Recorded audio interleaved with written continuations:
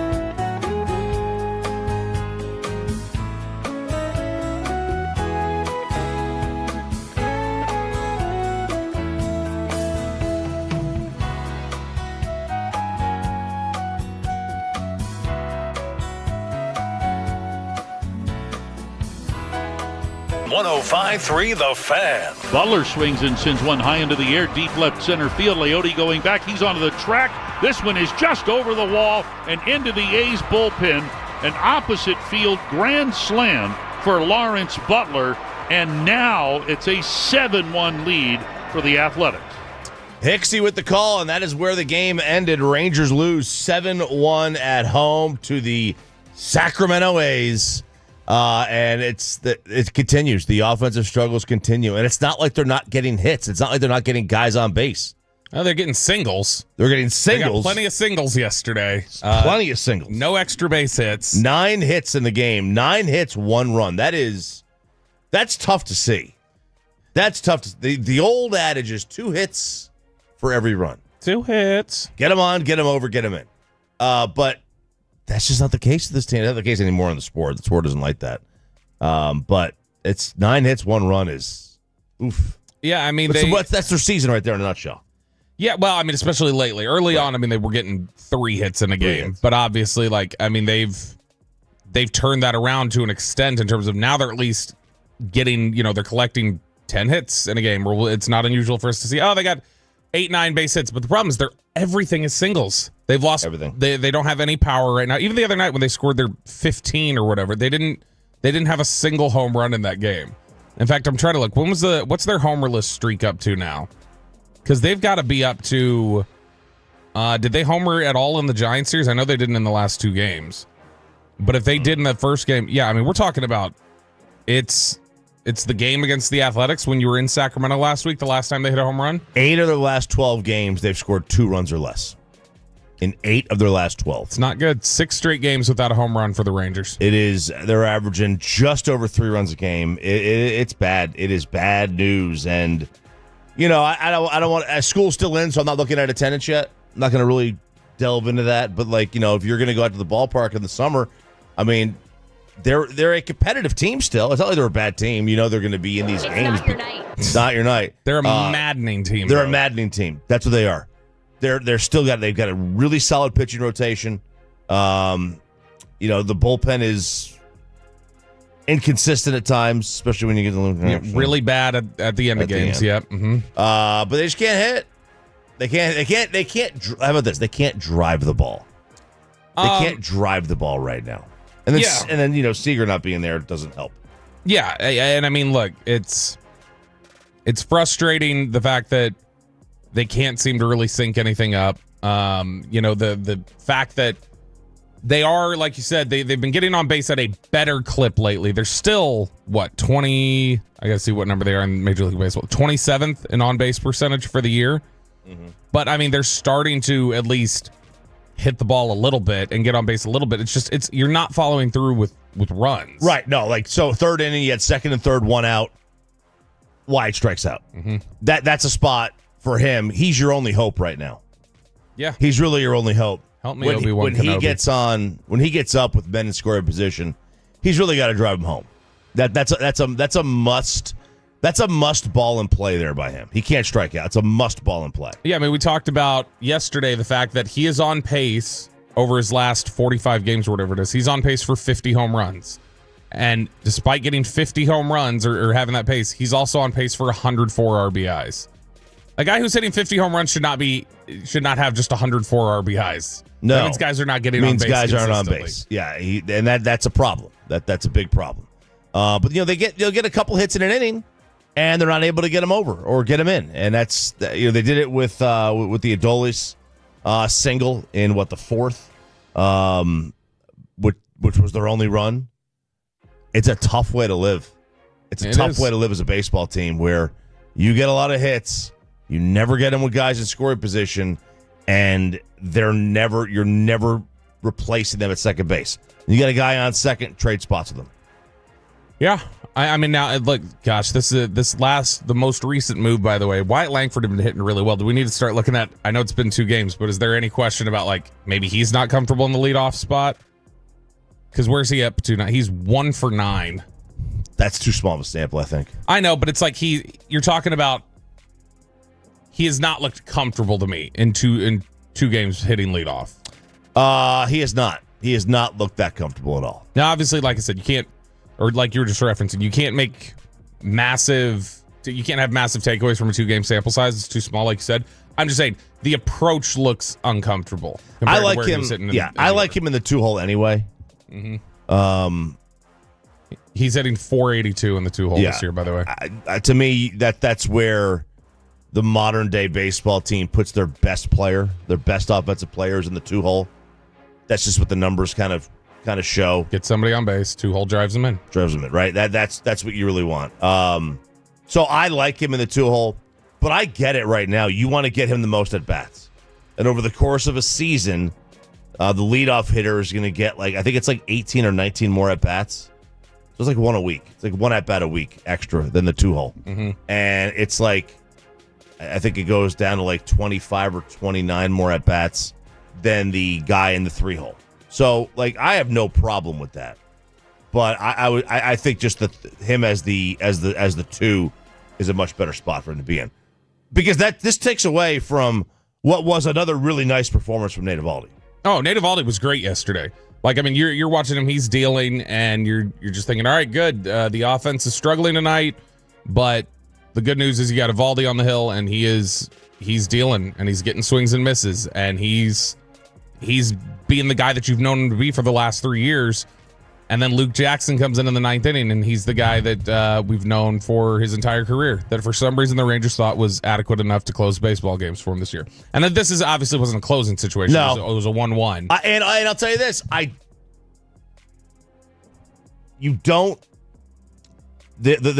the norm is to bring him in. I was gonna say, are you gonna give him a pass because somebody was on base? It's not a pass. He was gonna put somebody on base anyway. Chop. It's not a pass. It's not a pass necessarily, but no, a pass is what he was giving to hitters. You got to give these guys a clean inning. Everyone knows tie game at home. Your closer comes in the 9th. That's just the reality.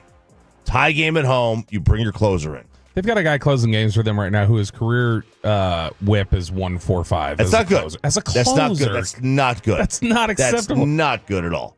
But 6.55 ERA. You don't bring guys in a situation where there's guys on base if you don't have to. It's just that's the preference. Every manager will tell you that's the preference. Here's Nathan Eovaldi right now. He's 10th in ERA. He's 7th in strikeouts, and he's 1st in whip, walks plus hits to innings pitched. So 0.77 base runners that he allows per inning. He's been fantastic. It's a damn shame that there's not an offense to consistently score runs for him, and that there's not a bullpen that can close it off. A 2.11 ERA with that whip and those strikeouts should not be 2-2. No, and I'll also tell you what, as I'm going to continue to Just tee off on Luke Jackson. Oh my gosh. He deserves it. I can't wait for Jared Sandler at 8:20, who was trying to give me hell when I said, "Can we please replace Luke Jackson?" He's like, "Who do you want? Who do you want doing it?" Well, that's a fair question. Literally anybody, a warm body. The thing Zach was dragging around the firehouse yesterday can close games. You can't have a 6.55 ERA, and I know that. Let's take just the peripherals then. You can't have a 5.17 FIP. You can't have a 1.55 WHIP and lead Major League Baseball in games finished. That's ridiculous. That's not the guy that needs to be out there doing that for you. I'm not going to argue that. I just know that even when he's not going to blow saves, because he's got, how many blown saves does he have at this point? I think it's just one. Oh, no, I thought it was more than that. I thought it was like 2 or 3. But see, that's the problem, is that he's coming in and he's lost these games when it's tied. Yeah. Or he'll lose the lead, Right. and then it's kind of changed. But he is 0-3 now. He's got 3 losses on his ledger through 30 games. Your closer can't lose 1 out of every 10 games for you. No, they cannot. It's a bad rate. It's a bad rate. And this is somebody who, even when he's saved games, even when he's had, there's never clean innings. He's always putting somebody on base. Always. I mean, you're not wrong. You're not wrong on that. He didn't get the loss last night, though. Garcia did. No, I know. I'm just saying that in general, he's already got 3 losses, and then we already know he kind of lost that one last night. Well, yeah, I mean, that's why, because Garcia was the pitcher of record, so he led the first runner on. But yeah, he's not a closer. That's a decision. So the question now is, like, we are not close to the deadline. We are not close. We are 3 months away. But is it right? 3 months, May, June. Yeah, 3 months away. But closer or an offensive piece? An offensive piece is number one still, because you've got it. Like last night, it didn't matter. It was 1-1. You were still tied. You still needed to be able to score runs. But I don't understand why. I cannot understand for the life of me why didn't Chris Young want to bring back Kirby Yates? That's a good question. I don't know. I mean, is it just they didn't want to? Robertson's still out there, isn't he? I don't know. I don't think anybody picked him up. I don't understand why Kirby Yates. I was on my honeymoon. I don't know why Kirby Yates was just somebody that they didn't have interest in bringing back. So David Robertson's still out there. Man. Just go get him.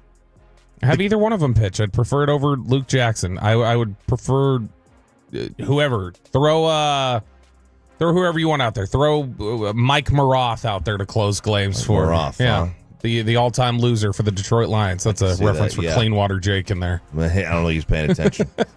He's sitting there. Is he smiling? No, he's not smiling. That's just because he remembered Mike Maroth losing 20 games. Mike Maroth? Yeah, that's what it was. So Rangers fall 7-1 to the formerly, Raymond called them the Oakland A's last night in the broadcast. I keep calling them Oakland. Even when we've referenced it on air, I'll say, when they went to Oakland or they went to the Bay Area. It's like, well, no, they actually didn't. So they have dropped the first 2 of the 4-game set. Sorry, they've dropped 2 of the first 3 of the 4-game set. Final game, they try to get the split today. It's a day game. So K&C got half a show. G-Bag got half a show. Cross your fingers for a 2-0 victory. Yep, it'll be a 1 o'clock pregame, 1:35 first pitch. We'll have Jared Sandler today. Yep, we will. 8:20. We also have Todd Archer at 7:20. Todd Archer at 7:20 as, look, they're going to try to get the split here, but it's all about the offense. It's all about the offense. Nasty Nate was fantastic. DeGrom the day before was fantastic. They'll have Malley today going on the hill. You can get into the game. Tickets as low as $4. Look at that. It's a school day. But that you may be paying more than the Rangers will actually score in runs at that point still. That's a fair point. What's higher, the ticket total for you to get into this game or the Rangers runs? I said 8 of the last 12 games they've scored 2. I think if you score fewer runs than that $4, they should give you the difference back. So if they score 2 runs today, they should, on your way out of the ballpark, give you $2 back for your $4 ticket. Good news is that Colorado is here in a couple of weeks, and that is the worst team in the sport, maybe the worst team ever. They beat the Braves the other day, though. They were able to prevent themselves from having the worst 30-game start in the history of baseball or whatever it was. They have 4 or 5 wins? They have 5 wins? 5-25 or something like that? It's a crazy number. They're awful. Sean and RJ here at 105 through the fan. I'm RJ Choppy. He is Bobby Hill. Peyton and Aiden alongside. Did you survive the storms? Holy cow. Oh, yeah. During Neighborhood Watch, we're going to talk about the storms leaving Anna. Yes. That was scary because you were right You were saying there was you're like, man, we might get a tornado here. Like walking, I was like, no, we won't. And then I like get in the car and I look, and in my rear view, I see a power flash. Yeah, I was that was in front of It was me. over by the Sonic or whatever. It was in front of me. I was at the stoplight when I saw that. When we were leaving the parking lot, my truck, the back of it slid. Like I thought, oh my god, did I just get nipped by a tornado? Yeah, no, it was intense. There were some bad storms yesterday. A nader got you. A nader got me. How would you handle your kid costing you $100K? We get you set for Stars, Avs, and the Lucas are out. Next to the Fan.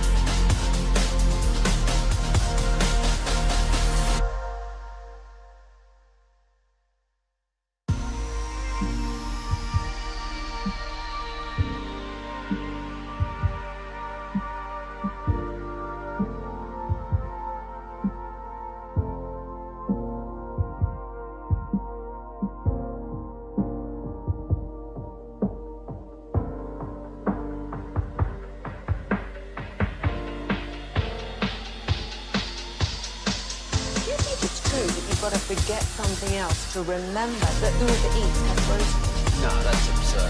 Hey, remember when you used to be a, what was it, Pepper Lady? Pepper Lady? What were the Singing Sisters? Laser Babes. Sapphire Squad? Nutmeg Maidens? Pre-curve? No. Nutmeg Maidens. I just said that. Was it Spice Girls? Doesn't sound right. Was it some fun?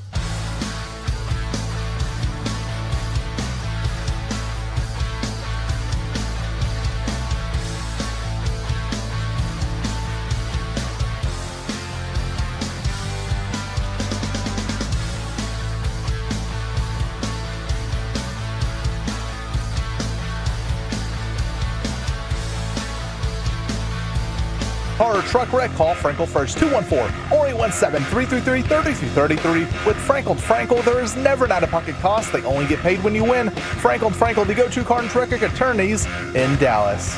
The clock winding down, and the horn sounds here in LA, and the Timberwolves have defeated the Lakers 103-96. They close out the series in 5 games.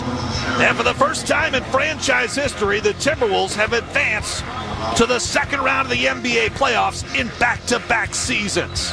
Whoa, that's Timberwolves radio with the call. Minnesota beating the Lakers 103-96. They close them out in 5, a 4-1 series victory. Sean and RJ here, 105 through the Fan. Sean's back next week. I'm RJ Choppy, Bobby Belt, Peyton, and Aiden alongside the Payload coming up in 19 minutes. Well, excited about that one, as always. Yeah, first off, what a weird flex. Yes, the Timberwolves, what a historic moment. They advanced for the first time in back-to-back. I thought he was about to say they advanced to the second round. I'm like, that's not true. What is he possibly setting up here as some historic moment for the Minnesota Timberwolves?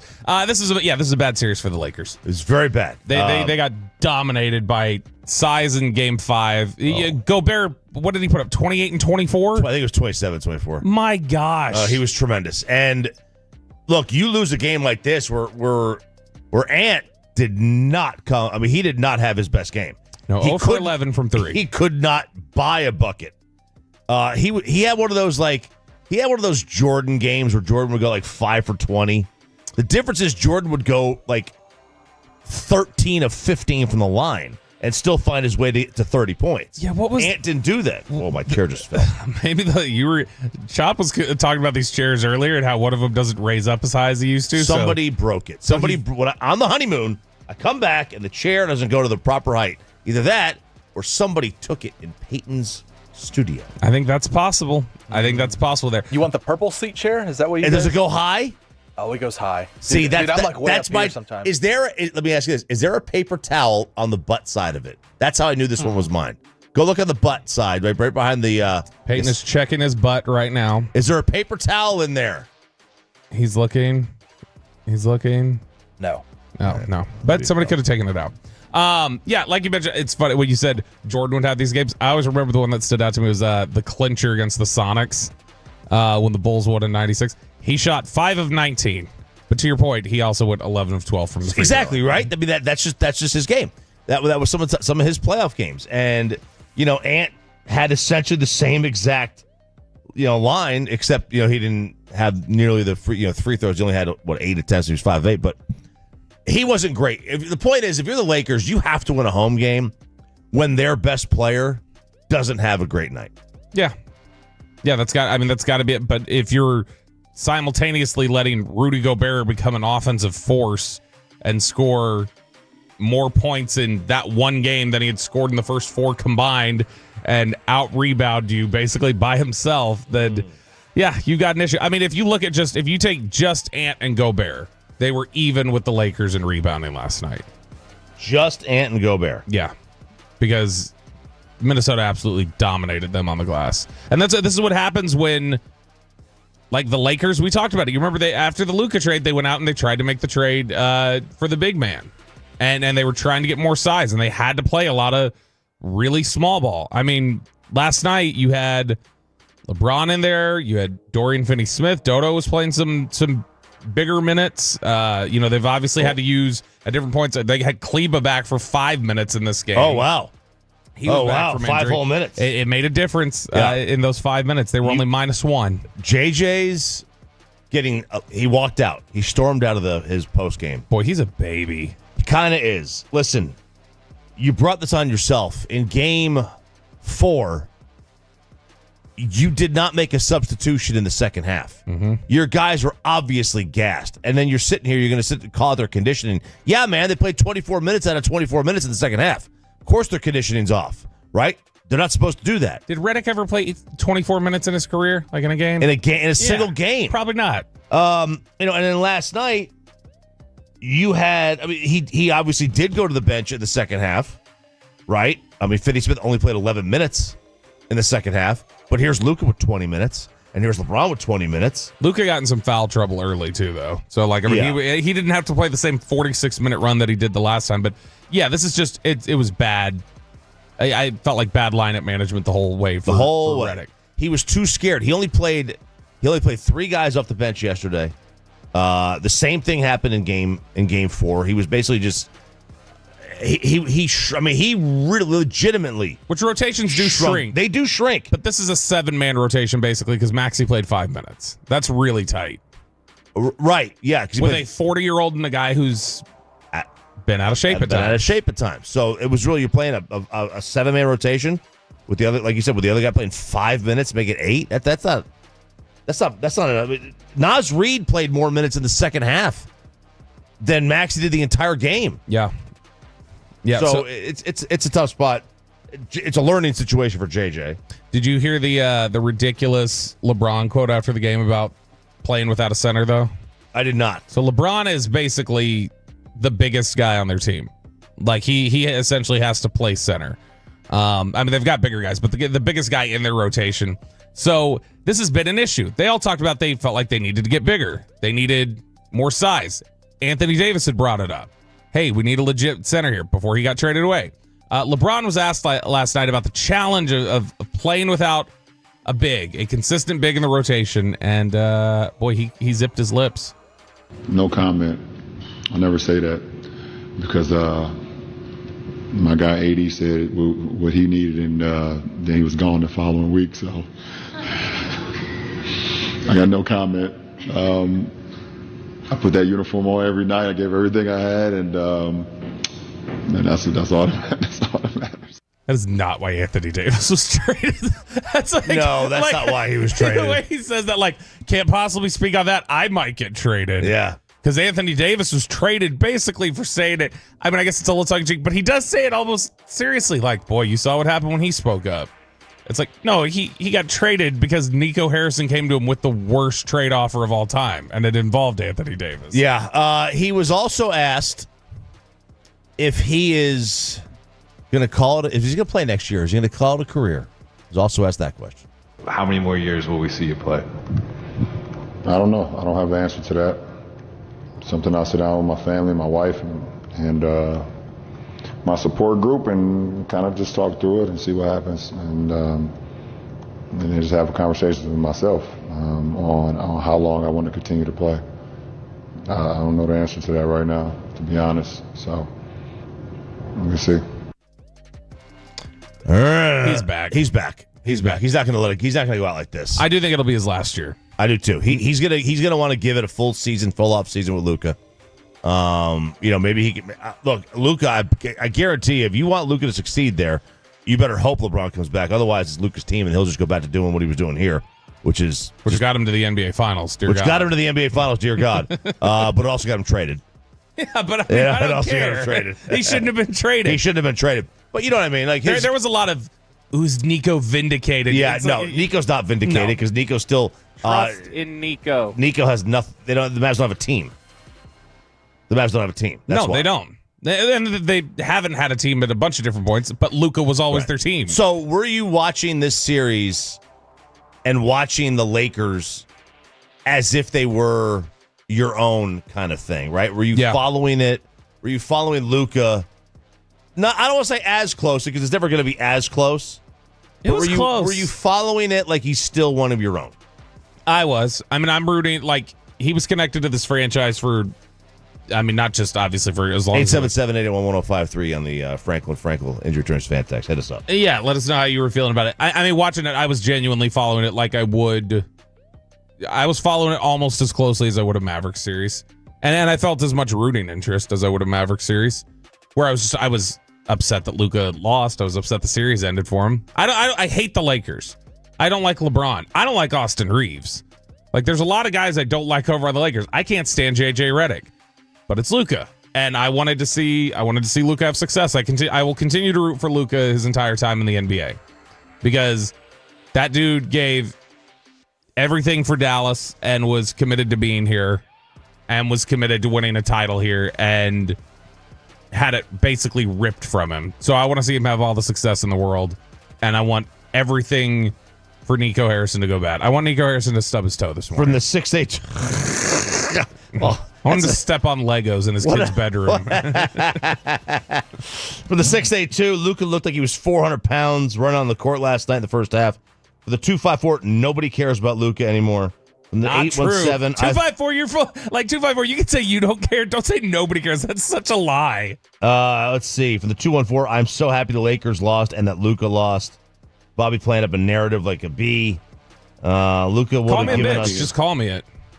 Yeah, Luca would have given us credit if he won the title. I agree with Bobby. I follow Luca like he's our own. I was disgusted by the ineptability of the Lakers and their coaching staff. Fire Nico. He should have been traded, but they should have gotten more. Luca got cooked all series. So, celebrate the good times. Come on, Luca got eliminated. I'm bummed. Lakers are out. F Nico. We love Luca. Boy, what was that? Those 2-3 burners Nico had access to this morning, including a 254 number? Where'd you get that? I will tell you this. And it was evident to me watching as many Laker games as I could find my way into this year after Luca got traded. It did not appear. Now, again, I could be reading into this too much, and it could be a lot of he doesn't feel comfortable yet, so he wasn't playing loose. Did it look like he was having any fun playing for that team? I think he just, at times, yes, but no, not consistently. So first off, I think he was still devastated when the trade went down. And second, it was a reset. He's got to figure out how to play with new players again. Like we talked about how long it took to find somebody that worked well with Luca on and off the ball. It's like, all right, he had Brunson for a little while, but then Brunson left. And then it was like, okay, Kyrie has settled into this. He's found it. They found their rhythm, and then it got yanked out from under him. And you're back through this whole process of trying to mix and match and find players that Luca plays well with. I just think, it's just when you go to the Lakers or you go to the Yankees, those two franchises, because even the Cowboys are on that level, but they're not. I don't get the same feeling with them. The Lakers and the Yankees just feel too buttoned up and too businesslike. It's like it's not. I feel that fun. with the Yankees. You feel that with the Lakers? I mean, they were Showtime. They were Magic back smiling. then, but not now. So Luca or Kobe changed a lot of what was the serious nature of how things approached. And Jeter did the same thing. Like it was just that serious. When he wasn't in nightclubs like George accused him of being. But I'm sure he was definitely in nightclubs. But it was it seems like the fun is sucked out of those two franchises. Yeah, and I mean the fun was sucked out of Luca regardless wherever he went. Yeah, because he was going to be upset about that. I'm going to be interested to see if that carries over in early next year, though.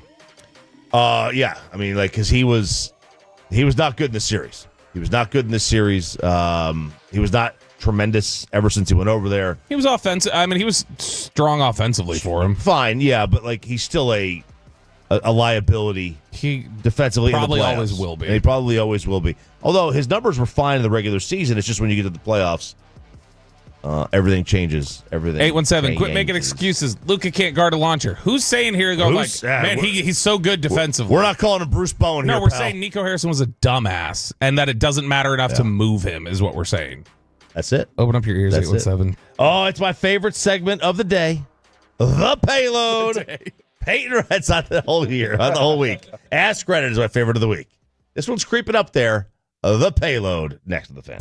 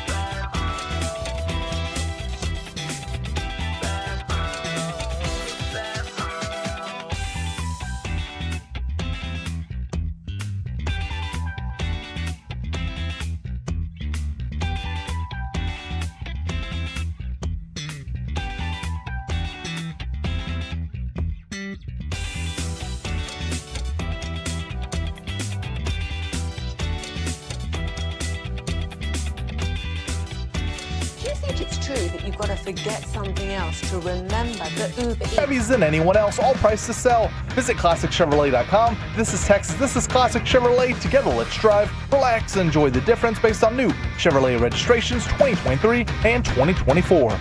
Okay, am I hearing this right? The morning show is letting Peyton Russell have his own segment? Ugh. I just don't get it. We've known Peyton for years. He's horrible on the mic. I mean, gathering the foreigners, this is going to be a train wreck.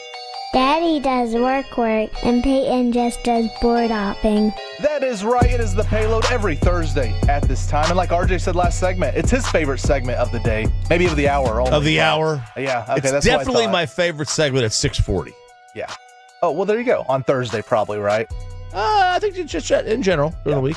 Well, guys, we have a major social media debate going on right now. And you might think, oh, this is kind of a weird, random debate, but it's taken over Twitter, Instagram, everything. One gorilla versus 100 men. Who wins the fight? The simple answer is no, but I'll let you guys decide. You get 100 average men facing one gorilla. Who wins the fight? It seems simple, but it's a debate that's been going on for a few days now. The guys on Inside the NBA, Charles Barkley, Kenny, and Shaq were talking about it last night as well. But who wins that fight?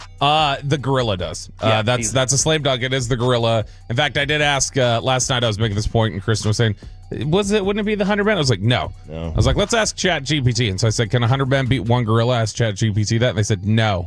They could not beat one adult male gorilla in a fight, at least not without extreme casualties and coordination. And they said that most of them would need to be trained fighters. Here's the thing.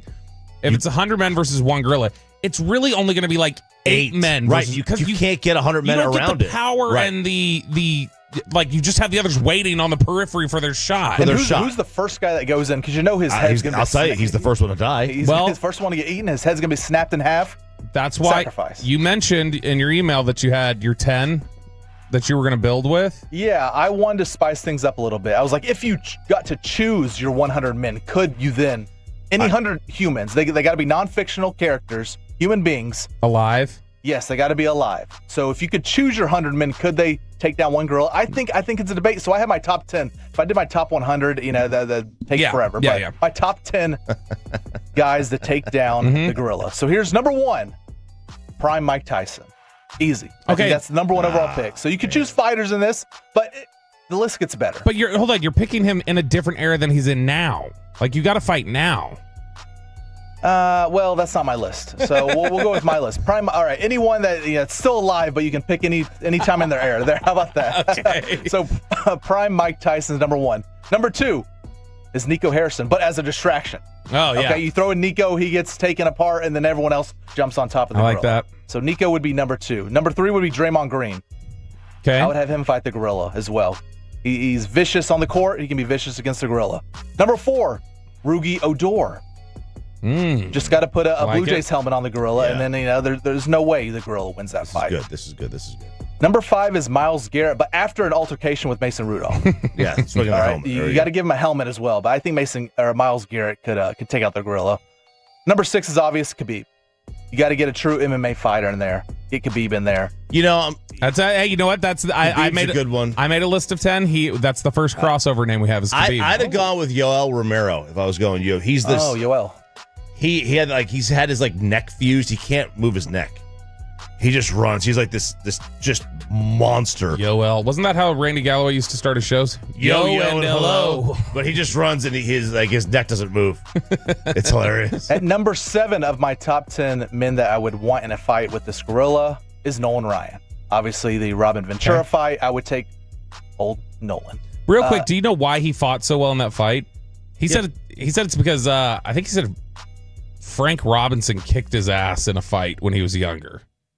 There was somebody that he was pitching against, and he plunked him, and they came out and kicked his ass, and he said he had made up in his mind the next time somebody charged, he could not be passive. And so he said he was actively thinking about that fight when Robin Ventura started walking towards him. He was also an old man, and old men have strength at that point. Old man strength, yeah. Number 8, Brittany Griner. I think after things with going overseas, you got to throw her in there. Number 9 would be Chris Arnold.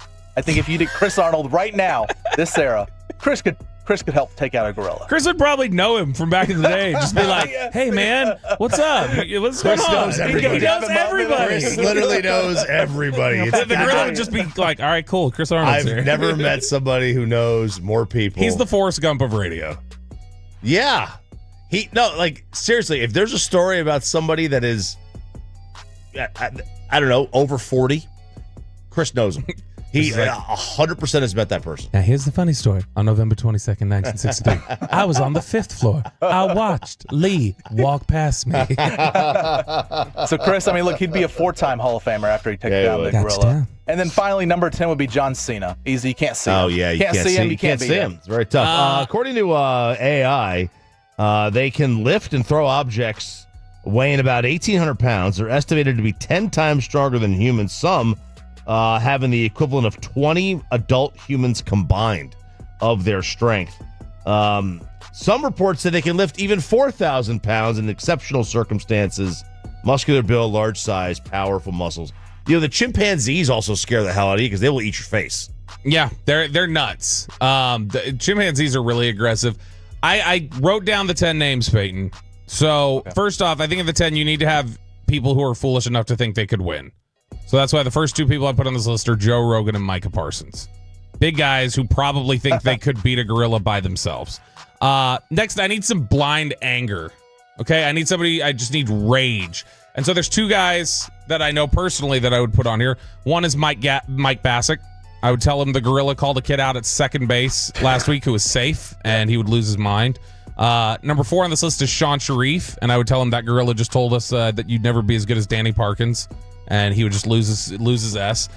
Number 5 on my list. Your brother's better than you. Number 5 on my list is Khabib. He fought a bear. That's sort of similar. 6. Yeah, but was it a black bear? Which is the one that you're supposed to get scary? Black bear you get big on. Black bear is But either way, it's a bear. They're soft. Number 6. It wasn't a polar bear. I need some plain old crazy in this group. That's why we're going to put Kanye West in there. Kanye West is going to be there to fight. Crazy.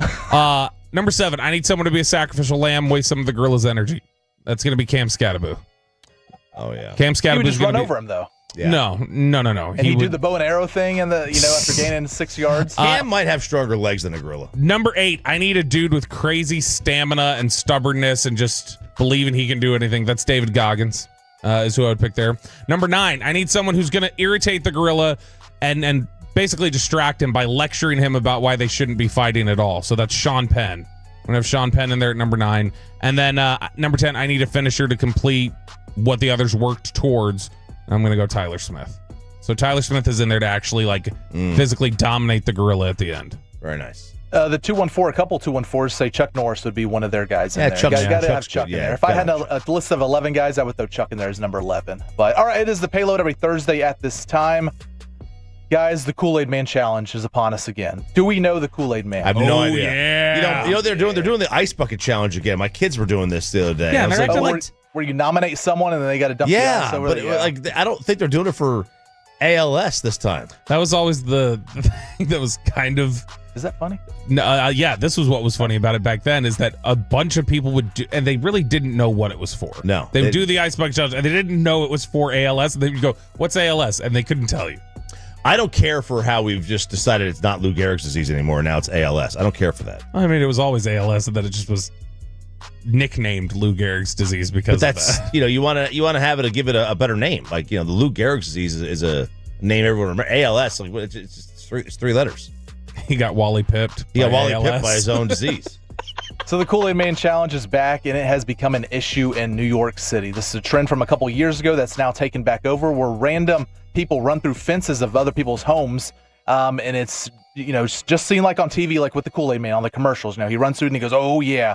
And so this is a little clip from Inside Edition talking about this issue going on in New York City. A group of people believed to be teenagers rammed their way through a Ben Hovis fence 2 weeks ago. How well believes a social media trend sparked the bold actions of the vandals.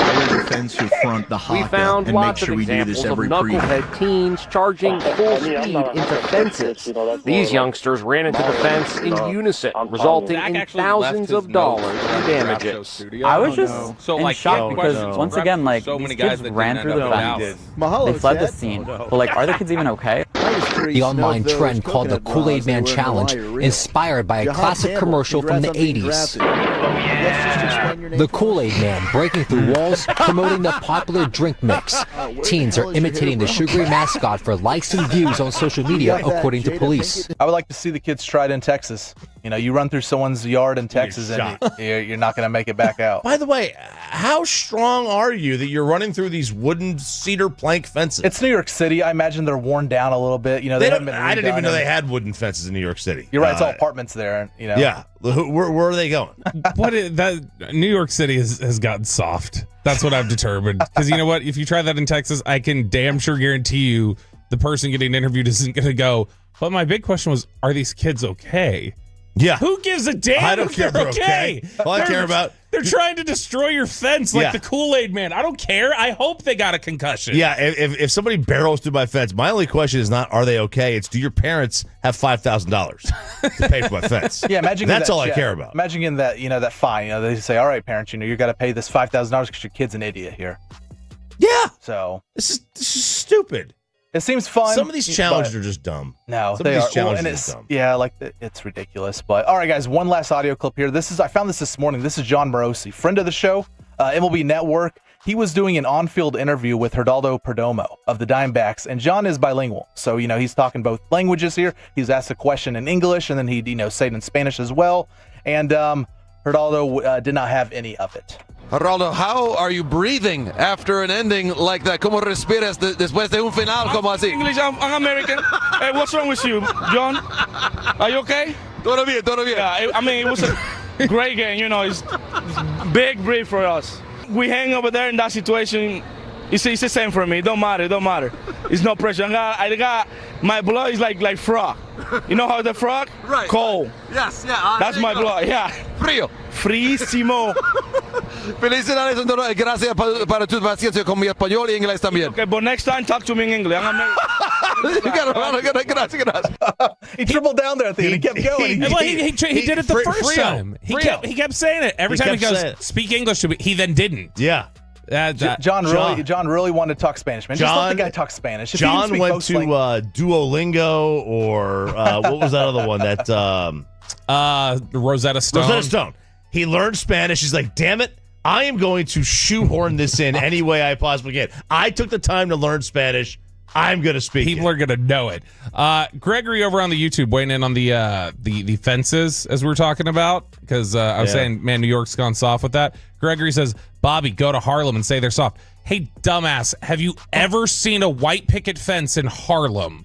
Like, clearly we're not talking about Harlem here, Gregory. We're talking about wherever in the suburbs in New York area where they still have, basically we're talking about Connecticut is what we're talking about, Gregory. Connecticut's a good God, spot. did that guy, play the clip of the guy again, Peyton. Does that guy sound like a resident of Harlem?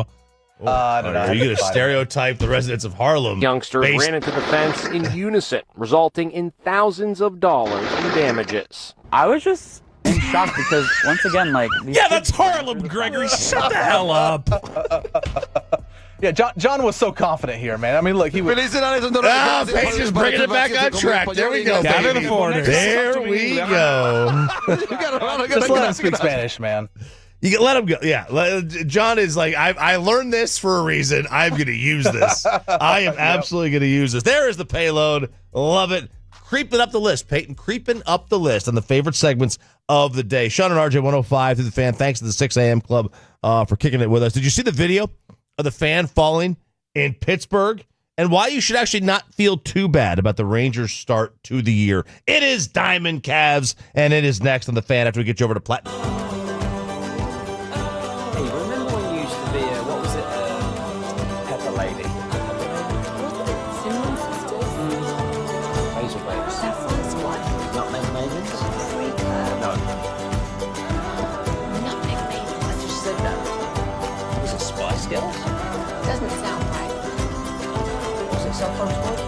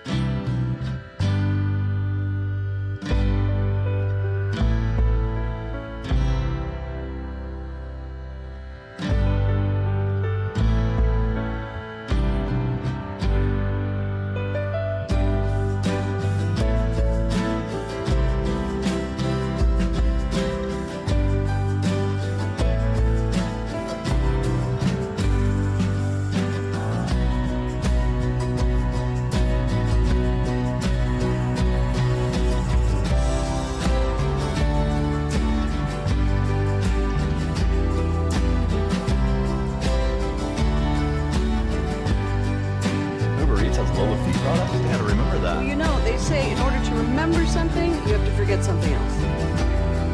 Okay, now that is a very cute haircut. That's like a little shag. I've never seen it before. Well, I mean, of course I have. Still Rachel. Oh, is that your name? No, I mean like your name. No, I'm Jen.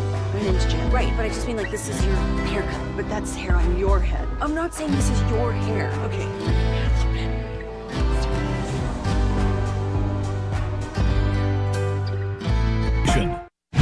Driven by our D&M Leasing Studio, this is Sean and RJ on 105.3 The Fan. Into the glove he goes with 5 seconds on the pitch clock. And now the 1-1. And that hit deep to left field. Langford going back, turning to look, and that one is gone. A line drive home run for Brent Rooker. That's his 8th of the year. He has given the A's a 3-1 lead. You're an idiot and you don't know baseball. Ranger fans, you're not dreaming. How can you not be romantic about baseball? Hinksy with a call to the game you heard right here. Rangers fall to the A's 7-1. They have dropped 2 of the first 3 of the series. It's a 4-game set. They go at 1:30 today. First pitch. We'll have pregame right here. You can hear the game on the Fan. 1 o'clock. I couldn't help but notice that was a Matt Hicks call, which Matt Hicks is great. But I couldn't help but notice that was a Matt Hicks call and not a Jenny Caviar call, like Peyton at Texas. Caviar. Well, no. Peyton Texas, Jenny Caviar, because he got auto-corrected that he did have the Jenny Caviar. Yes, he did. But that wasn't the Jenny Cavender. Is it Cavender? That's Cavner. Cavner, whatever. We don't have Cavnar. That was not the Jenny Cavnar Brent Rooker clip. Do you have that one, Peyton? Don't play it yet. Do you have it? Yeah, we got a couple. You want the Rooker one first? I want to predict what her call was for Rooker. Oh, God. This Okay. is so bad. All right. So then it's going to be, here's the pitch, and then she's going to go, and that smacked into left field, and it went over the fence. That's Bobby Bills. Brent Rooker, he's no rookie. He hits that one out. The A's may not have a home, but they're touching home here. 3-1 A's. I think Bobby nailed it. Stop it. Ended up with an error, and so did someone else. Brent Rooker turns on one, and Brent Rooker homer in Texas. How about it? A's take the lead in the 9th. It's 3-1. And y'all are going to hell. Y'all are going to hell. Straight to hell. I think I nailed. I think I nailed the cadence and the tone of the whole Just thing. trying to do her job. Now, Bobby, the Grand Slam. We got the Grand Slam coming up here. Grand Slam. Okay, who was it? It was Lawrence Butler. And here's the pitch. Lawrence Butler. That's a Grand Slam. He was a Butler there. He served up 4 runs. Stop. Lawrence 1 for 4. He wastes no time to center field. The ball going back, and gone. To the bullpen. Lawrence Butler has a 9th inning homer. A grand slam. 7-1. It's a little better. That was better. You're a jackass. You're just a jerk. Butler serving up home runs. I wanted to hear him. I didn't, what he's doing. He's very mean spirited. He's very I just was guessing what her call was. Rangers hitters from Rangers Savant Instagram page told us they've got the highest swing percentage in baseball. They also score the least amount of runs per game at 3. They've moved up. This is like 2 days ago. They moved up to 3.3 with that 15-run outburst. So they're 3rd worst. Hell yeah. They also lead the sport in strike percentage and chase percentage, and 29th in on-base percentage. Oof. That's not good. It's not good. But I have some good news. You just saved a bunch of money on your car insurance? No, but you're like the 4th person this week that has asked me about my car insurance. No, I was just doing the old slogan. Yeah. But I do have good news. I just saved a bunch of money on my car insurance. Like you asked me that. Sarah asked me last night, like, who do we use for car and home? And I'm like, you should know this. We're married. Yeah. And then I have like 2 people call me asking if I wanted a quote. Oh, look at that. I'm like, all right, whatever. Some universe is trying to speak to you. Yeah, it is. The Rangers have played 31 games now this year.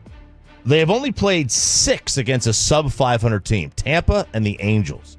And they've only played 3 against a team that's more than a game under 500, and that's Anaheim. So wow.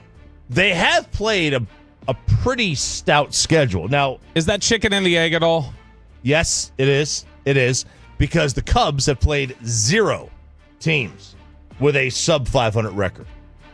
But the Cubs are like mashing the ball. Like, so that's really, really good. Well, the Mets, meanwhile, have played the most with 20, but the Mets have a really good record. Yeah. So a lot of those teams are because of them. Right. It's like they're because of them, or that's why they have a winning records, because they're playing bad teams. So it is a little, chicken and the egg. But I mean, for you to be above 500 and you've played the fewest at or above 500 teams also speaks to the idea of, that you're playing, you've played a difficult schedule. Peyton sent this to us yesterday. This is from MLB on Fox Twitter account. Baseball Reference has the current odds to win the World Series using their simple rating system. I think their simple rating system sucks, if you ask me. The Rangers, according to Baseball Reference. Baseball Reference is like the official website of record. It's the Bible of statistics for the sport, right? It is the Bible. Yeah. It is the Bible when it comes to sports stats. Basketball Reference, Pro Football Reference. This is where we all go, right? Yeah. We all go to this thing. They have the Rangers as having less than a 0.1% chance of winning the World Series. Tied with the Angels, the White Sox, the Rockies, Pittsburgh. I'm dumbfounded. St. Louis, Washington, Miami, and somehow Baltimore is in there. Yeah, I don't know. This is the dumbest thing I've ever seen in my life. Is this an attempt to create some sort of new metric? You know how in baseball everybody... Yes, they're always trying to outthink the room. This started in the Moneyball era. Yeah. But the whole idea of just everybody started looking for, what's our next step? Like, you remember when like UZR got really Ultimate big? Zone rating or whatever? Yeah. Like, that was like the metric people were trying to use for defense for a while. Then it switched to defensive wins above replacement, different things like that. But they've tried to find all these different metrics. Somebody's always trying to find the next one. Is this just Baseball Reference looking to like, let's find our FPI like ESPN has, our football power index or whatever? The Cubs, then Tigers, Mets, and Yankees are the top four, all at 8.1% or better. The Dodgers at 9. This is I don't know, man. Like I think they're just looking at like, hey, who has the best run differential in the sport, and that's our rating system. Probably something similar, but I mean, Texas is -9. Yeah, they're not the worst they're nowhere close to the worst. So we are officially at the 30+ game mark around the sport. Mm-hmm. And this is about the time where you can get a good baseline and a good gauge on where teams are at, what they are, who they are. If you're a player and you're hitting 160, now it's time to be like, okay, what's going on here? Mm-hmm. And we had talked about Marcus Simeon's bat speed all season so far. How it's not. First of all, it's never been super fast anyway. Yeah. But this year it's even down a little bit more from that. Well, how about this little nugget that I saw from Juan Soto, who the Mets gave a 15-year, $765 million investment to. It's about Juan Soto, or Juan Soto gave you the stat? It's about Juan Soto. Oh, okay. But he gave us the stat. That'd be pretty cool. By performing the way he did. Friend of the show. Yeah. He's hitting 248. His OPS is 750-ish. Mm-hmm. All right. 770. His OPS plus is 122. The league average is 100, so he's above average. Yeah. Right? But he was a 180 last year in the OPS plus with the Yankees. His bat speed has slowed by 2.4 miles an hour this year. Damn. That is a big time. It's a drop. What was the number Sandler quoted to us? 10 feet, 1 mile per hour bat speed equals 10 feet further the ball goes? I think that's what it was, yeah. But also, so, I mean, you're talking about he's hitting the ball 20, 25 feet shorter on average, right, with every contact. I mean, that's that. If you hit 40 home runs last year, which I think he hit like 41, how many of them went 25 feet over the wall? Probably not that many. Yeah, and that's a big drop. But also, just think about this: like, we are talking about a sport that has the slimmest of margins from just being able to catch up with 98 belt high or above. Sure. If you drop a half mile an hour, that's a pop up or you're late on it. It's a foul ball. When it's 2.5 miles an hour, you're just swinging through it.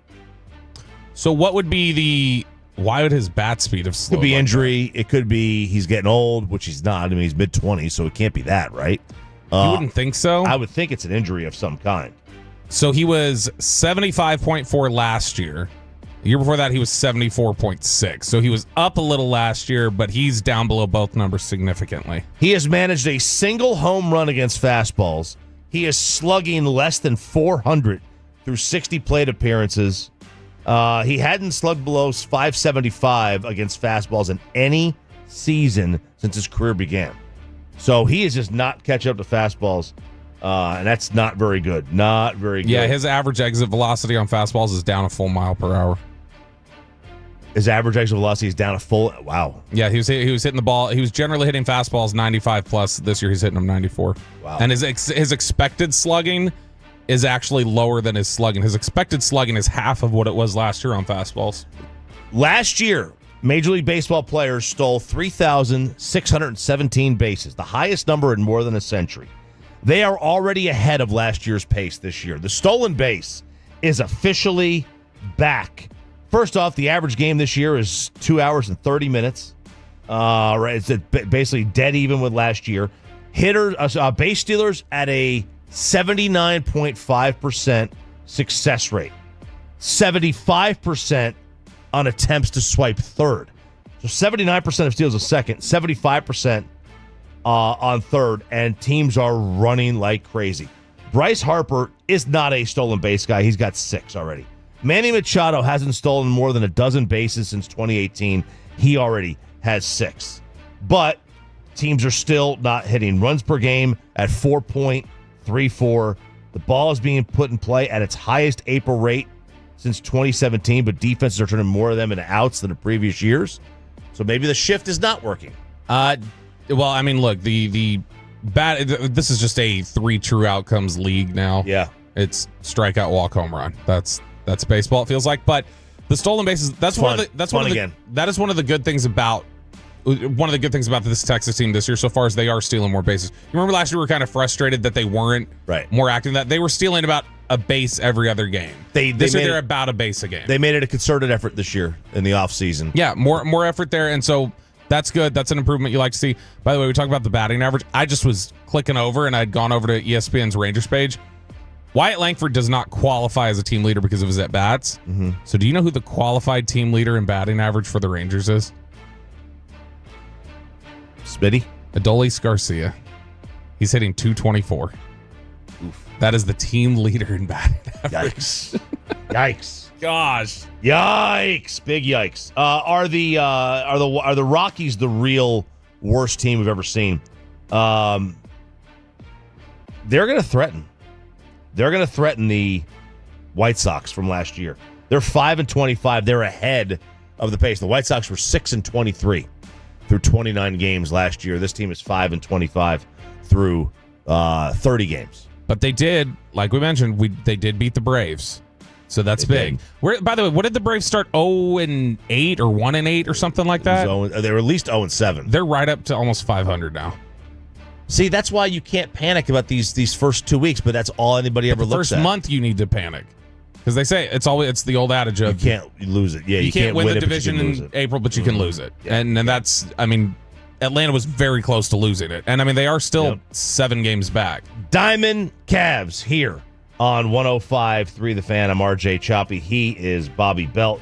One thing that Jeff Passan notes here: 5 players whose slow start warrants panic. It's Marcus Semien.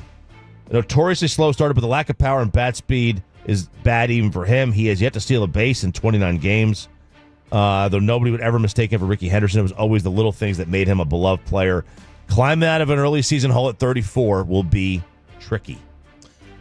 I do feel that dropping him in the order got him going a little bit, though. Yeah, I mean, he's still not hitting great, but he looks more comfortable, and so that's the encouraging aspect of it. So I mean, that's good. You hope that he turns it around similar to the way he did early in his first season here in Texas, but yeah, it's not looked great to this point. Commercial-free Expressway is next. We've got a ticket giveaway. We've got the Neighborhood Watch, and Todd Archer, Cowboys Insider, joins the show coming up next. Commercial-free Expressway, heading here on The Fan after we get you over to Platt.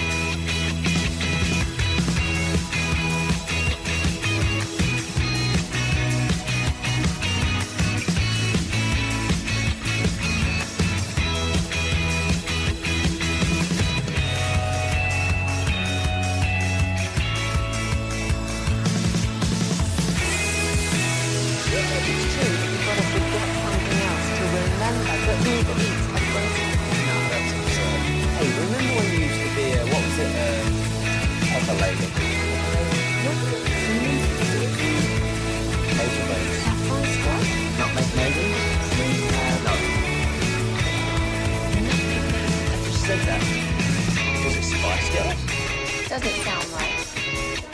What's it say first one?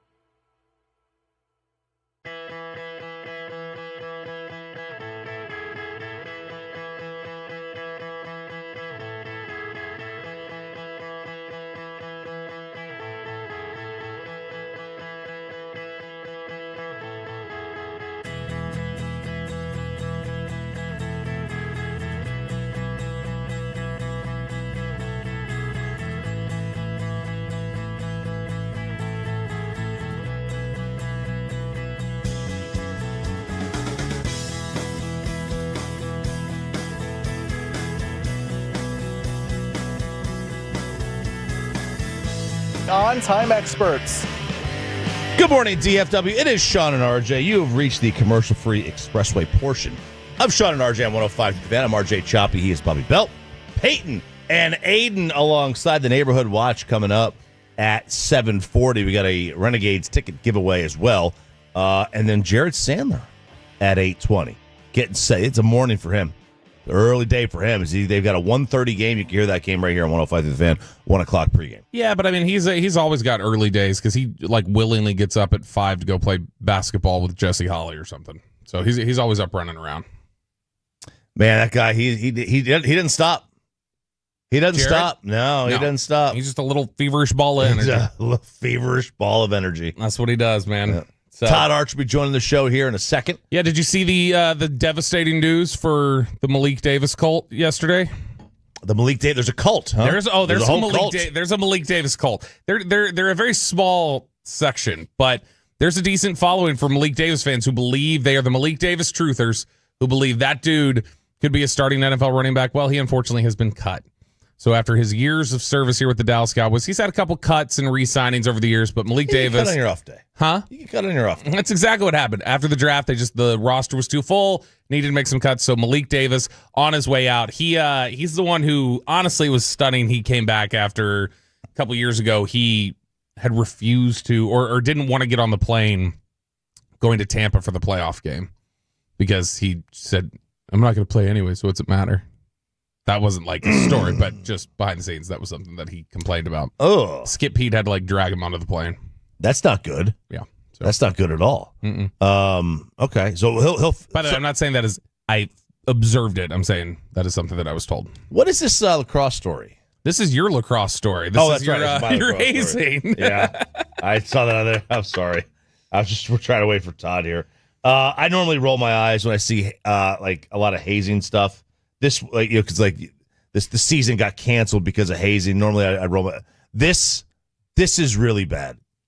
This is really, really bad. This was from the Syracuse area, and 11 high school. Maybe that's where the white picket fences were. Maybe 11 high school students from Syracuse, New York, had 48 hours to turn themselves in or face felony kidnapping charges for their alleged involvement in victimizing at least 5 younger lacrosse players in an incident the district attorney says goes way beyond hazing. Yeah, it does. Yeah, it goes way beyond hazing. It goes to kidnapping, you morons. I mean, cancel this. Get rid of this whole team. You gotta. Sometimes you kidnap people as a joke. I've never kidnapped somebody. I don't think I've ever kidnapped somebody as a joke.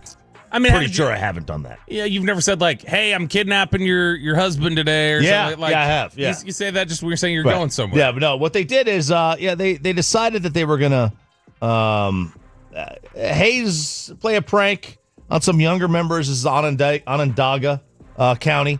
And what happened is they took these kids, they brought them out in the woods, they put a bag over their head, they brought out a gun, and they said, you know what?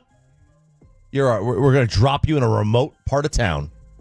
And the kids had to find their way back. It was insane. I mean, they kidnapped. They just kidnapped these kids. This is back in my parents' day. They had to do that same stuff when they had to walk up. It was uphill both ways when they were walking back. So, does nobody just shave eyebrows anymore? Is that the go-to? Just shave an eyebrow. You want that's shave some heads. Yeah, this is bad. Carry my bags. What are we doing here? This is bad. But you're Better Call Chop. You're the one who's supposed to come up with a defense for this. I can't. Yeah, there's got to be something. How mad would you be at Luca if he took part in something like this? Oh, I'd be pretty upset. Man. Just shave an eyebrow. That's what you do. An eyebrow. Half shave their face.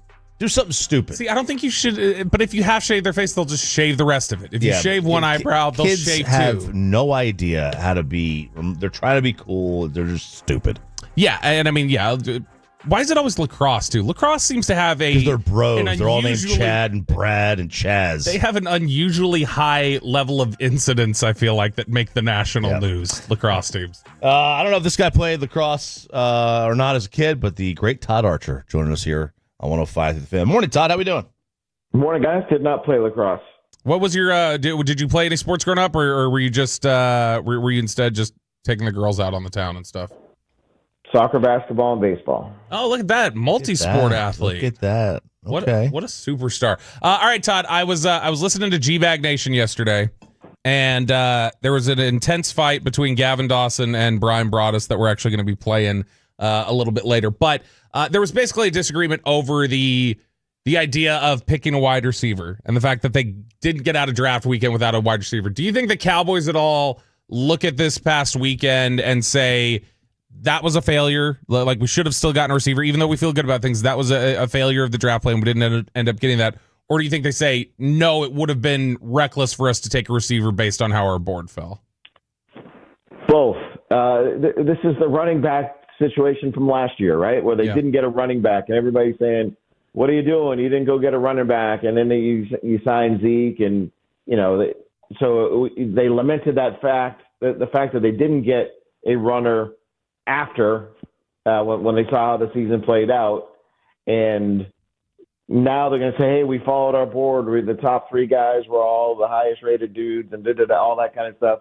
And then when the season plays out, if they don't add somebody else through a trade or add somebody in free agency, they're going to say, we probably should have got a wide receiver. Now, the one thing I will say, and I'm probably not saying anything you guys haven't said, is once you got to 5th, 6th, 7th round, were any of those guys going to be better than Flournoy or Brooks or Tolbert or push anybody down the depth chart? They might be the same, but they're not going to push anybody down the depth chart. And I realize you can point out some guy that was taken somewhere that eventually proved to be better than what he was. But these guys, you follow your board. This is where they led you. And this is what they did. But I don't think they're done at receiver. I think they're going to get somebody.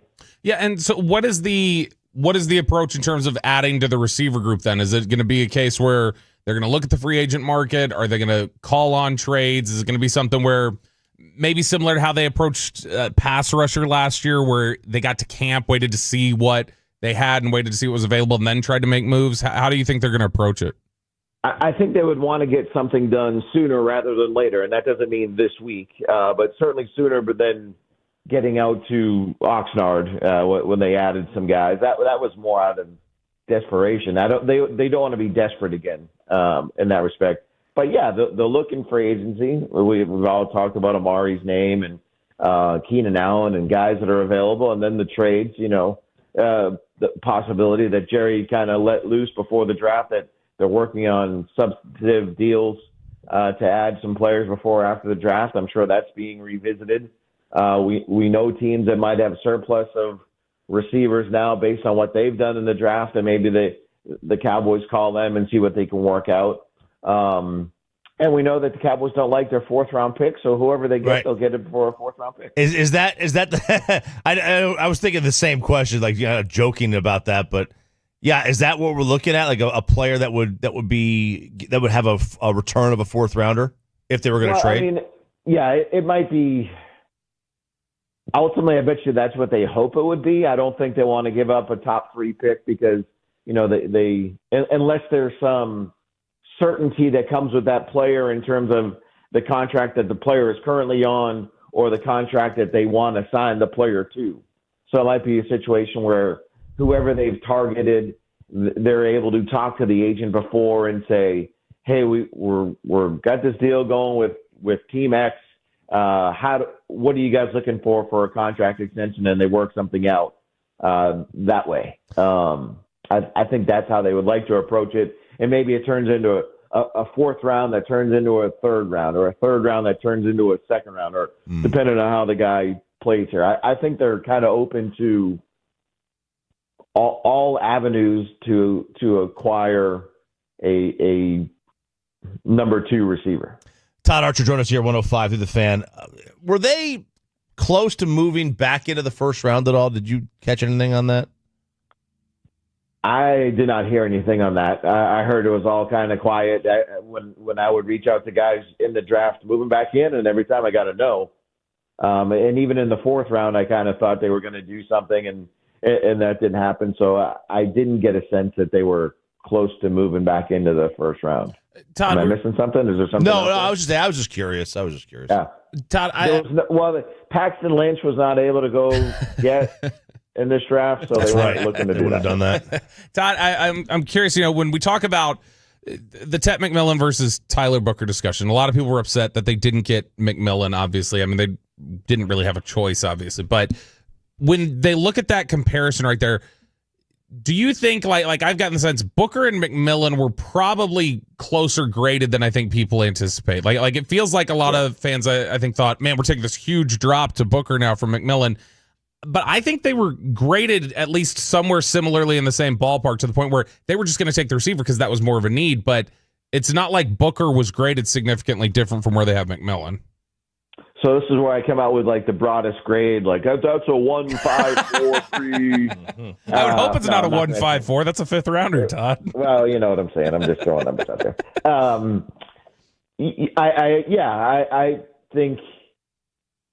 I believe Tyler Booker was their highest rated offensive lineman that they had entering the draft.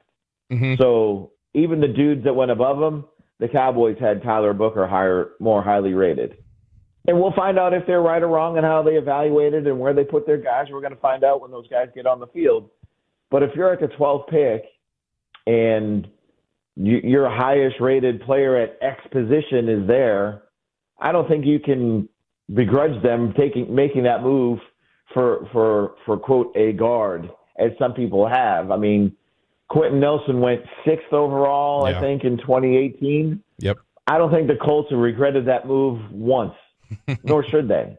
And look, the next day when that kid came in for that press conference, and I'm not judging the pick by how he talked to us, man, that was impressive. Like, it was like, okay, now you see what they're getting and what they've done. And Schottenheimer is like 3 feet from me, and the entire time he's just like smiling with like confidence and just saying, see, this is what we were talking about with this kid. Look, in this mini camp, we're not going to find out anything either. We'll find out when we get to Oxnard. But everything you've heard about this guy has been impressive. Everything he has shown you to be in the little bit that we've been around him has been impressive.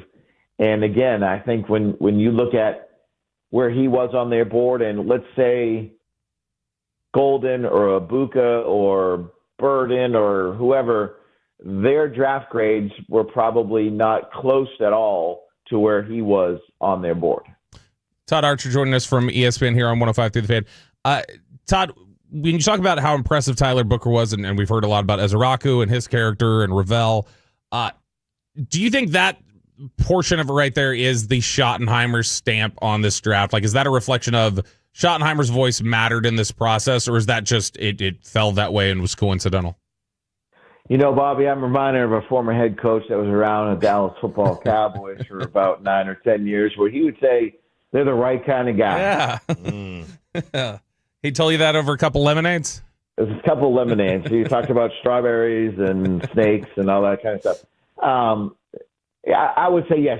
I don't want to say that was Schottenheimer's influence about the character part of it, but he has talked about how character matters and changing the culture and doing all these things, which is what it's funny to me. Like, we're all like, yeah, look at Shotty go. Look at him cook. It's like, Jason Garrett said the same stuff 10 years ago. Like, and I'm not saying it's wrong, and I'm not like, but we've heard this stuff before. There was one draft where I think they got a bunch of captains in it under Jason Garrett too. So I think Shotty's influence was continually telling the scouts, and he said it to us a couple of times, hey, you guys are the experts. Here's what we like and what we want, but you guys are the experts. And when you look at where the guys were, Booker was high on their board. Ezraku was higher on their board.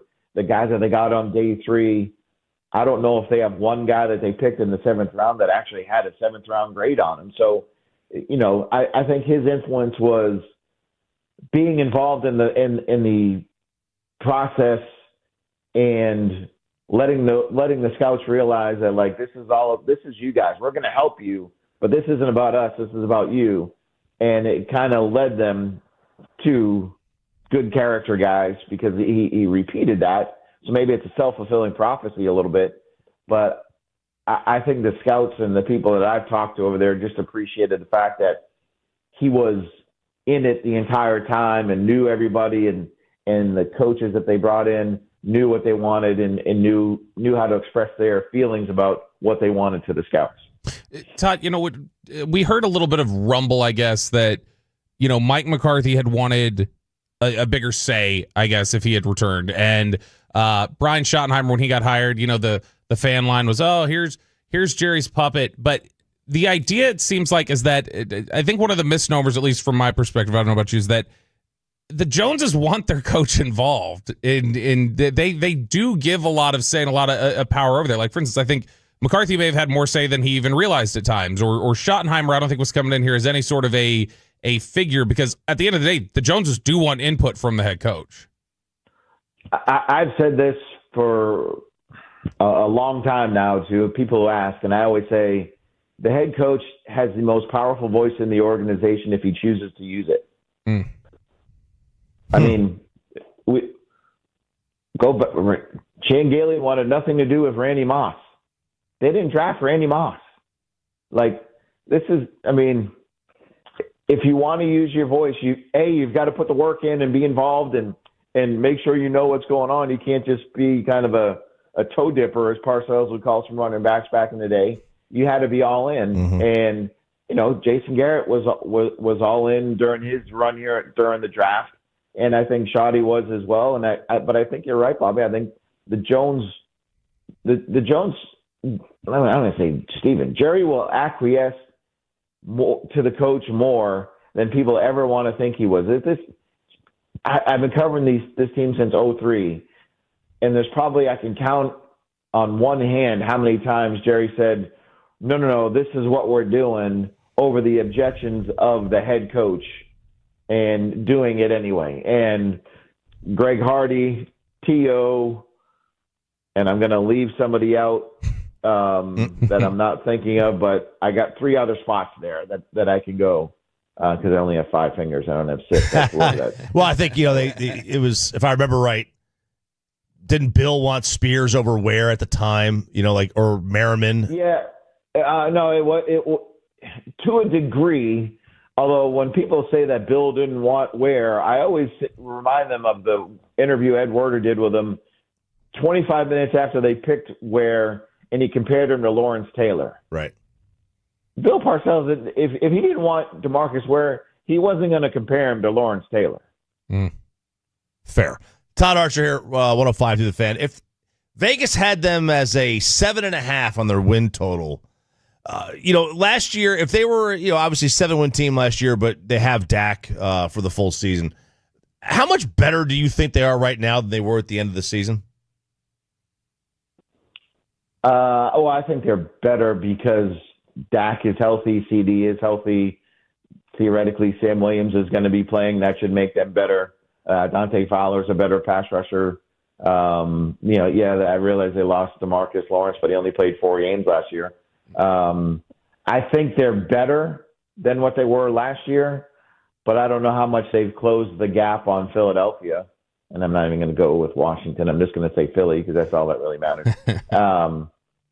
So that's why there's still work to do. I will say this. I think they will be a better team than we believe record-wise. So 7, I would take, I don't know if I'm supposed to do this. I would take the over on 7.5.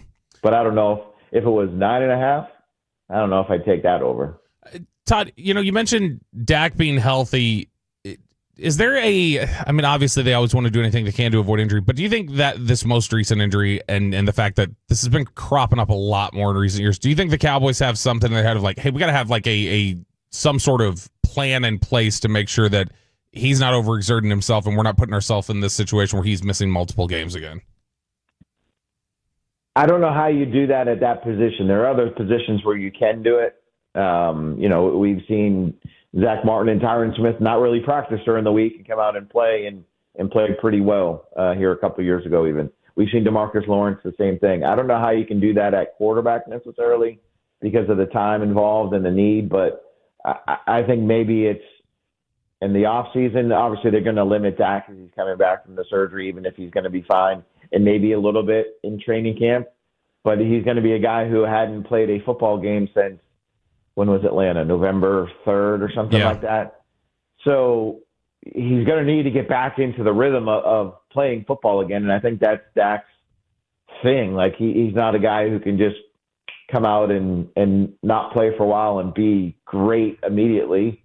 So I think they'll monitor him to a degree, but some of the injuries that he's had, it's like, okay, he busted his thumb on a dude's helmet, right? Like, how do you prevent that? The ankle injury, how do you prevent that other than say, please don't ever run again? Well, that's not realistic. And then the same thing with this hamstring deal. So some of it's not preventable. It's not like he's had a bunch of soft tissue injuries, and I'm not counting this hamstring as a soft tissue injury by any stretch, considering the muscle tore off the bone. Right. Maybe technically it is, but it certainly sounds a lot more involved than just a normal hamstring injury. But I think they'll try and be as smart as they can with him.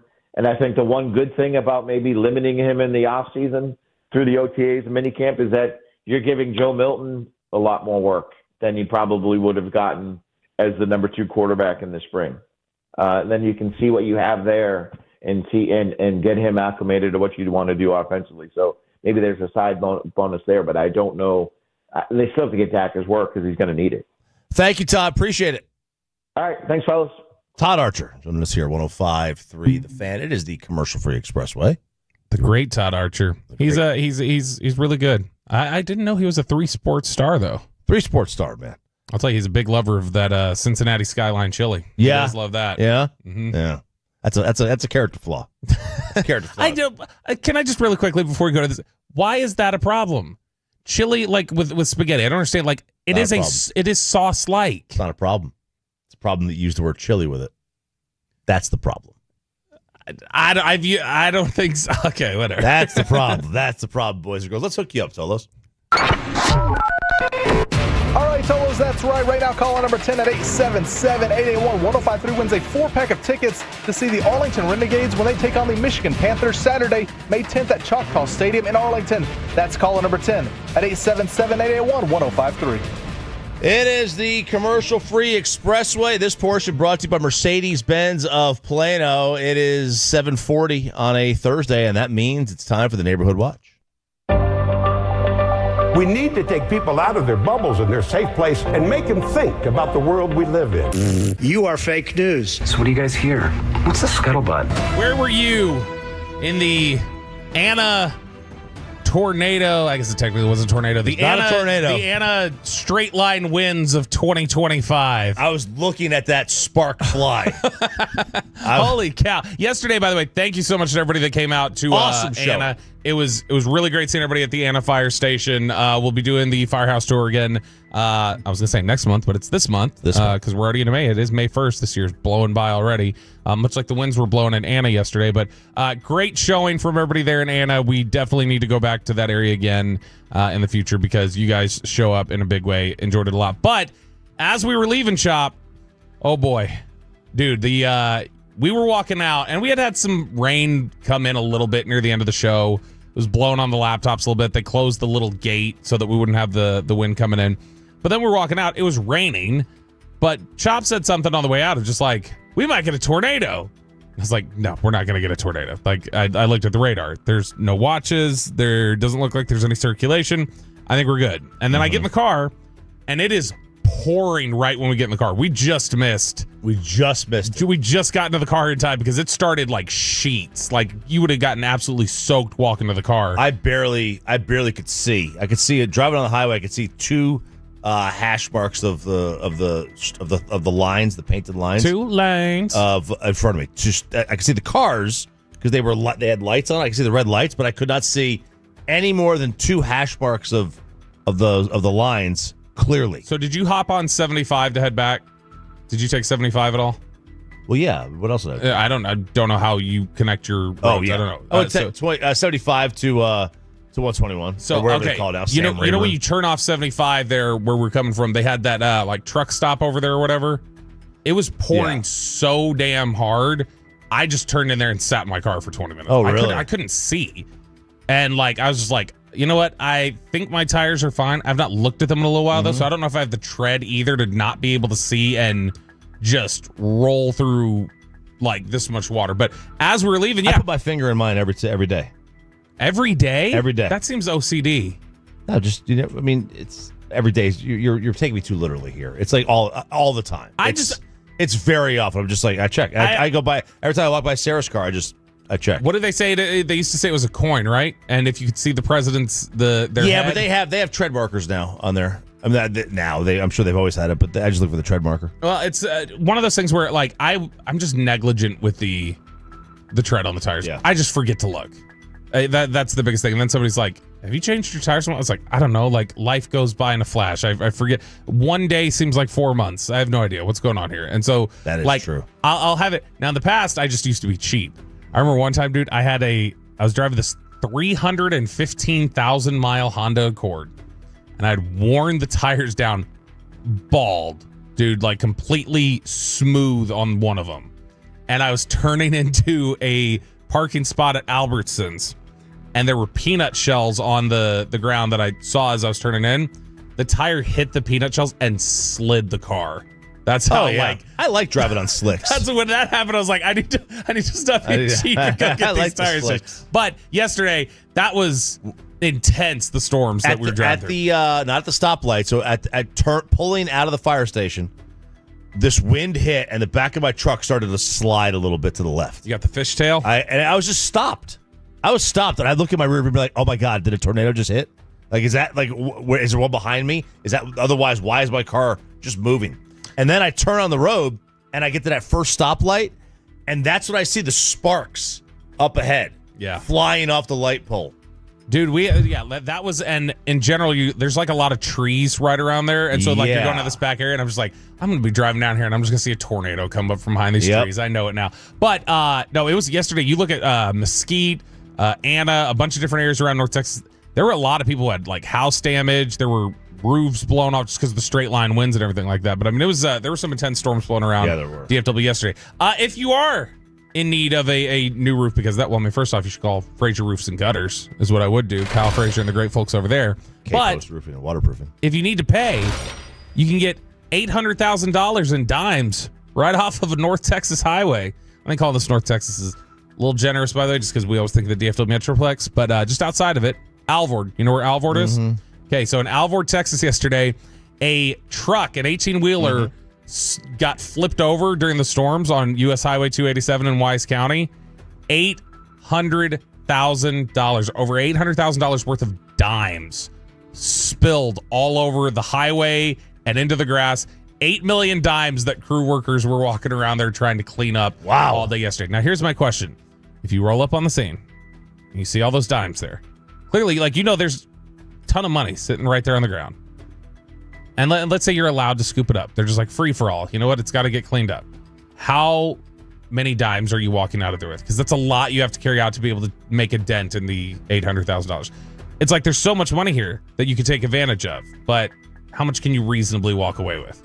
Even if you get handfuls and put them in your pockets, you're walking out of there with $50. Well, you just need 10 to make $1. So if you can get Thank you. Yeah. So I mean, you can get a lot of money. Peyton, what are you doing? Let's say I give you a minute. I give you a minute. Oh. A minute? I give you a minute and a trash bag. I have the truck? Yes, a minute and a trash bag. I have my truck? A minute and a trash bag. I'm just filling up the bed. How many do you think you're getting? How much money do you think you're walking away with? Oh, God, I could get $75. Oh, you get way more than that. In a minute? Oh, gosh. Dude, think about handfuls. Grabbing handfuls, just throwing them. Throwing them. Right there. How much money is in one handful, do you think? I mean, that's 750 dimes. Hold on, I picked that up. Do you think you've got $80 in a handful? Or $8 in a handful? Yeah, probably more than that. Okay, so let's say $8 to $10. You get 2 handfuls. So that's 20. You're throwing that up there. I'm just scooping and going like this into the. You got to factor in the grass and everything because they're not all on piles. They're not piled up for you. You have $800,000 worth of dimes. Dude, that means 8 million dimes on the side of the road. That's going to be a pile. There's going to be a lot of them. That's a snowbank. No, did you see the video? It was spread out all over the side of the. But it's spread either way. So it's covered. You're going to get a bunch of dirt and grass in your hand. Yeah, this is why you always got to carry a magnet with you. All right, how much? You go. How much money do you think you're leaving with in a minute? $10,000. 10 grand in a minute. You have no idea. You have no idea what you're dealing with. You will see an animal of epic proportions. You've never been that locked in your life. Animal of epic proportions. Peyton, I think I'm leaving there with. I think I'm getting out of there with between $500 and $1,000. $10,000. Peyton, how much do you think you're leaving with? I think like $80 to $100. I think that's all you get in a minute. But like you say, 10 is $1. You're picking up $8 in a hand. They say one green sleeve is $5 worth on a dime. That's what the fan tells. I'm just being reasonable. Dude, some of these images though of the coins all over the ground they are spread out, but it's covered. Okay, now real quick. Were any of them in those sleeves? No. It didn't look None like of them were. All right, no, it looked like, in fact, if you look at the truck, loose dimes. Yeah, I mean, if you look at the truck, here, I'll turn this around so you can see it really quickly. If you look at the truck bed, it looks like they were loose dimes in the back of that truck. Yeah, that's what you do. You got to go into the truck bed, and so it just you got to go inside out. the truck and just start taking them. Now, how much? Do you think that that would be a good way to get the mess cleaned up? Tell people hey, we've got a lottery. Yeah, the city's got a lottery. 50 of you enter for tickets. You pay $10 for your ticket, and then we pick 50 of you, and then you come clean it up by saying you get a minute to throw all the dimes in your car that you want, and then eventually the mess is cleaned up. I like it. And you've made money off of having people pay for their raffle ticket. I think it's a good idea. All right. Wow, coins aren't magnetic? Wow. Well, so see, your little metal detector would not have worked. Would you like some prime real estate, Chop? Sure. Well, then move to Prosper and buy Deion Sanders' home, which is now on sale. The one that he built in Prosper in 1999. And do not blame me for the prime real estate pun. Blame WFAA, which is writing the story and telling us that Deion Sanders' original Prosper home, the one he built in 1999, is now on sale. From the show with him and Pilar where he's driving around Little Rascal. Yeah, $5.5 million. It is 30,000 square feet, 6 acres. Just a beautiful home. 30,000 square Dude, it's just, so you read some of this here? Dude, how much it is? 9 bedroom, 11 bath. It was built in 1999. Some lavish features that are characteristically Deion Sanders, including a custom closet. How big do you think this closet is that he has? With fully mirror, like he's got mirrors all over it and a bunch of. How big do you think his closet is? 2,100 square feet. 3,000. It's 3,000 square foot closet. He's got a fully mirrored indoor field room. Now, here's the interesting thing here. I don't think Deion's lived there for a little bit. It's up for sale right now. But it says the house is being sold as is, offering a rare opportunity to restore the home to its, quote, original grandeur, says the agency Frisco, who's selling this. Doesn't that sound like something's gone wrong with the house? Like in general, if you're if you have to say it's being sold as is, you're saying, hey, this is a real chance to return this thing to glory. And why would it only be $5.5 million in this market? And being as lavish as it is, and 30,000 square feet. Dion's. Yeah, something's got to. I would think squatters tore that place up. I think squatters were in there. I'm just guessing, right? That has to be like when we heard about the Chris Haynes story, where the squatters went in and were in his house. I mean, perhaps there's a foundation issue, or the roof has never been fixed ever. Could be. It says the home also features black mold. The home also features an extensive entertainment wing, including a home theater, indoor pool, 2-lane bowling alley, indoor basketball court, sauna and steam shower, barbershop. There's a full barbershop in there, full gym, and a recreation room with a bar. According to the listing agency, you can also fit 14 cars in the 14-bay garage. All you got to do is just pick up those 8 million dimes in Wise County and just come over there. We're looking for, we need more storage space in our house. So maybe we either redo the house or we just buy Dion's. And of course, we can't afford Dion's. I mean, you can't. Quite frankly, we can't afford to refinish the house either. You can't if you just go to Alvord. Start picking up stuff start picking up some dimes. All right, the Neighborhood Watch. That is your commercial-free expressway. I'm RJ Choppy. He's Bobby Hill, Peyton, and Aiden. How do you handle your kid cost you $100,000? We get you set for Stars Avs tonight. And what is happening? The tragedy with John Elway. Get into that coming up next on The Fan.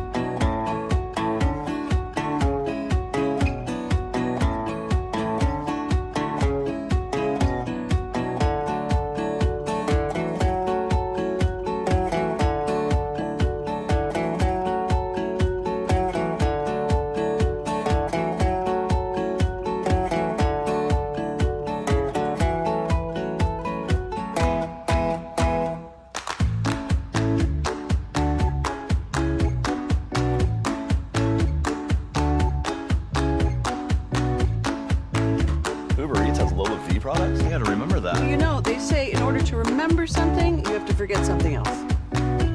Okay, now that is a very cute haircut. That's like a little shag. I've never seen that before.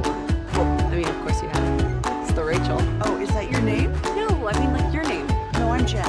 My name's Jen. Right,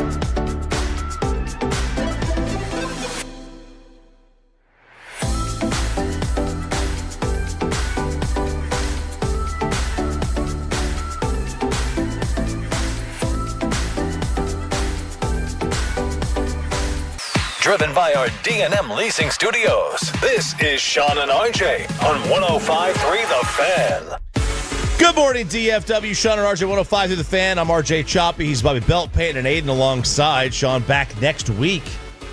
And then he's off the week after, I'm guessing? No, he's back. He's back. Yes. Here's fun.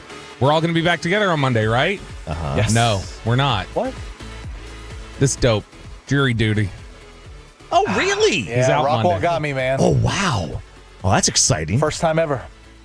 Yeah, I've never had it yet. I haven't had it. I can't Wait, you've never even been called I've never in? even been summoned. Really? No. I'm getting all yours then. I've been summoned probably 5 times. They know me. They know, like, they must know that, like, I look at things in such a strange way. They heard Better Call They just Chop. Google you. That's right. Yeah, They Google that's right. you. They should know what the Roman Coliseum should have done. Yeah. They don't have Google in Rome. You don't know, do you want to get selected? Like, I really want a murder trial or, like, something sinister.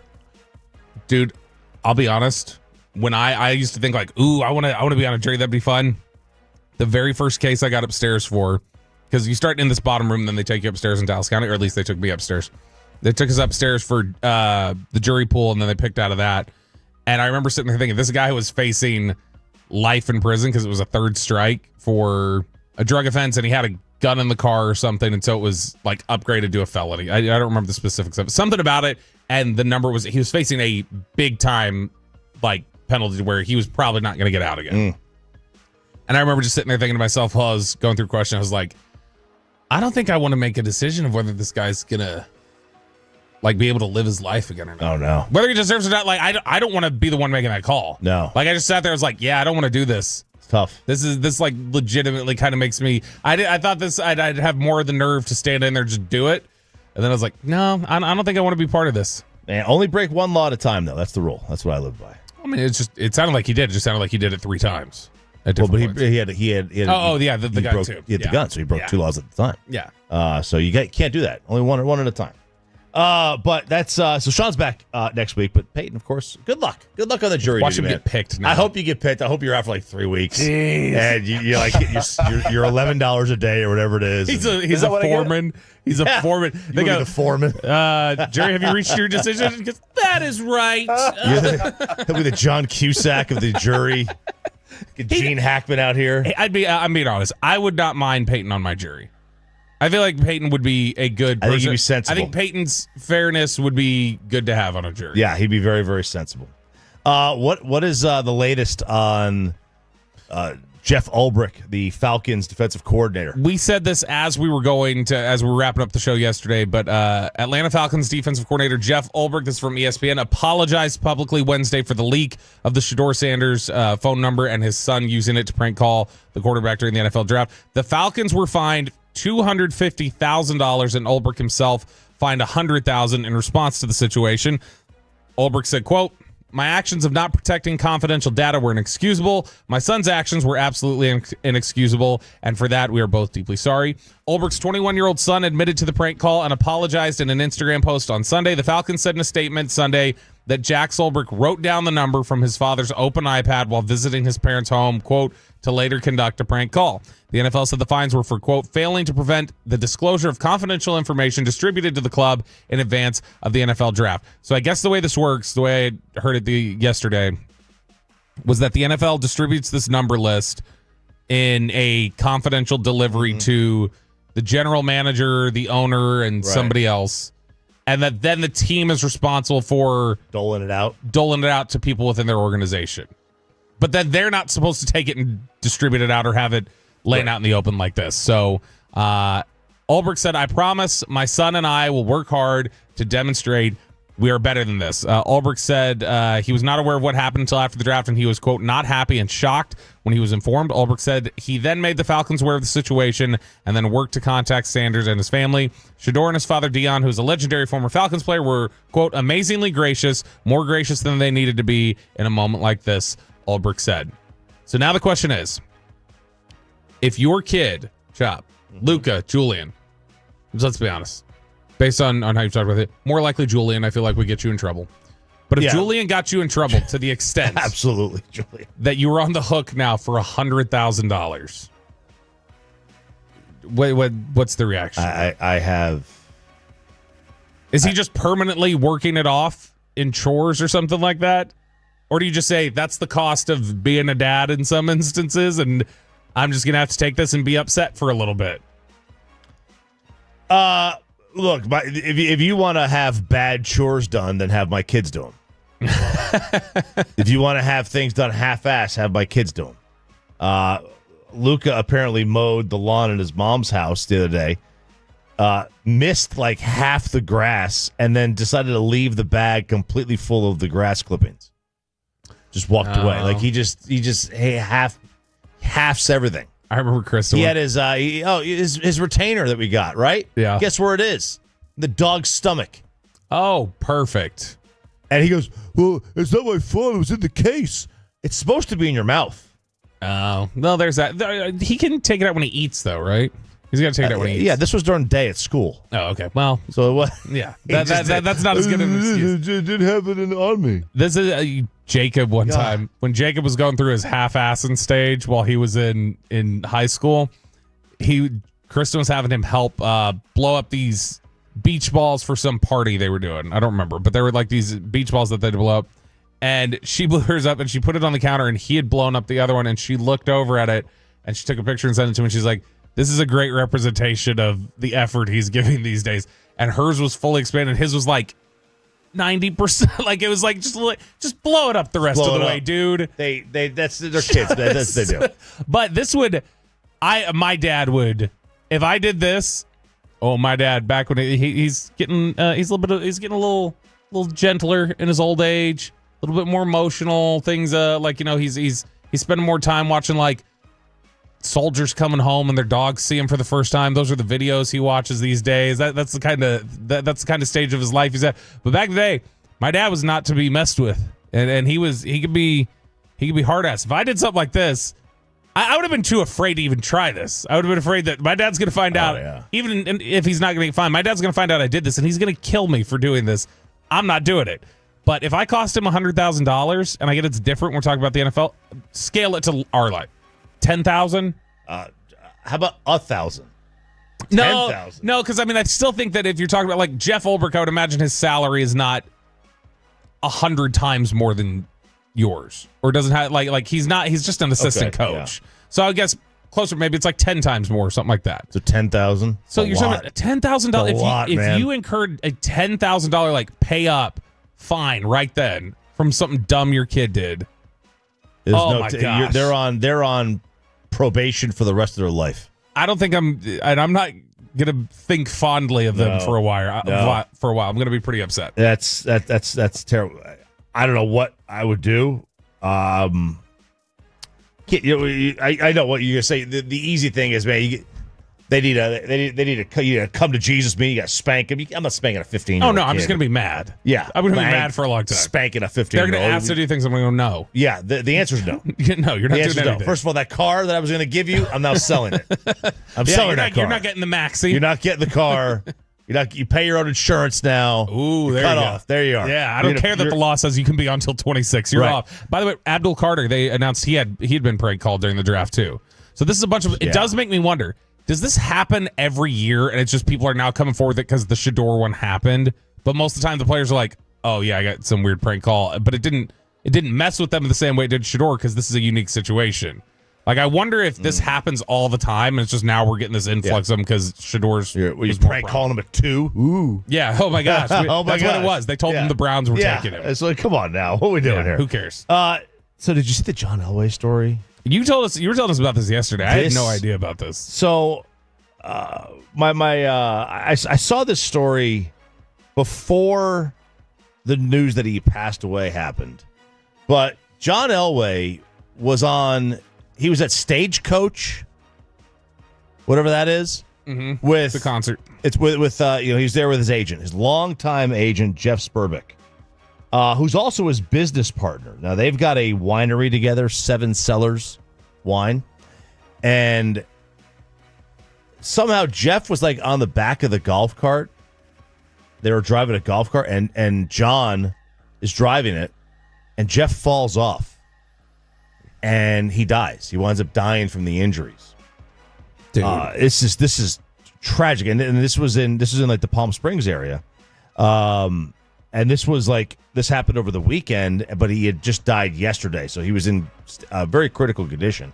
And then he winds up dying. And, obviously they're saying like John's not a suspect or anything in this thing at all at the moment. No, it's just a freak thing. It's a freak thing. Falls back, hits his head on the asphalt. Obviously you're seeing people are going to start asking questions about, because there was no cops that were called. It was just medical personnel. But this is a tragic situation. It's awful, dude. I mean, I'll be honest. You remember when we did the Live event?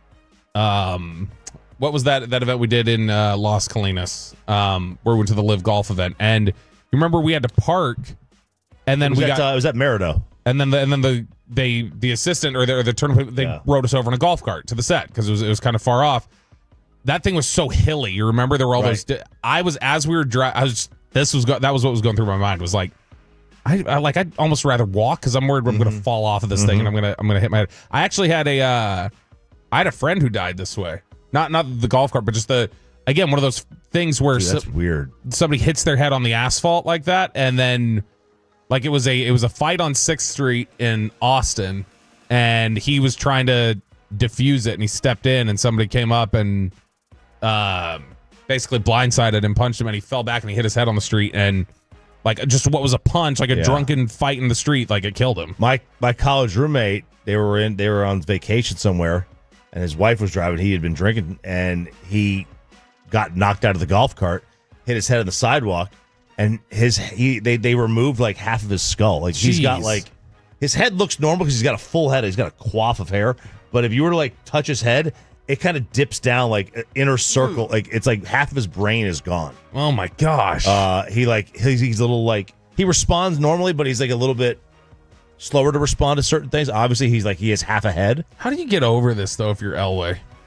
I don't know that you do. This is your best friend. It's your longtime business partner or an agent. It's an accident. It's nothing he did, obviously. But I don't know how, being present for something like that, I don't know how people get through things like that. It's tough as hell. Stars, Avs tonight, 8:30. No, not 8:30. 8:48. There you go. 8:51. 8:51. I think we're going to get the closeout.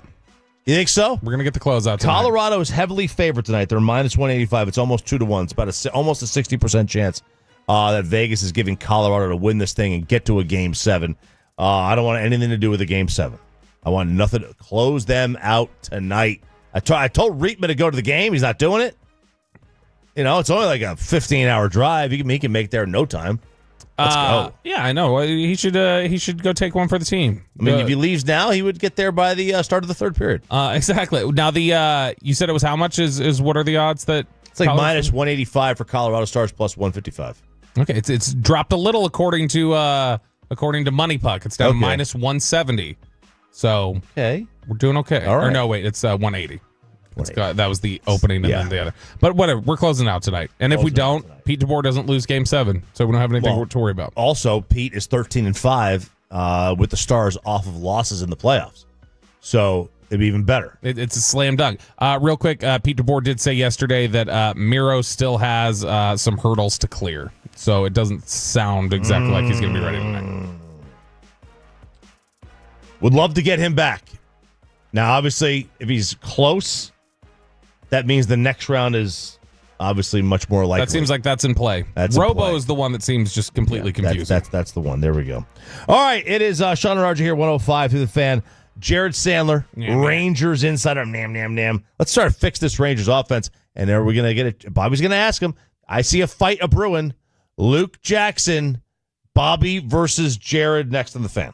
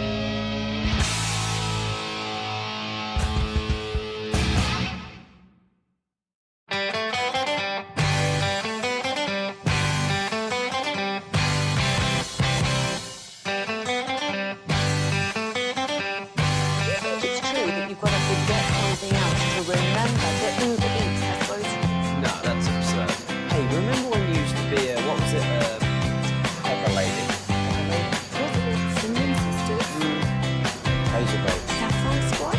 Nutmeg maiden? Sweet. No. Nutmeg maple. I just said that. Was it Spice Girl? Doesn't sound right. Was it Saffron Squad?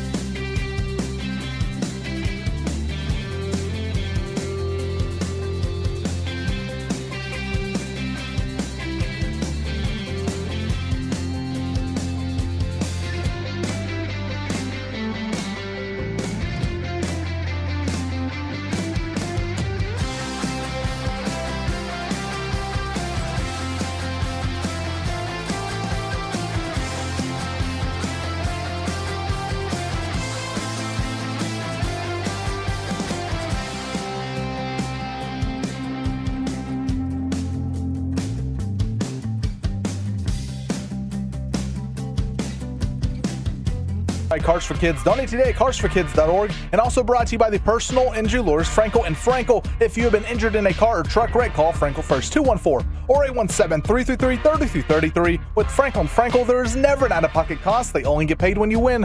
Frankel and Frankel, the go-to car and truck attorneys in Dallas. And here's the pitch. Lawrence Butler. That's a grand slam. He was a Butler there. He served up 4 runs. A's radio on the call. Oh my God. TV. A's TV on the call. Bobby, y'all set that up. No, I don't know what you're talking about. That was A's TV. That was Jenny Caver. Go ahead. He wants it again. Jared Sandler. And here's the pitch. Stop. No, I don't mean again. Jared Sandler joining us here, 105 through the Fan. Morning, Sam, man. That's not cool, guys. Come on. I know. I agree. I am absolutely with you. Jared, you know what's not cool? Bobby's Bobby's going to get a talk to. No, I'm not. I hope. You know what's not cool, Jared, is Luke Jackson blowing another game late. Oh, listen to him trying to change the subject now. And well, no, it's just I want to know. This is dead serious. This is something we were talking about earlier today. Luke Jackson, obviously, I'm not going to pick on it like to some ridiculous extent, but why wasn't Kirby Yates more of a focus for them this offseason? I think they had some financial constraints that they said, and Kirby Yates was outside of that. David Robertson, is he David Robertson? David Robertson, is it more of a situation with him where if he wanted to be on a team, he would be on one? He just wants to retire? I think he is just being really selective, and he set a financial bar and wasn't going to go below that because obviously there's no way someone who performed the way he performed last year wouldn't be playing. If he wanted to retire, then I think he would have just outright retired, but I think he had a select few teams that made sense to him. He lives up in Maine or New Hampshire, I forget which one, or Delaware, I don't know, somewhere up in the Northeast. I'm guessing that he probably wanted to stay closer to home and wasn't going to pitch for any penny below whatever he felt like his value was. And obviously teams weren't willing to meet him there, or at least they haven't been yet. Jared Sandler joins us here, 105 to the Fan. Bobby used the term maddening earlier about like the Rangers' offense. It's maddening. They're getting a lot of hits. They're just not getting guys over. They're still a competitive team. They're still a good team. I still think that they are a team that is going to compete for the AL West. But is that the word you would use to describe this team 30 games in? Because it's about the time where you can make judgments and assessments on the team. Yeah, frustrating, maddening. I mean, a night like last night for sure. I mean, it's 1-1.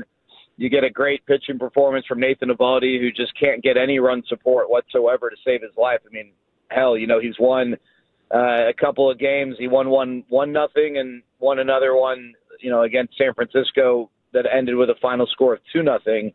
And he allowed a run on a bunt hit. I mean, credit Jacob Wilson. That was a nicely executed bunt that drove in the only athletics run.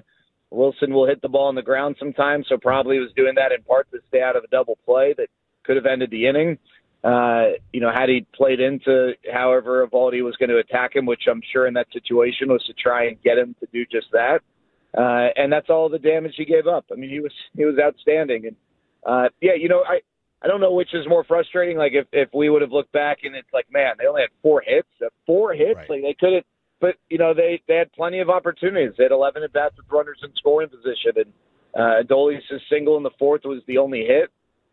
Now, they had a couple of hard-hit balls. Jacob Wilson made a diving play on a Jock Peterson ball up the middle that looked like it was going to squirt through for an RBI hit. And then in the 8th, Adolis Garcia hit a line drive to the right side, and Nick Kurtz made a diving play. But, at the end of the day, it shouldn't come down to that, right? They had these opportunities. Now, it's good they're getting the opportunities. They're not a just totally dysfunctional, group that's not getting on base, not doing anything here of late. They are starting to turn a corner there. But the control of the strike zone's got to be better, especially, as the game went on. It looked like they started to expand a bit, and, they need to start scoring runs. They need to start taking advantage of the fact that they've got, one of the best pitching staffs they've had in a long time. This division's there for the taking, obviously, but it's not going to be a cakewalk. And I think that, with the way the Mariners are playing this year so far, it kind of is giving you an idea that, they might be the team to beat because they're pitching well, but they're also performing a lot better offensively than they have in recent years. And that's a tough combo to overtake, but the Rangers have the pitching to go toe-to-toe with the Mariners right now, but they need the lineup to do the same. Jared Sandler joining us here on 105 through the Fan. Jared, you mentioned Jock Peterson there. I know obviously he broke the hitless streak, but are you starting to see more than just that it's looking closer to he's potentially going to start turning a corner as he's, 5 of his last 15, and it looks like he's hitting the ball a lot harder?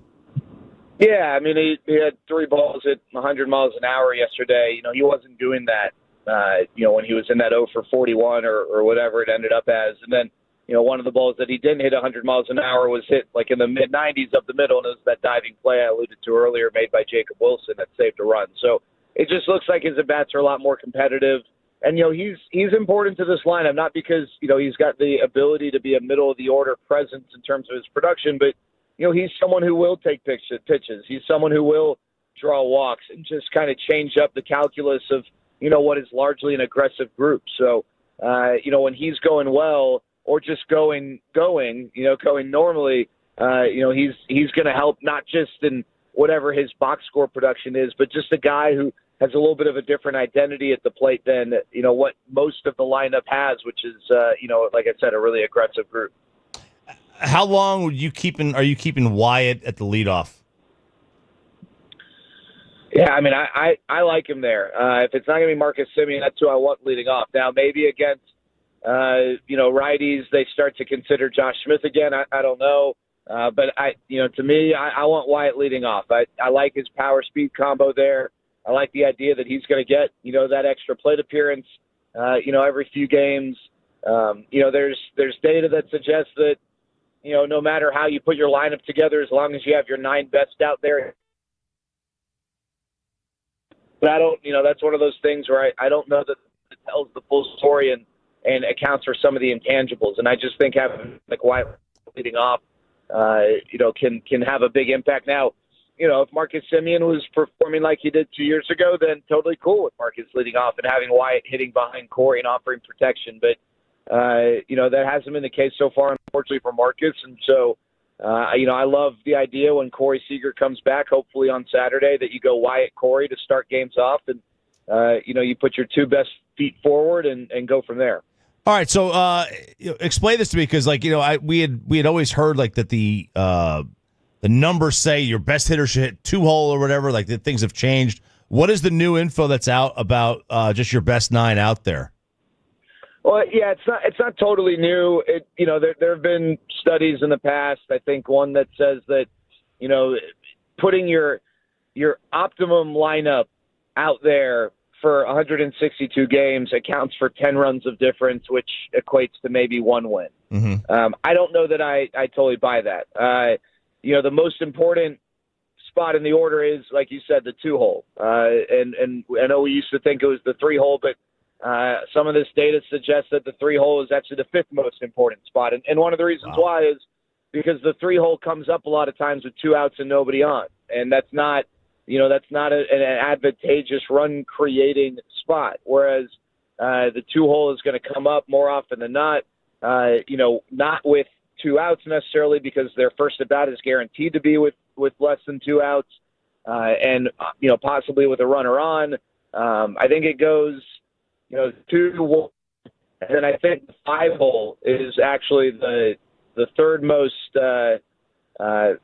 important spot, or I think it's like 2-1-5-4, 2-1-4-5, and then you get to the 3-hole, and then 6, 7, 8, 9. I think is what some of the data shows. Now, again, I mean, it's one of those things where I think that maybe more often than not, that's how maybe you structure your lineup, but there are other things that go into play, right? Righty-lefty matchups and how you present your lineup so that another team can or can't structure, advantageous spots for them from a late inning situation with the bullpen. And then, how you blend speed and power, right? You don't want, maybe your best hitter hits 2 and then your second best hitter is a leadoff guy. But what if your second best hitter, is a station-to-station base runner? I mean, I think there are intangibles that you got to consider here, or I guess those would be tangibles. But, I mean, I think in generally speaking, you typically put your best hitter second, and that's why you're seeing guys like Corey Seager hit second, and why, while before Wyatt moved to the leadoff spot, why he was hitting second.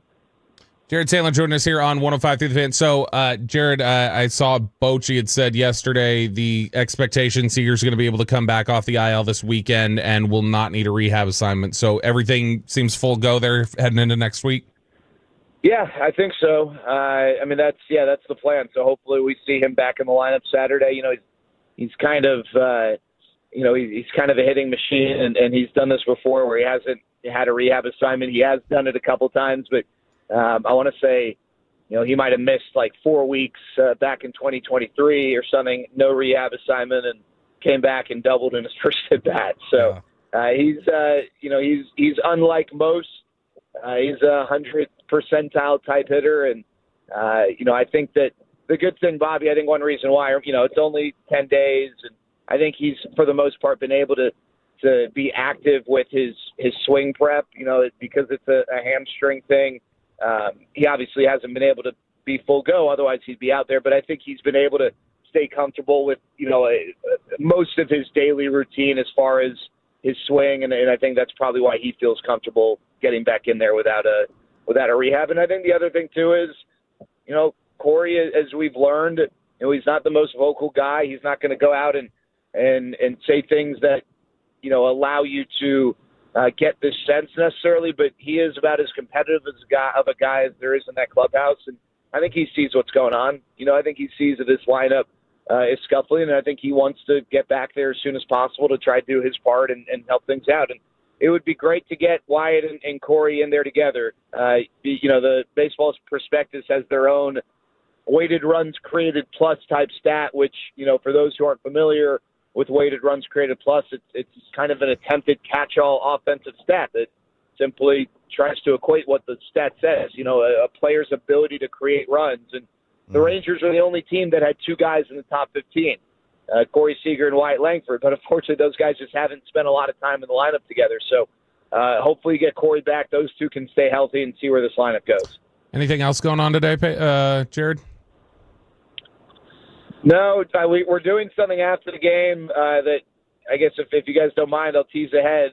One of the things that we thought would be fun to do is have Pat McAfee does his little kicking thing on game day. Well, we're on our version of Rangers game day. We're going to bring some fan challenges throughout the year, give them opportunities to win things.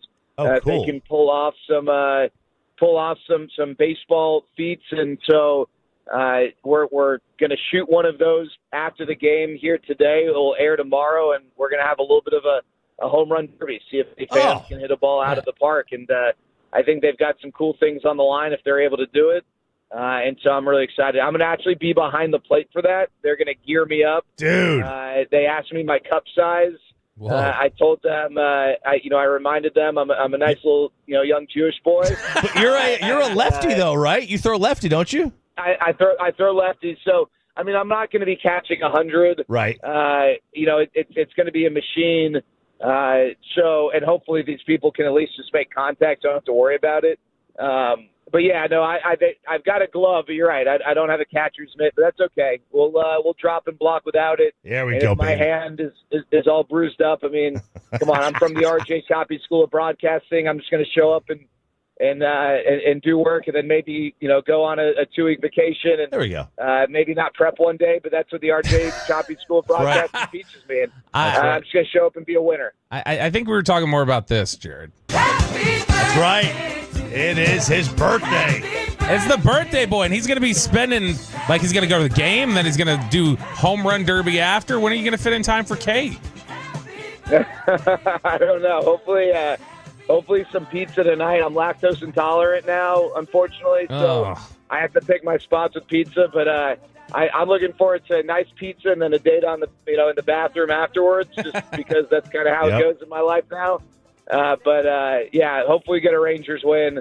I don't know what it's like. Do either of you guys have summer or baseball season birthdays? When are your birthdays? June. September. So, yeah, baseball. Okay. For me, it was the first thing I'd look at when the Rangers schedule came out. Do they play on my birthday?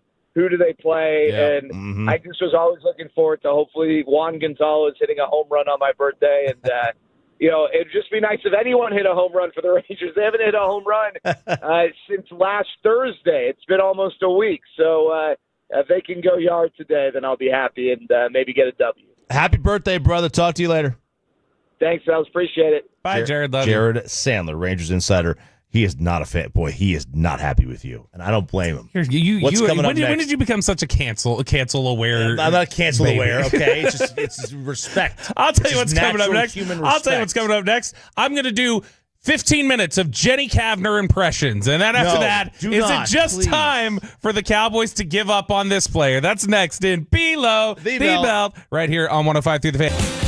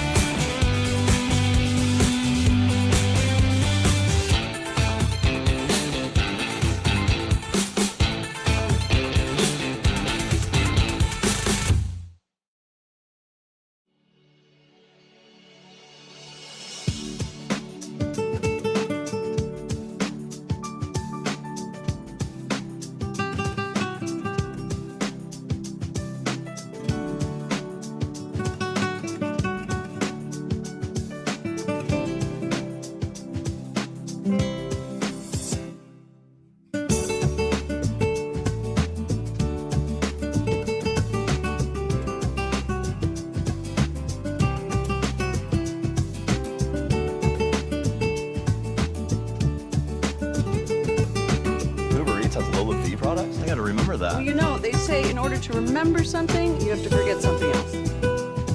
Okay, now that is a very cute haircut. That's like a little shag. I've never seen it before. Well, I mean, of course you have. It's the Rachel. Oh, is that your name? No, I mean like your name. No, I'm Jen. My name's Jen. Right, but I just mean like this is your haircut. But that's hair on your head. I'm not saying this is your hair. Okay.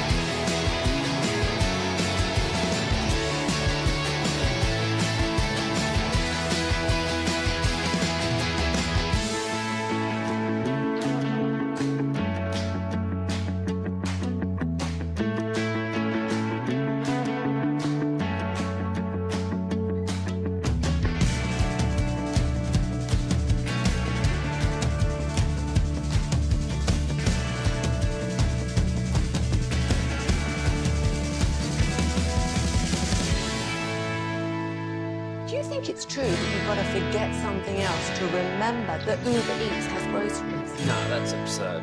Hey, remember when you used to be a, what was it, Pepper Lady?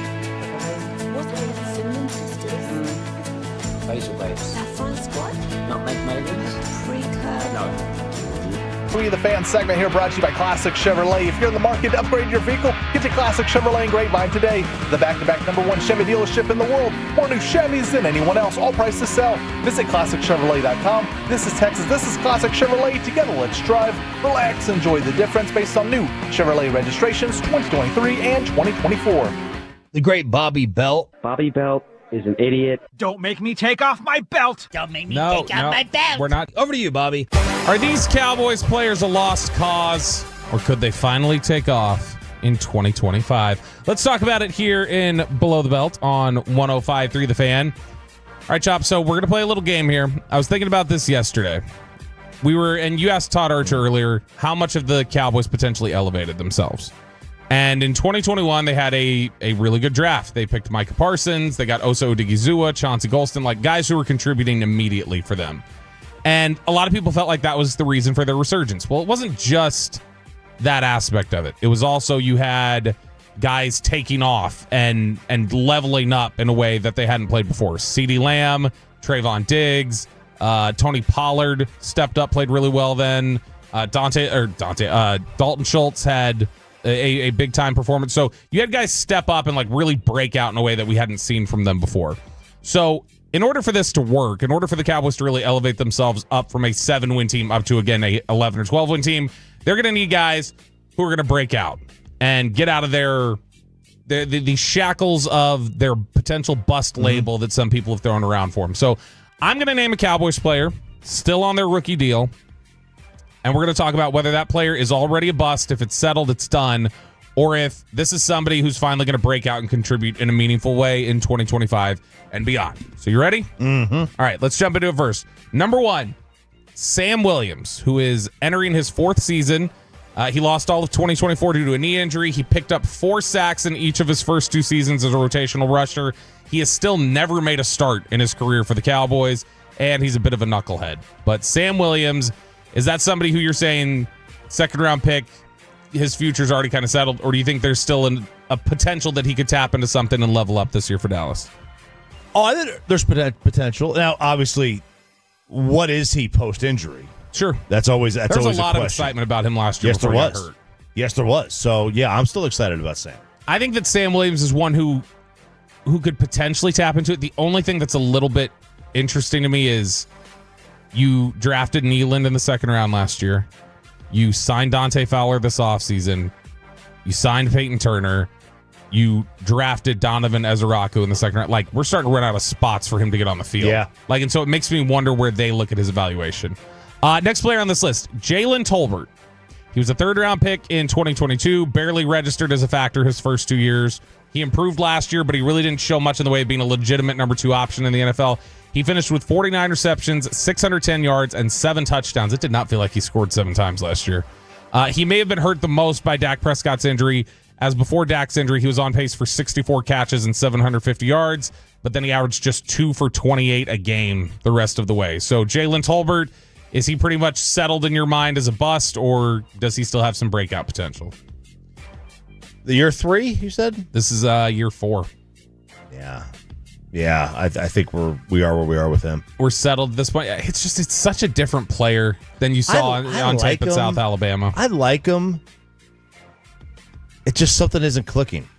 I don't know if it's him and Dak together, but something's not clicking. I don't know that he has the mental makeup to be on that island. Like, to be out by himself up against a corner, mano a mano. I just don't think he's got it.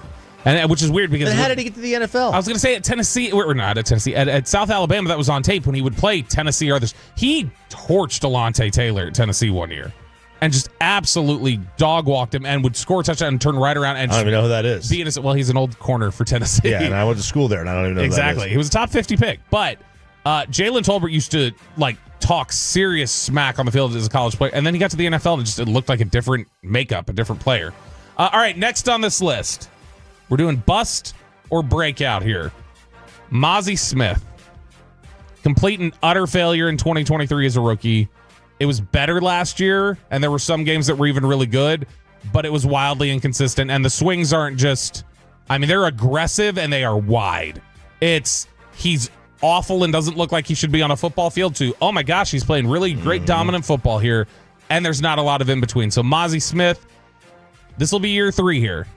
Are you settling into Mazi's a bust? You got to move on. Mazi's a bust. You're settled on that one. Why? Why with him? Because like Tolbert, you seemed like you had a little bit more hesitation on, and he's been playing longer.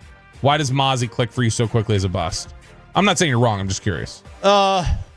Is it a mental makeup thing, an approach? I think it's just I'm not willing to wait around for the position.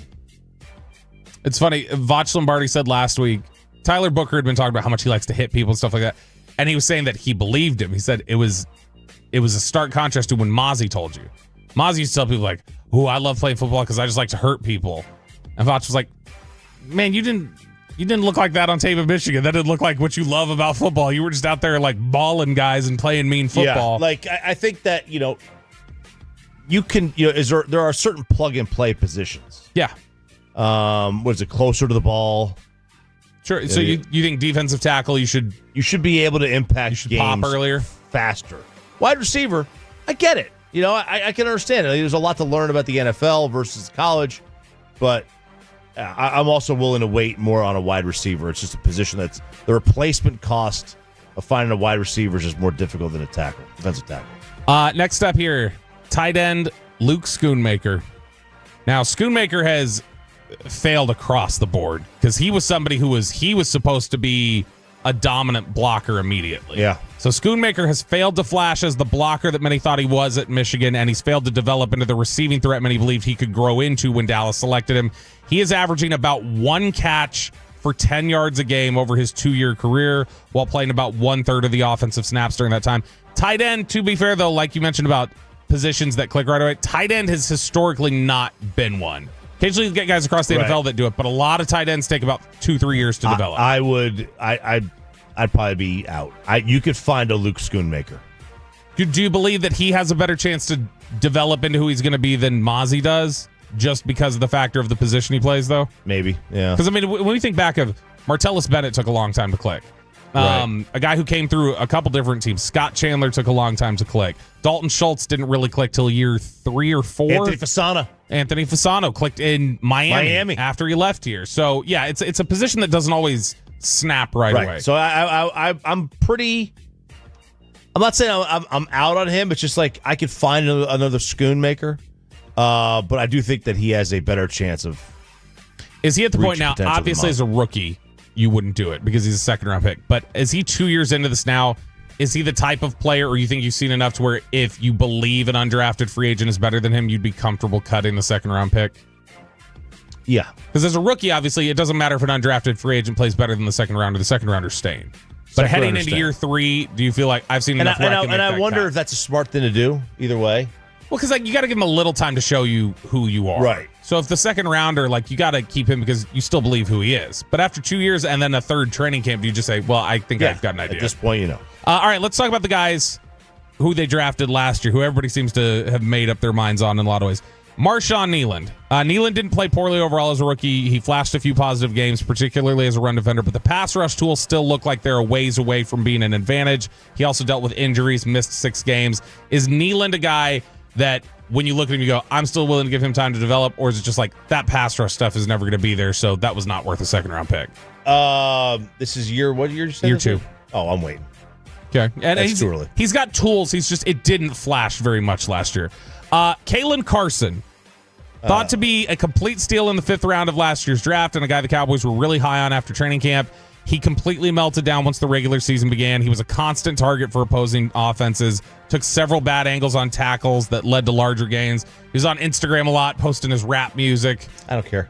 Is that a guy that you think that, but as a 5th rounder, you're probably willing to more say, I've made up my mind who that is, than you would a second rounder? I would be, yes, in a faster way, but I still need to give somebody more time.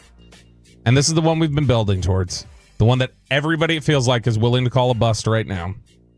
And it runs counter to just how long he's been playing. Tyler Guyton, who played 1 year, went viral for stonewalling Micah Parsons during training camp practices. We were out there at training camp. He was beating Micah. He was locking him up. And then looked completely overwhelmed once the regular season started, looked unprepared, bad technique, had a bunch of unnecessary penalties, a lot of pressure from pass rushers, busted run plays. But the traits appear to be there. The question is whether people believe he can put it all together. But, man, can you think about how fast we flipped from look at him dominate Micah in these training camp practices to now people believe there's no way he'll ever put it together after one season, basically. I'm not ready to give up on Tyler Guyton, but I'm curious if you fall down in too soon. I know you're generally not a rash reactor. The fan base, it feels like, has. They were reacting so poorly to Tyler Guyton's performance last year that I saw people arguing against the Tyler Booker pick, and they were pointing to, well, they don't know how to pick offensive linemen anymore. You can tell because they picked Guyton, and Guyton's clearly a bust. The Cowboys. Look, they remember. I know it's different, right? By the way, on the YouTube, Tax Tact, why are you asking if a player's in a second year is a bust already? Because people are freaking saying it. I can't say that's too. Jump out of the YouTube Tax Tact. I don't give It's too soon. It's too soon for me. Remember Steven Peterman? Yes, third rounder, 2004. They got rid of him quick. Yes, he goes to Detroit. Has a nice career. Yeah, like a really nice career. I can't remember if he was drafted as a guard or a tackle. Guard. But I knew he played guard for Detroit. But like, you got to give these guys some time. Like second year, that's too early for me to even have. I can't even have that thought after 1 year. People had that thought about Schoonmaker and Mazi after 1 year, and now they're really sticking to it in year two, or the second year seemed to show the same thing. A lot of people seem to just think if you pop, you're going to pop right away. But I agree, it is too soon. Yeah, Carson is the one of the three that I would say I think I maybe saw some stuff that concerned me enough in his mental space that said I don't know that he's going to hit. Maybe, but like I'm not ready to even remotely come up with that determination on a first round pick after year one. That's just me. Below D-Belt on 105.3 The Fan. We have made it to the 9 o'clock hour. The Lucers are out of the playoffs. We finally get to know Anthony Davis. All coming up next. Was it Spice Girls? Doesn't sound right. Was it Saffron Squad?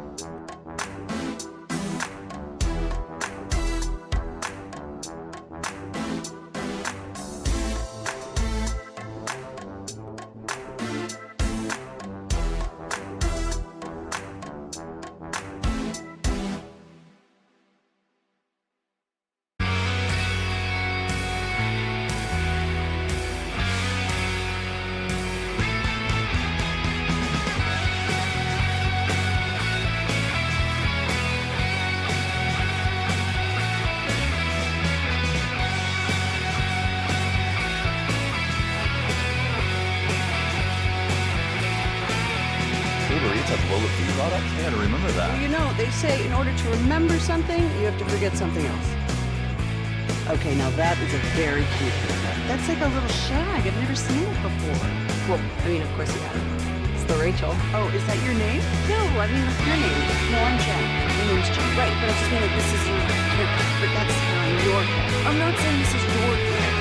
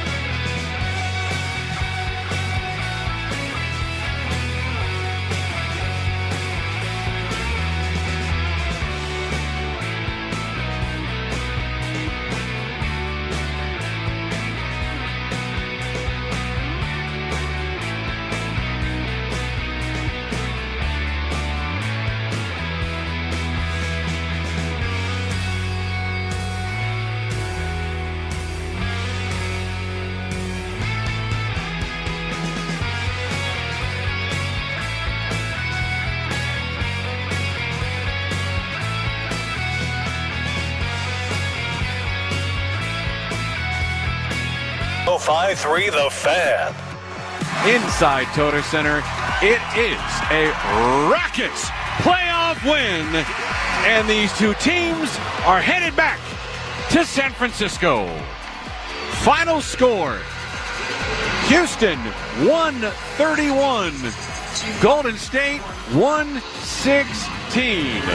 Rockets radio with the call, 131-116. They were at 40-24 after one. Never looked back. Never looked back the rest of the way. That score wasn't even as indicative of the game. No, this was a blowout. Yeah, this was a beatdown. This was a complete beatdown, and one that, I mean, if you're a Warriors fan, you got to place the blame on Nick Harris from the Fort Worth Star-Telegram. Yeah, I think that's a good way to do it. Yeah. He drove down there to see his boy Jimmy Butler close out the series. What does Jimmy do? Puts up 2 for 10 for 8 points. Pretty brutal. I feel bad for Nick. In fact, I noticed last night Nick was on his Instagram and he posted a shot, a photo from like some bar there around Houston, I guess, or some hangout or there around Houston. And the funny thing is he posted, it's still like 3 minutes left in the fourth quarter of the Warriors game. So he drove down there, was like, F this up, and like bailed from the game and just stopped off somewhere else. So Nick knew it was over. The Warriors knew it was over. They were trailing by like, 30 entering the fourth? It was bad. It was 76-49 at half. It's not good. So whatever that is, 27 points, and that's what it was going into the fourth. Beat down. Absolute beat down. They traded baskets in the third. And then the Timberwolves wrap it up. So by the way, that was game 5. Golden State still leads 3-2. They're going back to San Francisco for game 6, where Golden State can wrap it up. And I guess they would take on Minnesota? Yeah, Minnesota next. Who beat the Lakers 103-96, despite getting not the greatest game from Anthony Edwards. 0 for 11 from beyond the arc. Didn't do it. The Lakers have to win a home game when the best player on the other team scores 15 points and goes 0 for 11 from 3. You've got to win that game. Yeah, you got to win that game. But I mean, also, if you're Minnesota, you probably got to feel like, well, if Rudy Gobert is actually going to put up 27 points and 24 rebounds, we're going to win that game by 50. Like, they're probably disappointed they only won by 10 or whatever they did. But, yeah, this was a disappointing end of the season for the Lakers. There was a lot of excitement after the Luca trade and a lot of building momentum. I mean, they were 3rd or 4th in the betting odds to win the title by the time the playoffs rolled around. It was Oklahoma City, Cleveland, Boston, LA. And so, I mean, look, people were starting to believe there. And then in the end, Nico Harrison vindicated. Am I right, Chop? So is that what you're going with? No, I'm not. But I mean, that's what a lot of the silent Nico supporters or Luca detractors that have been hiding for the last several months. Boy, they are on the fan text today. They are all over the Nico supporters. Yeah, well, just the less Nico supporters, more the Luca haters that exist. Well, listen, if you want to sit there and say, they should have traded him still, I'm not going to fight you on that one. My argument always was, even the day after the trade, it was never they shouldn't have traded him. I don't care. Everybody's tradable. Yeah, I would not have traded him. But yeah, I would not have traded him. But the bigger sin was what you got in return and how you reacted after. Everybody in sports is tradable. I don't care. You trade him, Go ahead. But you got to get better, more return. And then you got to have some awareness for how you butchered this thing. And don't talk to us like we're children. Yeah. 100%. And then that was don't the biggest hide. thing. Don't hide for 2 months. It was that you hid, you demeaned, and you attacked along the way. It was funny, though, last night. But, Luke, I'll tell you this. He did not look like he was having fun this year at the Lakers. No, I mean, he was devastated when he got traded. He talked about it. You saw he's balling on the bench 3 weeks ago. Like, when he comes back to the AAC, the dude clearly was not ready to leave Dallas. Not in the right headspace. I bet you next year he's going to come in locked in, moved on, and ready to go forward. And that the Lakers will be better for it. Like I said, I've got a bet with Sean. It's a gentleman's bet. There's no outcome to it, but we actually made this bet while you were gone, Chop. Because Sean's now trying to argue that like the trade was genius or something, right, Peyton? Like he's trying to say, "Oh, this is a genius trade, and Dallas will be a better basketball team." It's not exactly what he said, but he's kind of trying to play devil's advocate or something. I really don't know what he's doing, but he said that I told him, I said, I bet you, I'll say that anytime over the next 3 years, if Anthony Davis is here over the next 3 years, Dallas doesn't finish above 500 a single season.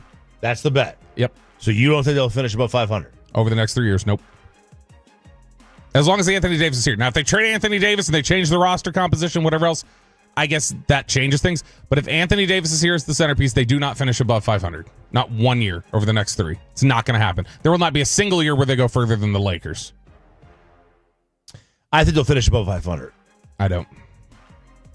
I mean, how many games they won't next year? No, they don't have Kyrie. And then they don't have Kyrie. They're getting Kyrie back in his 30s coming off an Achilles. Yeah. With Anthony Davis banged up in his 30s and no draft capital for the next decade. They're screwed. They're in a tough spot. Now, last night. Now, he thinks that they will. Yeah, he like I said, he was trying to make some argument that like, yeah, they're a better basketball team. They could have been a better basketball team this year if everybody was healthy. No, they weren't. They would lose it. No, they weren't. They weren't going to be if better. If everybody was healthy, Kyrie and Anthony Davis, I mean, you want to make a case that they could have been a better team. I could see how you would come to that conclusion. Yeah, if you just, I suppose if you just want to stick up for the counter argument, I guess I could see how someone could come to that conclusion. But otherwise, no, I couldn't. Now, the reason that Anthony Davis was traded, we know it's because Luca was out of shape. Apparently, the reason, cut 10, Peyton, the reason that AD was traded, according to LeBron James, is because, boy, when he was asked last night, was it really tough for you to play without a big this year, a center this year, just like Anthony Davis felt like you guys need to acquire center? Well, that's what got AD traded. No comment. I'll never say that because my guy AD said what he needed, and then he was gone the following week. So I got no comment. I put that uniform on every night. I gave everything I had, and that's all that matters. Man, he's clearly joking. Like he's joking that he's going to get traded, but I don't think he's joking that. I don't think he's joking that was clearly a upsetting thing to the organization. But it's also probably because they knew they were about to trade him, so they were a little less. Yeah, it wasn't upsetting, but he's joking that like that's why they traded him. I think he's joking that he wouldn't get traded. I don't think that there's anything. I don't think there's really much joking with him at all about the idea of just, well, I mean, gosh, you don't want to speak up too much. I don't think he disagrees with the trade. No, I think he was more involved than he's ever let on. There's zero chance Rob Pelinka did not talk to LeBron. I agree. I don't think LeBron orchestrated it, but LeBron knew. I think that they had already said that.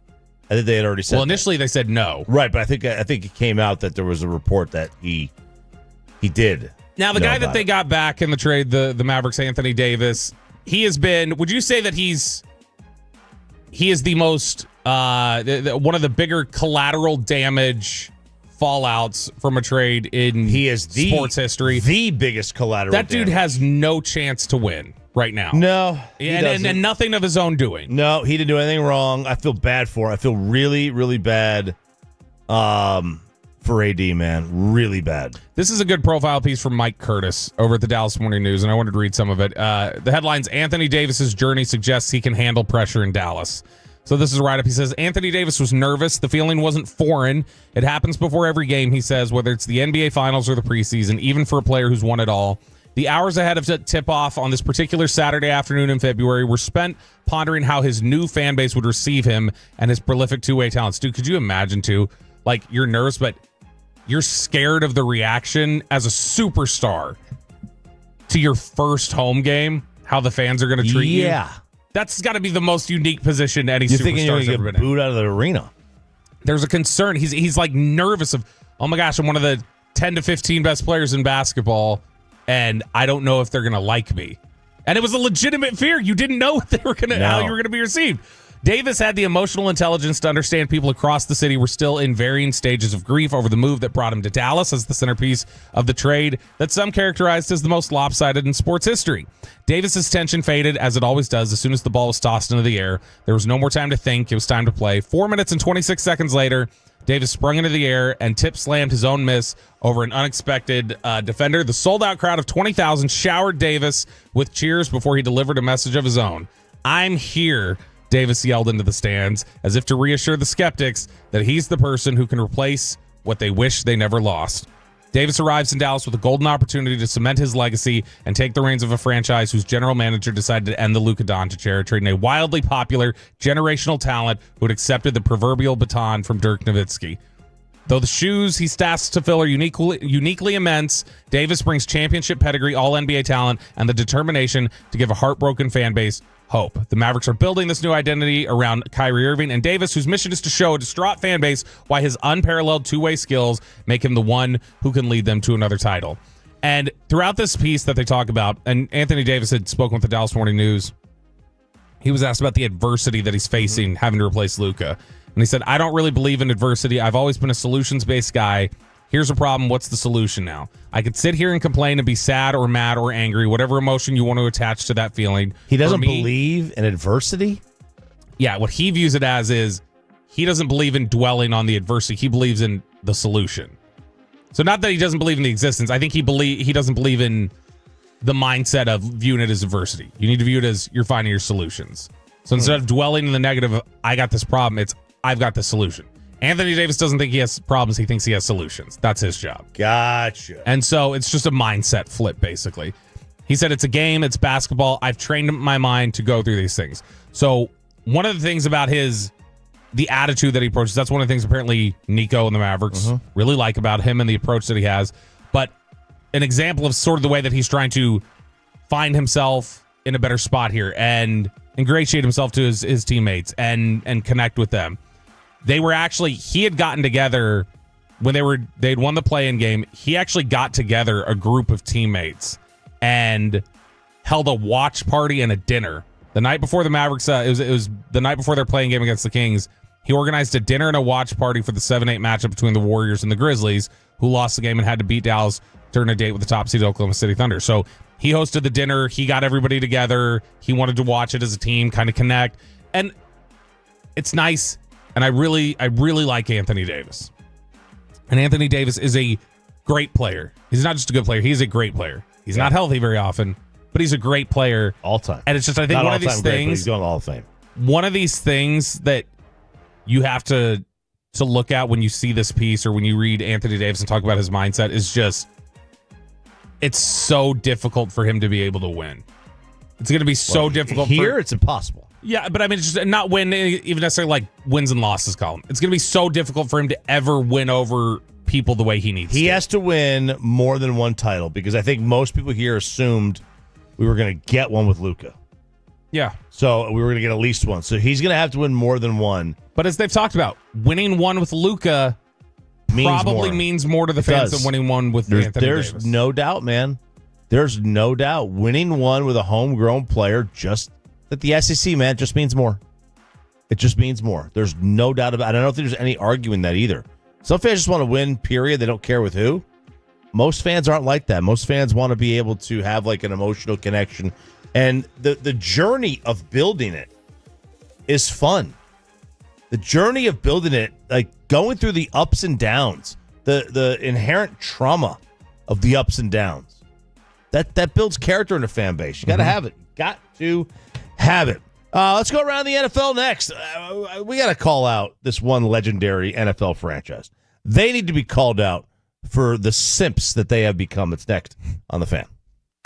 Sean and RJ.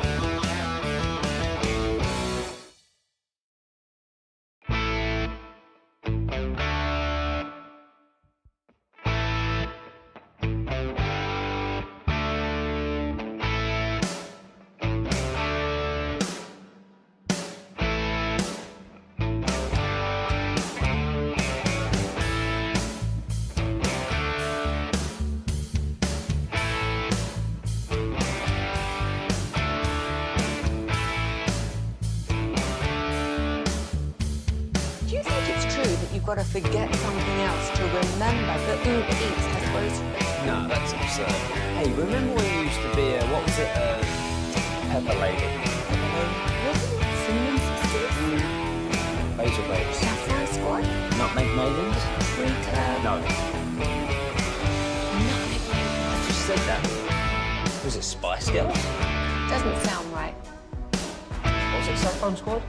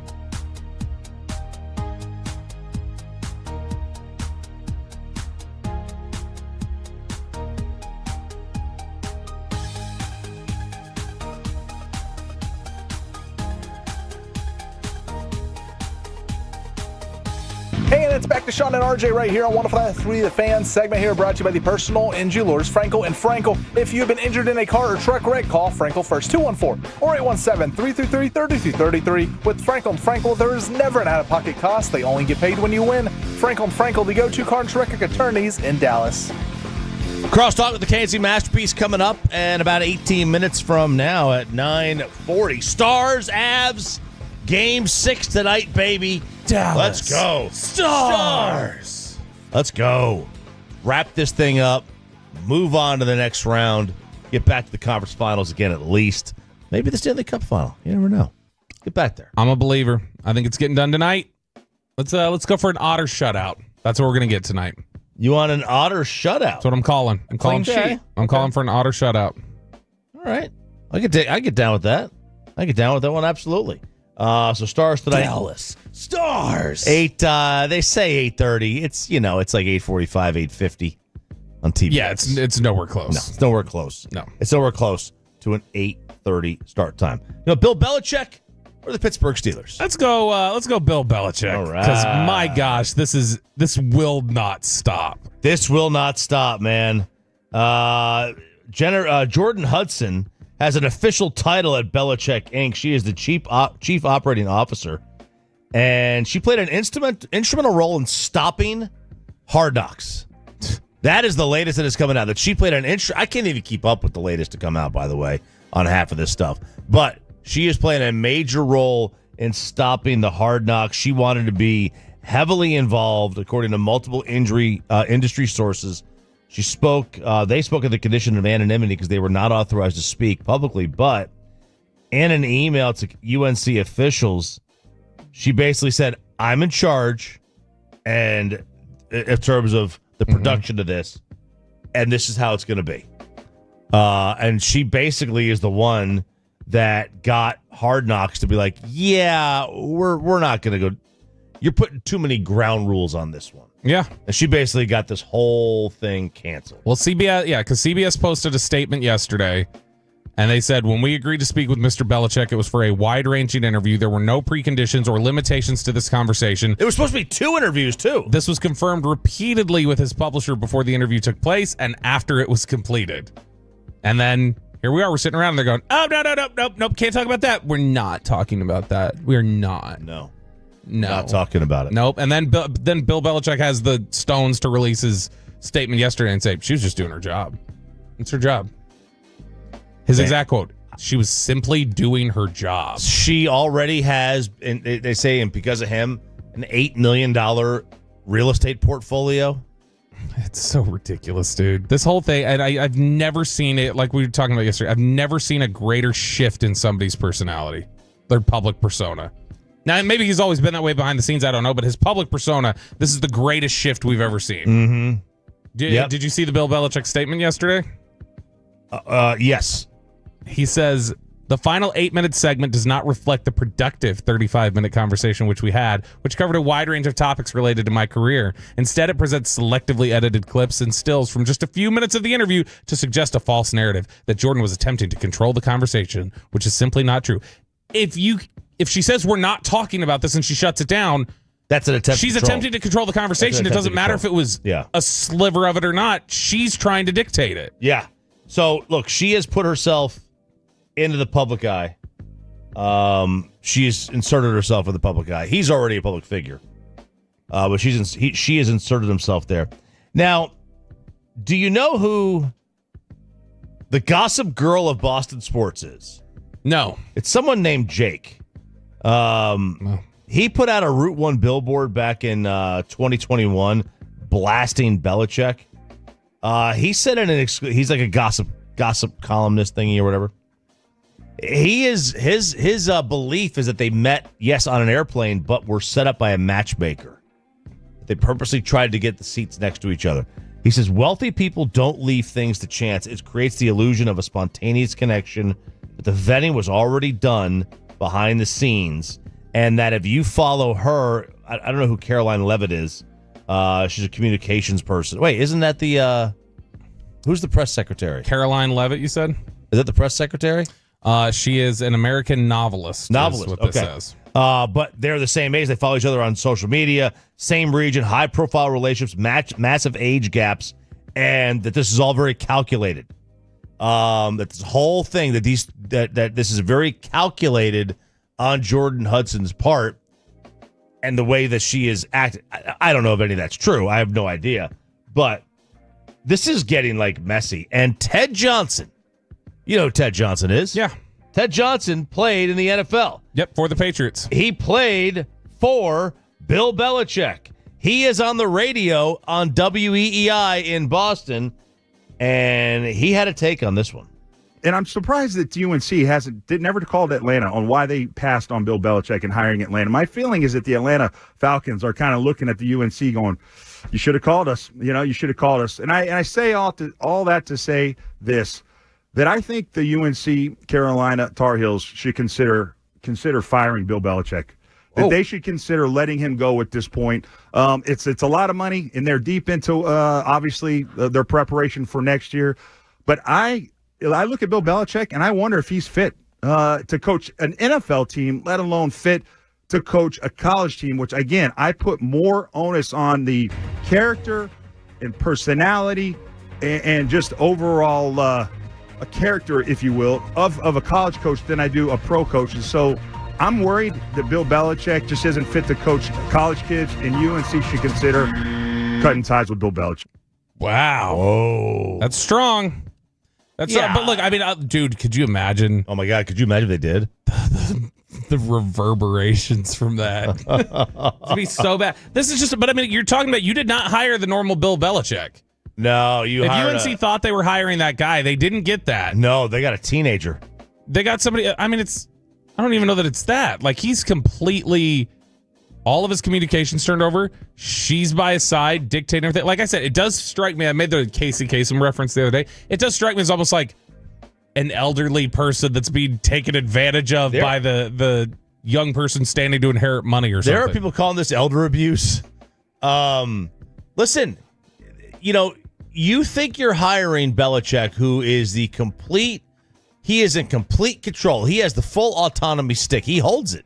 He wields that. By the way, you were right. That is the press secretary, and they're saying it's because she's 27 and her husband's 60. So that's the same kind of situation, that's right? The reference, yeah. It's just older, a lot older. But could you imagine? You hire Bill.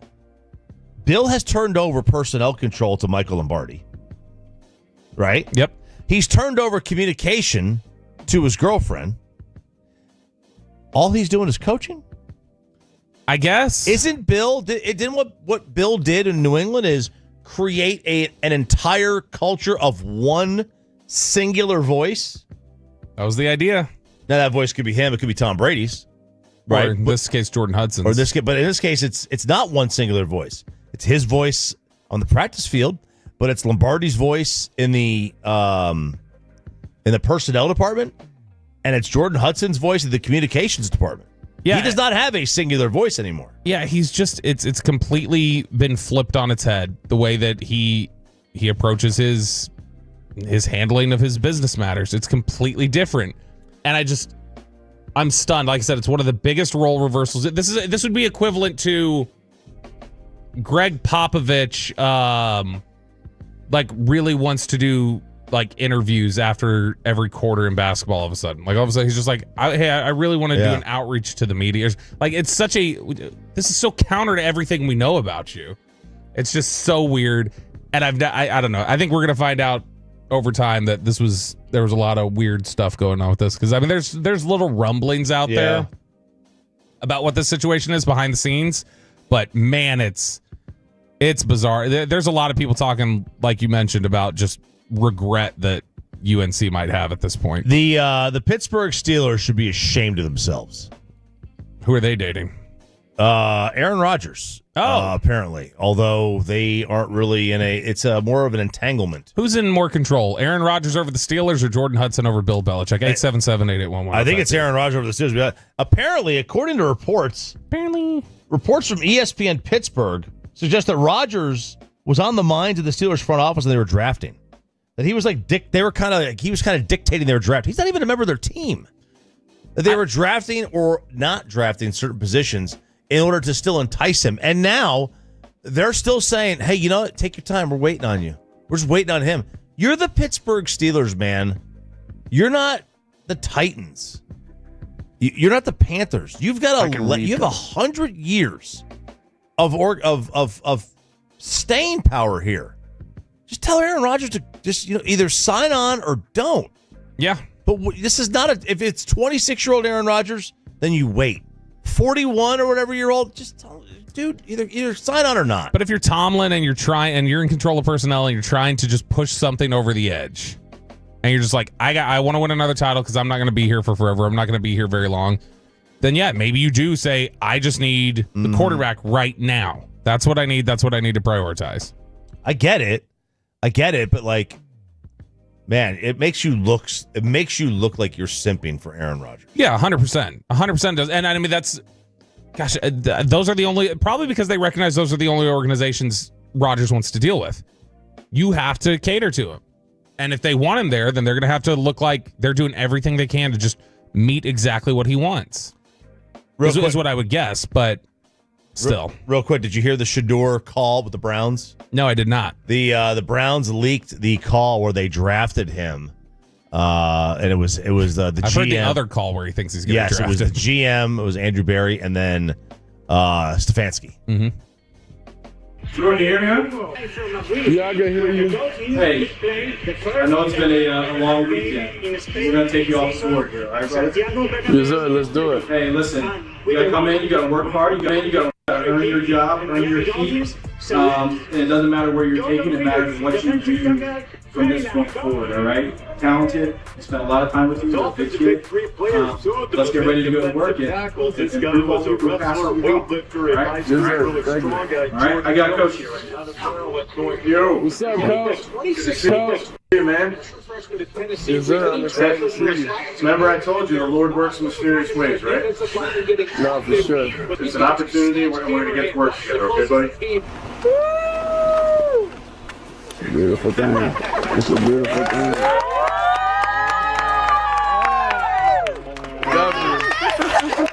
Boy, they are hamstrung financially by Deshaun Watson because they can't get good recording equipment for those phone calls at all. Dear God. No, they can't.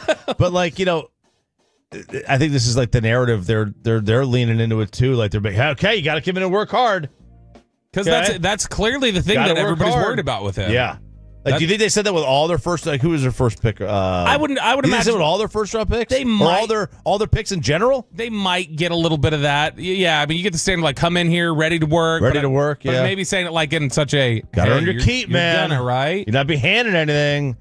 Usually they'll lay out the expectation, say, "Hey, we just need you to come in here and work hard," but they don't normally go like, "All right, you got to work hard, right?" Yeah, like, they don't normally ask it in a question. It sounded very parental. It did. It was. I don't know, just kind of whatever. I started to feel bad for Shador over the last few days. Like that was that had to suck to be sitting there like that. He did a lot of it on his own. He laid the groundwork, and so did the people around him, but still couldn't help feeling bad. Cross start the KNC Masterpiece next. Coming up in the next G-Bag Nation will be on after.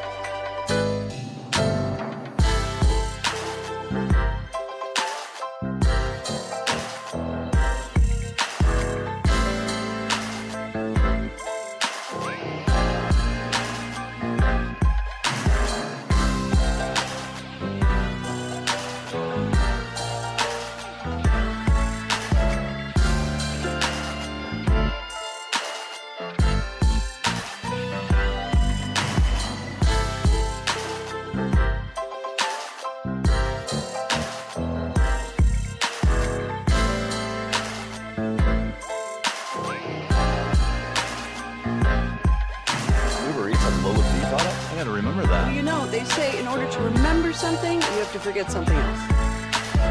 Okay, now that is a very cute haircut. That's like a little shag. I've never seen it before. Well, I mean, of course you have. It's the Rachel. Oh, is that your name? No, I mean like your name. No, I'm Jen. My name's Jen. Right, but I just mean like this is your haircut. But that's hair on your head. I'm not saying this is your hair. Okay, freaking me out a little bit.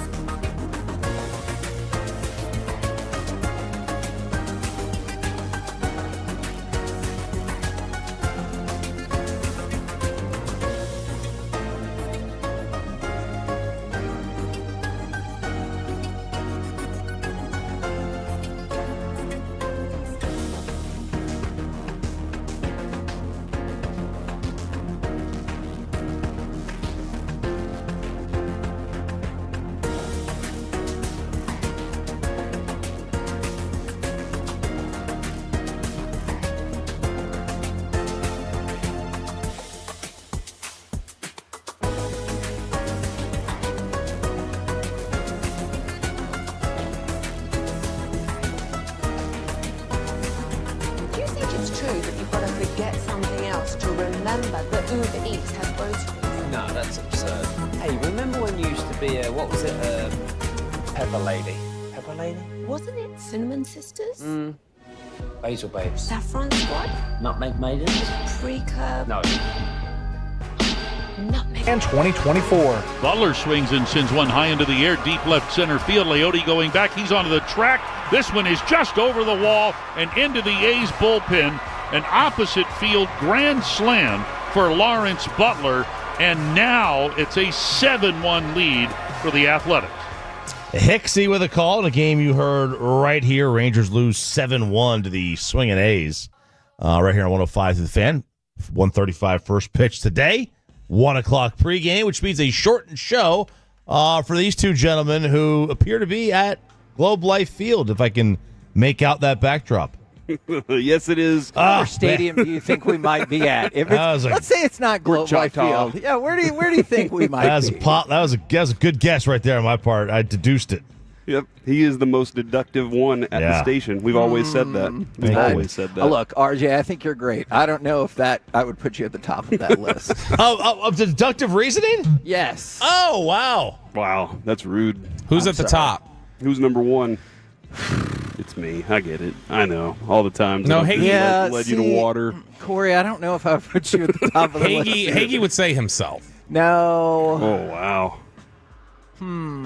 That's a good question. I feel like I should have had an answer ready if I'm going to say it's not. You know what? That's a fair point. I don't want to be one of those people who's like, I don't like that idea. Well, what's your idea? I got nothing. So you know what, RJ? I will rescind that statement until I have a different answer for you. There you go. It could be you. Yeah. I don't know if it springs to mind right away if I just go like, well, gosh, that guy, he's a deductive reasoner if I've ever seen one. Yeah. Like, I don't think anybody at the station really pops like that for me. See, I don't even want to be a deductive reasoner. I just know. You know who I could see it being is Dawson. Like, I could see Dawson going like, well, there's this and this and this, and so once you say this, we're at this point. Like, I could see Dawson being that way. Makes a lot of sense. Yeah, I can see that. What do we have coming up with the show today? Well, guys, as you said, it is a short show today. About at noon today, we'll talk with our man Jared Sandler on his birthday. He'll pop by for us and have a little conversation, obviously, about the Enrique Segura trade that just happened today. Big-time trade happening for the Rangers, a DFA'd player for another right-handed 20-year-old pitcher. So we'll see how that works. That's coming up at noon. We will go into the Stars' physicality. We're at 10:20, so we're looking for, tonight's game. I'm not sure. I've been pumped for games before, Kevin. Oh. Tonight's game, I want to destroy Colorado. I want to bury that team tonight.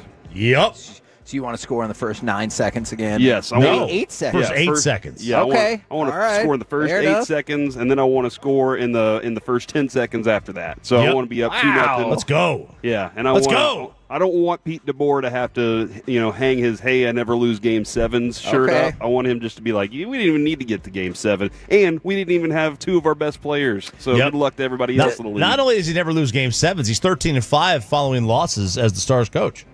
Do we know if that one fan travels who wears the suit? The Bednar stuff? Like I would love to see how that guy got a ticket right behind the Colorado bench in Colorado and still has that suit. That would be awesome. That would be awesome.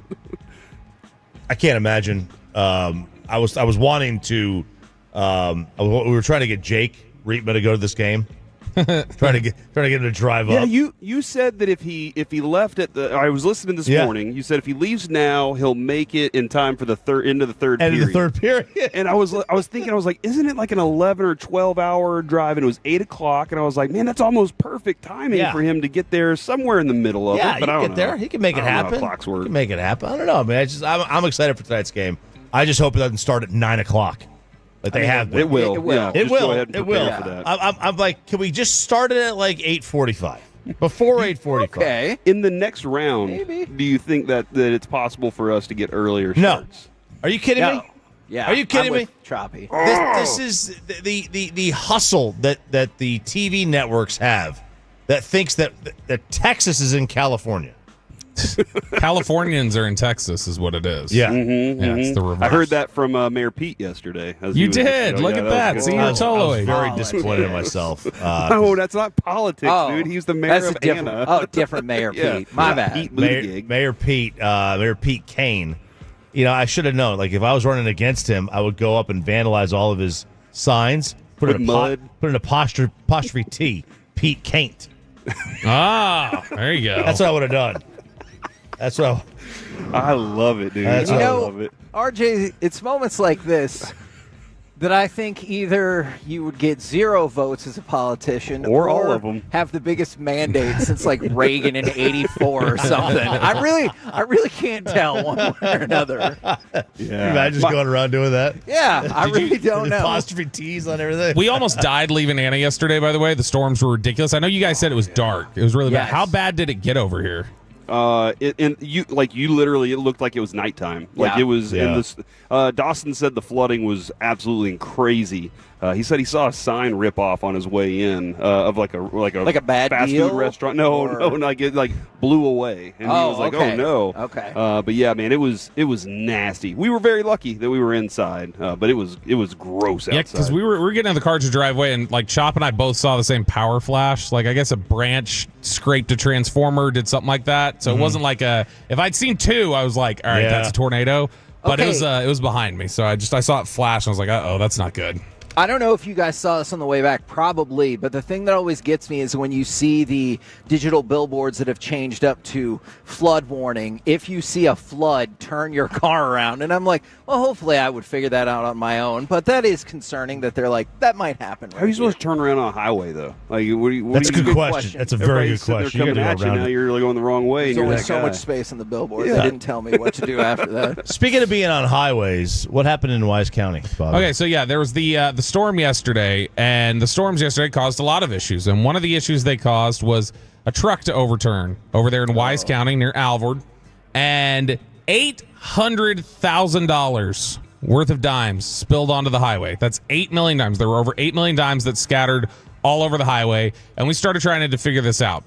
If you were given like a minute, okay, you just pull up to that highway, and they're like, hey, we need to clean these up. We're going to give you 1 minute to just grab as many handfuls and throw them in your car as you can.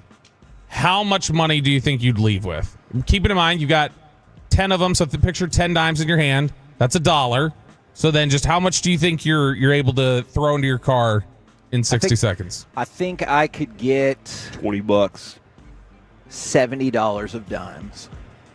See, you're going low like Peyton. I agree. Peyton said that he thought he'd only get like $80. That's 800 dimes. I know, but here's the thing. You got to think about this. You pick up 10. How many can you fit in your hand?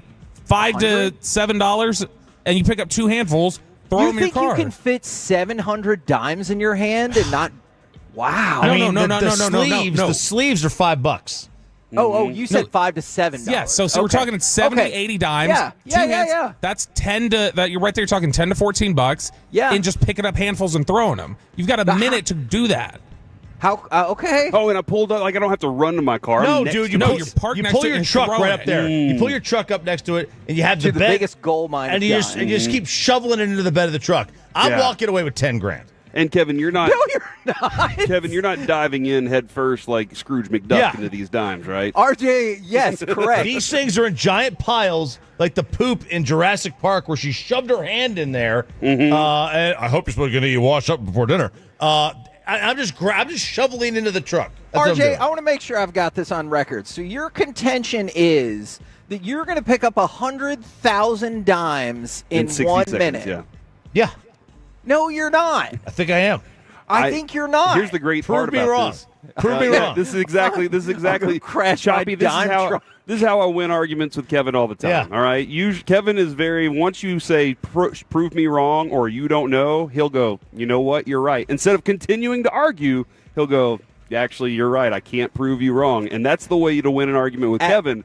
However, I feel like we need to find a company that has all these dimes. Yes. And, I don't know, maybe the government. That's a company we could ask and say, hey, can you bring a bunch of dimes to the station and see how many Choppy can get into his truck? And then Choppy drives away with all the dimes. Also, think about the cleanup, though, okay? So they have 8 million dimes on the highway. If they would have just, Wise County just goes, look, leave it for now.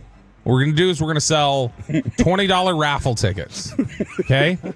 And people are going to buy them up. We're going to make back our money that way, the money that we lost from spilling the dimes on there.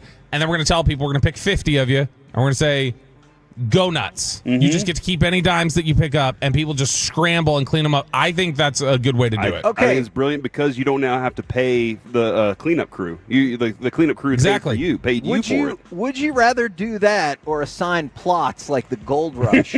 And you're like, here, This is your This is your section that area. you get. And you're like, Yeah. oh, I hope it's got a lot of dime. And then you'll have those Oklahoma people running Yeah. out there too quickly, right? Yeah. Now, would you rather have $1 million or a penny that doubles every day for 30 days?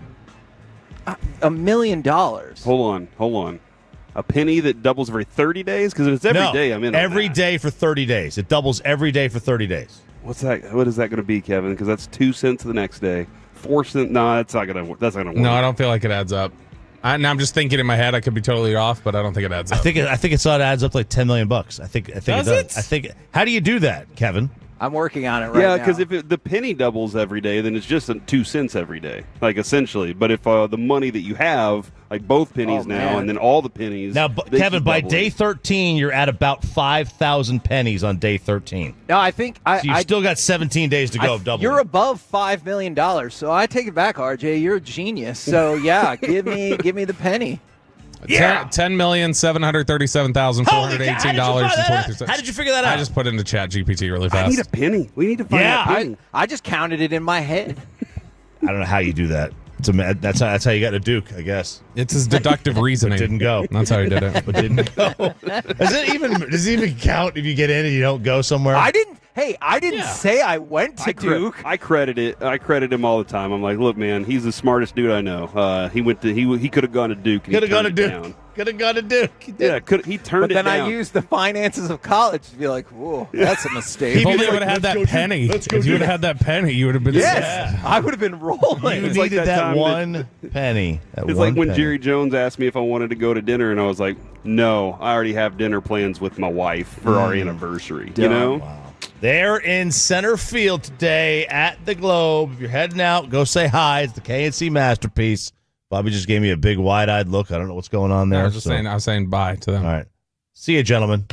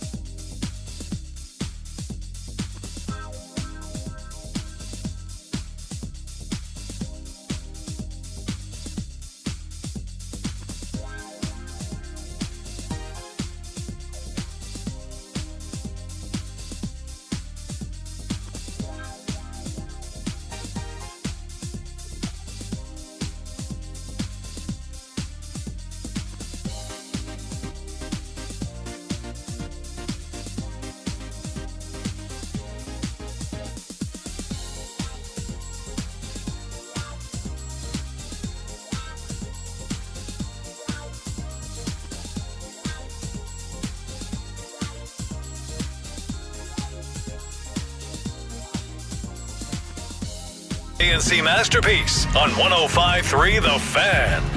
KNC Masterpiece right here on 105.3 The Fan. You got me, Kevin Hagelin. We've got, Corey Majors. And back at the studio, we've got the famous Alec Medford. We are live at Globe Life Field, and it is also CBS 11 Weather Day. What a day. Here at Globe Life Field, so there are a ton of kids, and there's going to be a whole bunch of weather happenings behind us. Man, they all looked so confused this morning whenever they were trying to get into the stadium because nobody knew where to go in. And so I was sitting there at the media entrance just kind of waiting, and then all of a sudden I was like, okay, I'm going to go in now. And everybody looked like, oh, we can go in here? And I was like, nah, you're not media, suckers. And then I slammed the door in their face and came inside. Wow, take that, little kids at the ballpark. Well, it was their parents that I was taking that shot at. Though. I did just get a text from somebody. They said, hey, my company is taking us to the game today. Nice. So they're going to come on Odyssey. and swing by. It's Odyssey Day out here. No, yeah. My company is taking us to the game. That is true. Hopefully all the Odyssey people will come by. and get a burger upstairs. Yeah, and say hello to us. All right, we're going to have a busy day today. We got Jared Sandler coming up at 12 o'clock. We're going to talk about the person who fell out of the stands. Oh, my gosh, dude. And I just didn't believe that video when I first saw it. We'll talk about that in a little bit and obviously get you ready for Stars Avs Game 6 tonight. But unfortunately, I think we're going to start with the Rangers. And so I would ask for a positive highlight, but you saw the game. So I'm going to go ahead and say, give me cut 2. Butler swings and sends one high into the air, deep left center field. Leote going back. He's onto the track. This one is just over the wall and into the A's bullpen. An opposite field grand slam for Lawrence Butler. And now it's a 7-1 lead for the Athletics. That would be the final, as well as the saddest part of all of this is the Golden Chicket was once again deactivated after only one free game. Very disappointed about the way that played out. But this game was infuriating. Yeah. Even before the Grand Slam and before it felt like it really got out of hand, you go back to some of those early chances for the Rangers. First 6 innings, 1 for 8 with runners in scoring position. They left 9 men stranded. And so, I know you went from 3-1 to 7-1, but this game early on, it was there for the taking, and Eovaldi obviously pitched very well. Oh man, Eovaldi was fantastic last night, and it's almost at a point now where you're just like, I expect him to be, glorious when he goes out on the mound. You kind of just expect that, and you have this embarrassment of riches at starting pitching right now. And whenever you're having that many times you're leaving runners on base, you're actually getting the hits. You're actually doing the things that you talked about that you wanted to do better. Actually, Kevin, last night I saw more guys going opposite field, even attempting to go opposite field. Some of those pop-ups kind of landed that way as well. It was nice to see them doing that, but then whenever it became the bigger moments, they're like, all right, now I'm clearing these bases with a bomb. And they couldn't get the guys across the plate. And that is, last night, if you watch again, they did what Bochy said they had been doing in the past, and that is expanding the strike zone, making it too big for themselves, and not squeezing the pitcher to force better pitches for themselves to get better pitches to drive. And that was the problem for them last night. And then late in the game, I'm not exactly sure where you are on Luke Jackson right now, Kevin. So this is tricky, and we've talked about this before with relievers, how quickly it can get out of hand, right? But if you look at most of the season, I've been good with him. Like, obviously, yes, the first game was frustrating. Yep. And the last week has been uber frustrating because you can directly point to 2 games that you're like, hey, we either lost any ability to win this game because of you. In between, it's been really impressive, but I know that's not how it works. I can't just tell you, hey, except for these 3 bad games, he's been really good. Because if you go back to the season opener, if you go back to the game a week ago, I think it's exactly a week ago, against the A's where he blew the save, and then the game last night, and you look at those 3 games, and you're 16-15, even though you've gotten like easily the best starting pitching to start a Rangers season ever, and you wonder about those 3 games. I wonder about those 3 games if it was Yates. Would you, even though we hit a bomb off of Yates earlier this year, I wonder if you could have gotten win. Then all of a sudden, if you were 19-12, the bats are still struggling, but your pitching is lights out, and you're 19-12, and you're like, I feel pretty good about this. Instead, you continue to wonder if the bats will come around or if the day before was just an anomaly. And I wonder, how the hell is this team at about 500 with the phenomenal starting pitching that they've got? Oh, man, you're dead on. That's the question that's got to be plaguing Bruce Bochy right now, too. And Chris Young is... This doesn't make any sense. When you have this kind of pitching, it's not supposed to go in reverse with your hitting the way that it is. But I guess, Kevin, it's not necessarily reverse because they weren't that great last year either. But you thought something was going to change in the offseason, and something felt like it was on its way. Now, you look at the way the lineup's constructed. We did hear Jared this morning. He was saying that Corey Seager is really working to try and get back. And he said he's a competitive dude. He sees them struggling, and he wants to be out there. Can I pause that for 1 second? I don't dispute any of that. I just don't want us to have this weird idea that the offense was just good when he was there. Right. Yeah, he was there and the offense wasn't good. And that was the thing that he added. He was like, the one thing that we can say is we haven't seen Wyatt Langford, one of the best hitters in the lineup, and Corey Seager, one of the best hitters in the lineup, in the same lineup enough this year. Like, that's been the thing that's been missing a lot this season. That's fair. And so, if Wyatt's getting on as frequently as he does, then you're hoping that that's going to be a thing. Last night, not a good night for Wyatt Langford. That was definitely that 0 for 5. Not necessarily the one you wanted to see, but that is the hope, is that at some point that happens. And I don't know what's going to liven these guys up. It does feel like discipline is the real key here when it comes to not swinging outside of the zone. Yes. And the discipline part, I don't know how to get these guys to go from their Boch doesn't have. It's a very you know your job, you're a professional, go do it, I trust you.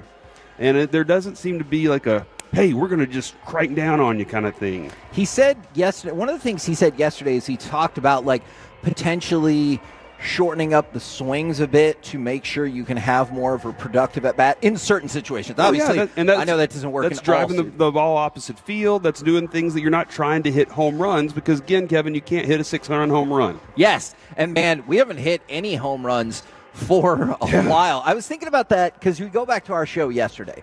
We're all buzzing about Tuesday night and the fact that the Rangers scored so many runs without hitting a home run. And then I saw this, I believe it was from Kennedy Landry.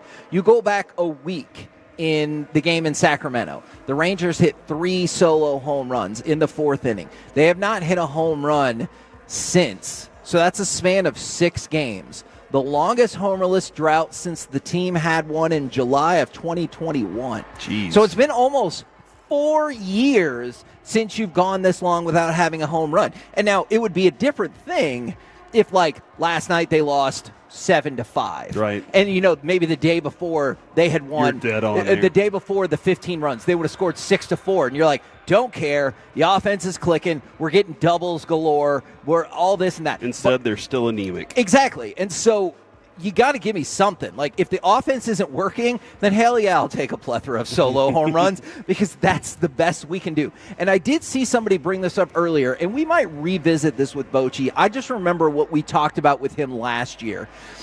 How come the team doesn't bunt to move people along more? I feel like, and you can correct me if you think I'm off base on this, he talked about last year, Bochy, that is, how maybe they just did not have the lineup that was particularly suited for that. And I don't imagine that adding Jake Berger and Jock Peterson, not necessarily world-renowned bunters, is something that would have changed that. Yeah, one of the things I remember from that conversation is there's 5 ways to get a guy over to the next base. 5 ways to get him to third. And that was another conversation, too, about moving a runner from second to third with a bunt. And then, yes, as you were saying, the idea of, well, our team is built on the idea that they're going to hit home runs. They're going to drive doubles. That's what they're. Wow. Did you hear that, Kevin? I did hear it. Now, luckily, there's a TV in front of me, too. So you saw it all where happening? They're running the weather experiments. Gotcha. But, yeah, if you're listening and Corey's in the middle of a point and you hear a it's weather day here. Yeah.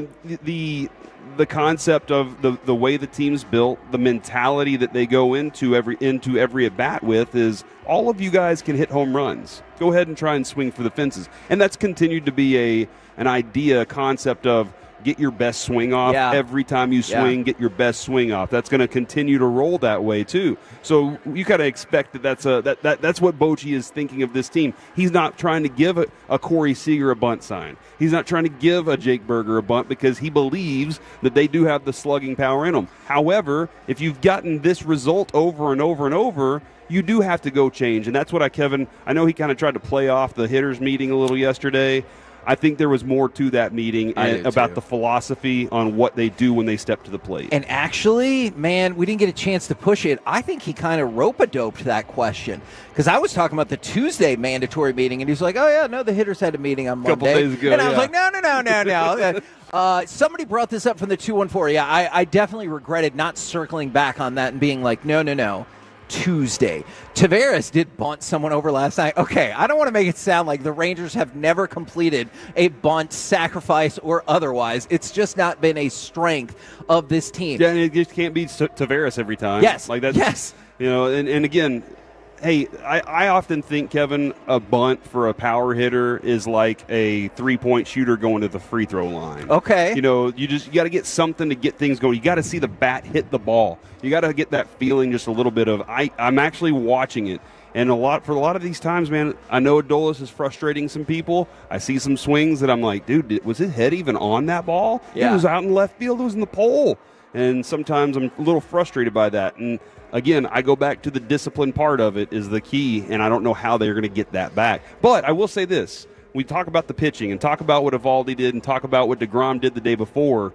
You do have some pitchers on this roster who understand that, and they're not going to go in there and throw their glove into their locker and start screaming about how there's no run support. They're going to go, well, did I put up a 0 today? That's how they look at it. And if I didn't do that, then I didn't do good enough, and I could probably do better. I need more. They want to do that. They want to be that guy that's giving the team every possible chance when they're on the hill. Now, I do want to throw out some props to Evan Grant because I thought his response on this was kind of hilarious. Sometimes people, they mistype what they want to say. And people were jawing about the hitting coach. Look, we've already seen that this morning on the fan text, 877-881-1053. Frankel and Frankel injury attorney text line. You can also hit us up on the Twitch and the YouTube. Somebody said you need to bring back the hitting coach like Judy Jaramillo. Rudy. Now, I assume they meant Rudy, but Evan Grant responded, is that Rudy's sister? And I love the idea that there's this universe where he has an equally established sister as a hitting coach, and that's who we brought in. I'm sure that infuriated the person who tweeted that, but I thought it was funny. Well, I'll tell you what, man. When I was in high school, Sunset High School, his son went there. And Rudy helped them out a little bit. He helped them, and that team crushed. All right, I remember they hit the ball hard. So yeah, I think he's kind of good at what he's doing right now. He's kind of happy there, but yeah, they got to find something that can change and bring back some life to these sticks. And I just wanted to go back to the pitching staff because this is just, it's amazing to me. So Eovaldi, as you said, top-notch tonight. By the way, I'm going to thank Jared Sandler because I went higher than 5.5 strikeouts on Eovaldi last night because he goes, hey, you know what the A's can't hit? The splitter. You know what Nathan Eovaldi likes to throw? And I was like, Was this during the pregame show? You're like, yeah, and so he ended up having 8 strikeouts. So Jared indirectly gave you advice on that might not have been his goal, but that was 100% what I did with the that. pre- and post-game show, the hot spot for advice absolutely. on your plays. And so with that, the Rangers rotation, their ERA is 2.99. Okay. Their whip is 1.1. That is the best March-April rotation ERA since 1983 and the third best in the history of the club. The whip, that's the best start ever for the Texas Rangers, and you are one game above 500. That is the part that is so infuriating about this. And I know Boch talked about it yesterday. It's like, oh my God, that pitching staff, credit to them. They've been amazing. Sure. And I feel like the rest of this sentence wanted to be, why the hell are we not clearly in first place, maybe by 4 games? I don't effing know, but he's a professional. So he didn't say that. No, that is Boach. From the 254, Kevin, Corey, hear me out. Boach needs to throw a bunch of bats into the shower, full OG players, and give them the lollygagging speech. It looked like maybe he changed it up with the shaven look. Uh-huh. Dude, I'm telling you, that guy every week, every series, it seems like his facial hair changes just a little bit. It's a good approach, man. You go in there and you're like, it didn't work today. That's sometimes that's what you do. You go up to the plate and you're like, I wasn't good today. Tomorrow I'm shaving. I'm gonna get rid of the beard for this series. We'll see how that goes. Would it get drastic enough to just shave off the entirety of the mustache and then we go on a run? For like Jake Berger? Or anybody. Yeah. Hell, anybody in this lineup. Maybe not Josh Smith and Wyatt Langford. They're doing just fine. I mean, hey, man, you've seen that. Tin Cup. Yeah. You know, take all the teas out of one pocket, put them in the other pocket. Do something just to kind of give yourself a mental reset. We're the KNC Masterpiece live from the Weather Zone at Globe Life Field in Arlington on 105.3 The Fan. Coming up next, can the Stars keep up this level of physicality in Game 6 tonight and beyond? Let's do it next right here on The Fan.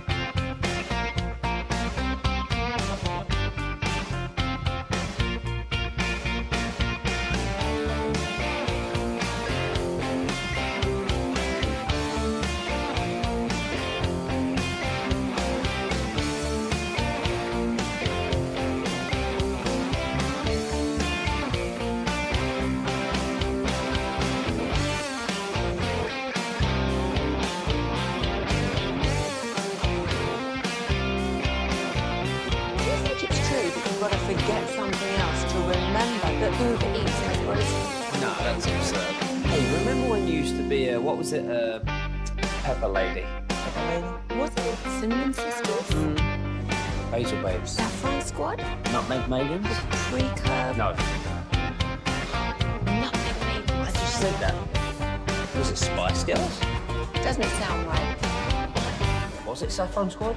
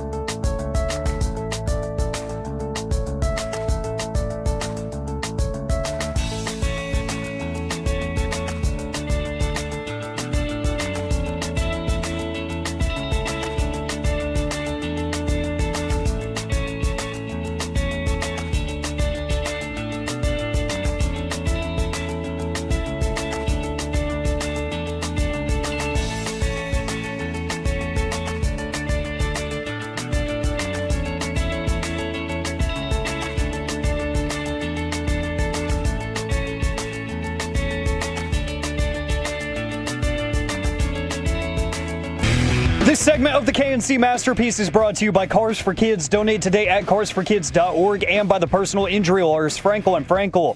If you've been injured in a car or truck wreck, call Frankel first, 214 or 817-333-3333. With Frankel & Frankel, there's never an out-of-pocket cost. They only get paid when you win. Frankel & Frankel, the go-to car and truck wreck attorneys in Dallas. Driving the net, Rantanen, he's got it! Score! Against his own team, Rantanen for the first time in this series. KNC Masterpiece right here on 105.3 The Fan. I'm going to tell you one thing. We're live at Globe Life Field. If nothing else, you should come out so Corey can show you the snarky and clever things he pulls up on his computer. Hey, Facebook is undefeated, man. It just keeps rolling out stuff for me. To try to throw people just like me off. All right, so we talked about the Rangers in the opening segment. Obviously, very disappointing yesterday. Hopefully, they'll get back at it today. Well, they will get back at it today at 1:35, and hopefully the offense decides to show up. But the Stars and the Avs, Game 6 tonight. You have the opportunity to close out the series, advance to the second round, or the opportunity for us to be sad tomorrow and have your Saturday night plans change. Yeah, your Saturday night plans definitely will change if that's the case. Game 7. Because, Game 7 would be the most significant thing on your day. Like, that would be everything that you need to sit around and be ready for. This is one of those, Kevin, where this could be a turning point for the Stars' whole run to the Cup. Because early in the series, the first game, you were just like, this team, they fell apart. They ended their season miserably. They are not good anymore. This is the worst. And then they come back and you're like, okay, and then they lose again. And so you're kind of going through this emotional ride here. But again, if they can do this without Robertson and Miro, which it appears like they're probably going to play this one without Miro again. Yep. If they can do that, again, other teams in the West are looking at that going, when they get those guys back, how do we beat them? I know some people think, and I think Dawson said this the other day, look, if Miro was to come back, it does kind of throw things off for a little bit. I'm not quite certain that that's the case with a Miro. They all understand how he plays and what they're doing, and I think they're not going to let him back on the ice until he is ready, especially since they feel like they have control of this battle right now, this series. Now, Corey, we once had a newspaper editor that said you can learn everything about a game from just looking at the box score. Mm-hmm. That was a real thing that they really said. And I think that person also said that some say the Stars only need to win one more game. Oh, we need to win 13 more games. No, I got what you're saying. For the series. Oh, okay. Some yes. say that. Yes. But yeah, so we had a newspaper editor who said that. Well, if you looked at Game 5, then you think that the Stars were chumped out physically all night long. So I'm going to go to Pete DeBoer, cut number 6, because I don't think either one of us saw it that way in terms of the Stars' physicality in Game 5. We were much more competitive physically last night than we were in Game 4. So that's a big part of our game, and particularly defensively. And I think I thought everyone the entire group was more competitive in that area. The penalties that we took were defending, which I don't mind. You know what? If you're battling in front of our net to help save a goal, no problem. It's the ones that are 200 feet from our net on the forecheck or in the neutral zone that we've got to avoid. Now, if you looked at just the box score and just the hits, you didn't see it. Yeah, you'd be like, the hell is he talking about? You were way more physical in Game 4. But if you were watching the game, that feels so wrong. Like, I went back and double-checked on the team hits, and I was like, that can't possibly be right. And so that's just another example where sometimes the box score can lie to you. And we go. I'd give Mason Marchment 12 hits on that one time the puck got stuck in the corner, and he just kept jamming the person in the back. And they're like, maybe one. I'll think about it. But I wanted to throw this out there about Liam Bichsel. If you haven't heard this is going to become your new favorite Mikko Rantanen quote. Okay? All right. So let's start with Bichsel. Bichsel, after he got sent to the box, obviously there was a whole scrum. It was a misconduct. Hey, see you later. Sat in the box. There was only, a minute left, and the game was over, and it was getting chippy all game. You could see that it was building to this. So Liam Bichsel, he's in the box. He smiles at the crowd when he sees his face on the screen, and then he starts motioning for the crowd to cheer and get louder. And, like, I love that. And then you go to Mikko Rantanen talking about Liam Bichsel. He's 7 feet tall or something with skates on and 300 pounds. So I'm happy to be on his side. With the way the guy hits, it's hard to go to the net when he's on the ice. It's a physical game in the playoffs, and I think he feeds off of that. Man, that part about it's hard to go to the net when he's on the ice is true. Watch how many times, whether it's Kiviranta, I think that's the one that I keep seeing them collide the most. But watch how some people, whenever he's on the ice and he's on either the left or right side of the post, and they get close, and he levels them. And they don't even have the puck. He's just like, I'm clearing you out of this zone. I'm not letting you be part of this. I love hearing that from Mikko. That's great to know, too, like this, what he sees. That's another part of the addition of this, Kevin. This team last year, year before that, they were always very passive anyway. Like, that was a thing. But they didn't have a dude that was that size. Matt Duchene's a nice size player. I mean, he's not an oversized player. He's actually a small player. Jamie Benn is a big player. Marchment was your biggest player for most of those series. And when you have now Rantanen and you have a Bichsel and a Marchment on the ice, your size now is wearing opponents down by the third period. And you're really starting to get teams to a point where you just keep banging throughout the night, and by the end of the evening, they're just like, man, we didn't even realize we were exhausted by all the hits we were taking. And like I said, those numbers didn't show.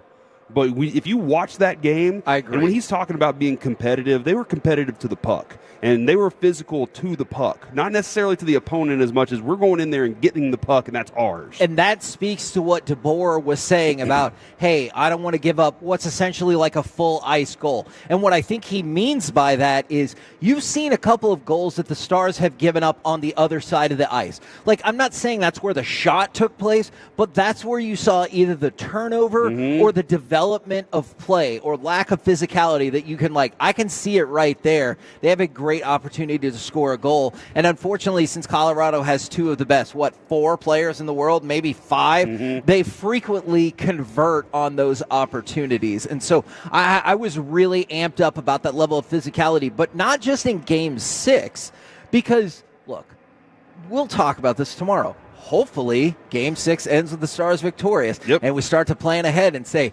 man, that Winnipeg-St. Louis series is getting really chippy. I don't know if you watched any of that last night. Those guys were getting pissed. It was awesome. I expect tonight to be an extremely physical game, especially from Colorado's side. Me too. And so you love to be able to sit back and be like, hey, I'm really excited to watch Game 6 of Winnipeg-St. Louis, hopefully Game 7 of Winnipeg-St. Louis. I hope it goes quadruple overtime before they decide it and all of that. But you're going to have to keep that level of physicality up. If you win tonight, if you lose tonight and have to go to a Game 7, it doesn't end here. So I like the idea that they're not like, hey, yeah, we did it. We were physical that one time. And it seems like they're like, oh, yeah, we're aware of some of the shortcomings we've had in this series, and we've been trying to step it up. That could be a calling card.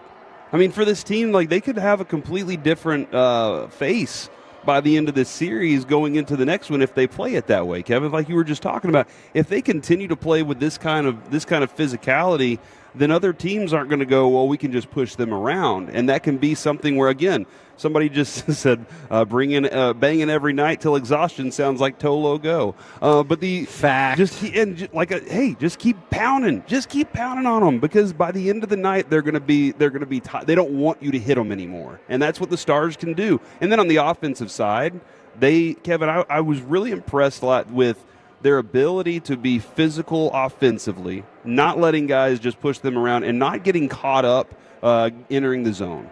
That was something that the game before, it just looked like they couldn't get the puck into the zone. And the opportunity was over. They were like, you know what, let's just dump it in. And they couldn't even do that well. And now it looked like they did such a better job keeping the puck on their stick. But then, when Rantanen gets down by the post, there's a dude on him trying to push him out of the way. He's falling down. He's getting back up. He's leaning into him. He's just as physical as anybody on the ice. When you have a guy with that much talent and that much skill on a team with these guys who have that much talent and skill too, and they see him pushing people around too, that amps them up. And then the captain comes in and levels somebody, and it gets everybody juiced. No, I think you're right, especially with the way the Stars like to dump a puck deep into the zone. You're going to be able to need to fight through a plethora of things. I also appreciate how many people have advised that you might have just done your latest men's tea promo in the description of that. I'm really excited. I would love a men's tea commercial where they're like, take it from Cordy Majors, and they just don't even get a different audio from you. They just take exactly what you just rolled through. You just keep banging throughout the night, and eventually it's like, man, I didn't even realize I was exhausted. Yeah. Then like the goalie, you squirt water all over your face, and you're good. What are you doing? That's what the goalie will do. It's going to freeze on the ice. We talked about this with Mike. And by the way, for the people that are asking, yes, the Stars are scheduled to play Saturday if they lose. All right? So, I mean, hopefully it doesn't come to that and you just get the day off, because Winnipeg and St. Louis are still in the midst of their series, so you would not play Saturday if you advance to the next series. And I know, Kevin, the mentality of closing a game and closing a series is completely different. You have, go back and look at that Mavs team that they went into. Was it Game 5? Hold on. Here we go. What's about to happen? Are they doing clouds or something? Oh, they're doing tornadoes. Nice. Yeah, I don't know if that translates in the background, if you can see us, but yeah, they're... You know, the idea, the concept of wearing the black tie and everything, that was symbolic to those Mavericks team, right? And they were like, we're burying this. This is a funeral. We're putting them down now. You do have to have such a different mentality to close a series out, especially to close a series out early, because you know that team is giving you, they're unloading everything they got. Now, that's a fortunate thing that DeBoer goes, okay, well, then I get to see everything you got. You know, that's all you got? Then we're going to use that against you in Game 7. That's a fortunate thing. You don't want to make it to Game 7, though. Although some people are like, I'd like to close this on home ice. No, I don't want to. I want to get done with and move on to move to the next round. No.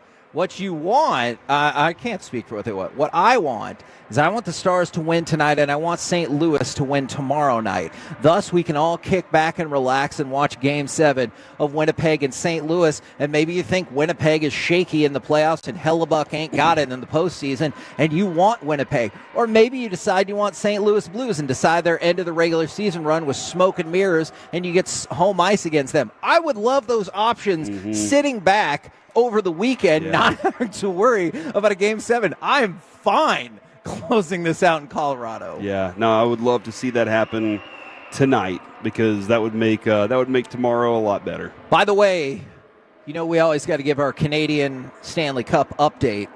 The Tampa Bay Lightning, they're out, but more importantly, on the eastern side, the Montreal Canadiens are out. So another Canadian team bites the dust as we inevitably march to another American team winning the Stanley Cup. The Canadians, though, don't they can look back and say, hey, look, we got 20 of these, though. We're really good. Oh, for sure. In the past. I think about that all the time. And you know what? It's not really that much of a stretch. As a Cowboys fan, I frequently have to lean on the past to try to stay in any argument about contemporary play. Because the Canadians can be like, hey, when there used to only be 6 teams in the league, we won 15 Stanley Cups. Now we got 20. That's great. What's happened in the last 30 years? Does that sound like another franchise you know and love? Yeah, me too. From the 214, I love you guys talking hockey. We love talking hockey too, especially when our team's on fire like this. And from the 325, I know it's not Shout Out Friday, but shout out to the KNC Masterpiece and the Fan for getting me into hockey and the Stars. I haven't been this excited about it until this last year. Thank y'all. Go Stars.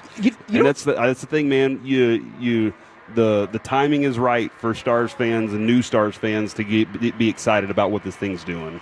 That's a good point. Somebody brought up, though, they did win the 4 Nations, but that's not the Stanley Cup, because the Stanley Cup is an American trophy. It's an American trophy at this point. By the way, have you seen the wild discrepancy between the conferences? In the East, every series, except for one, I'm pretty sure wrapped up 4-1. Yes. And then in the West, every single one is at 3-2. Yeah. And it feels like a decent bet you get at least 2 Game 7s out of that? Let's go. We're the KNC Masterpiece right here on 105.3 The Fan. Coming up next, it's time for Baseball Nuggets. How did MLB's team salary discrepancy get so out of control? Next on The Fan.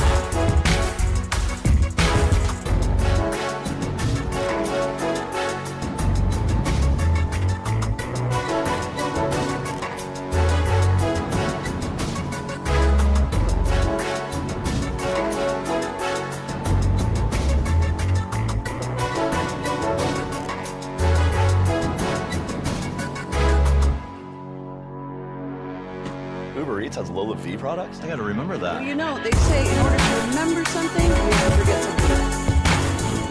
Okay, now that is a very good. That's like a little shag. I've never seen it before.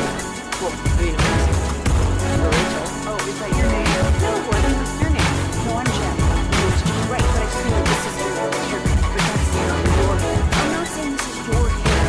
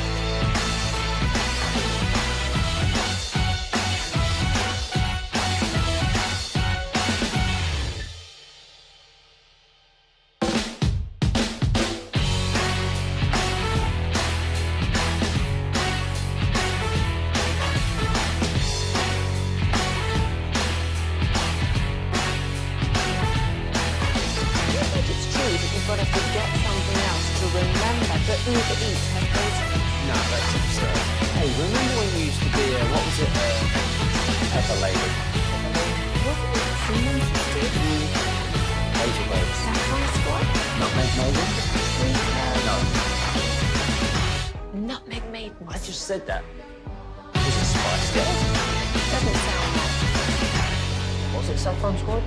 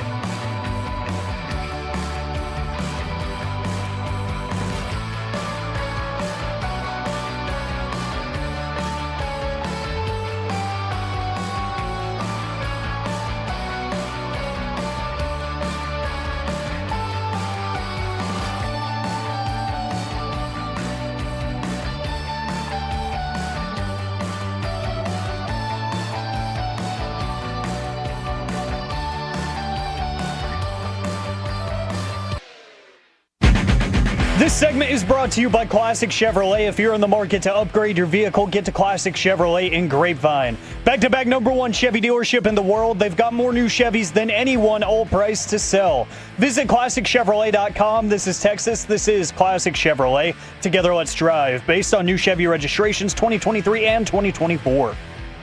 Into the glove he goes with 5 seconds on the pitch clock. And now the 1-1. And that hit deep to left field. Langford going back, turning to look, and that one is gone. A line drive home run for Brent Rooker. That's his 8th of the year. He has given the A's a 3-1 lead.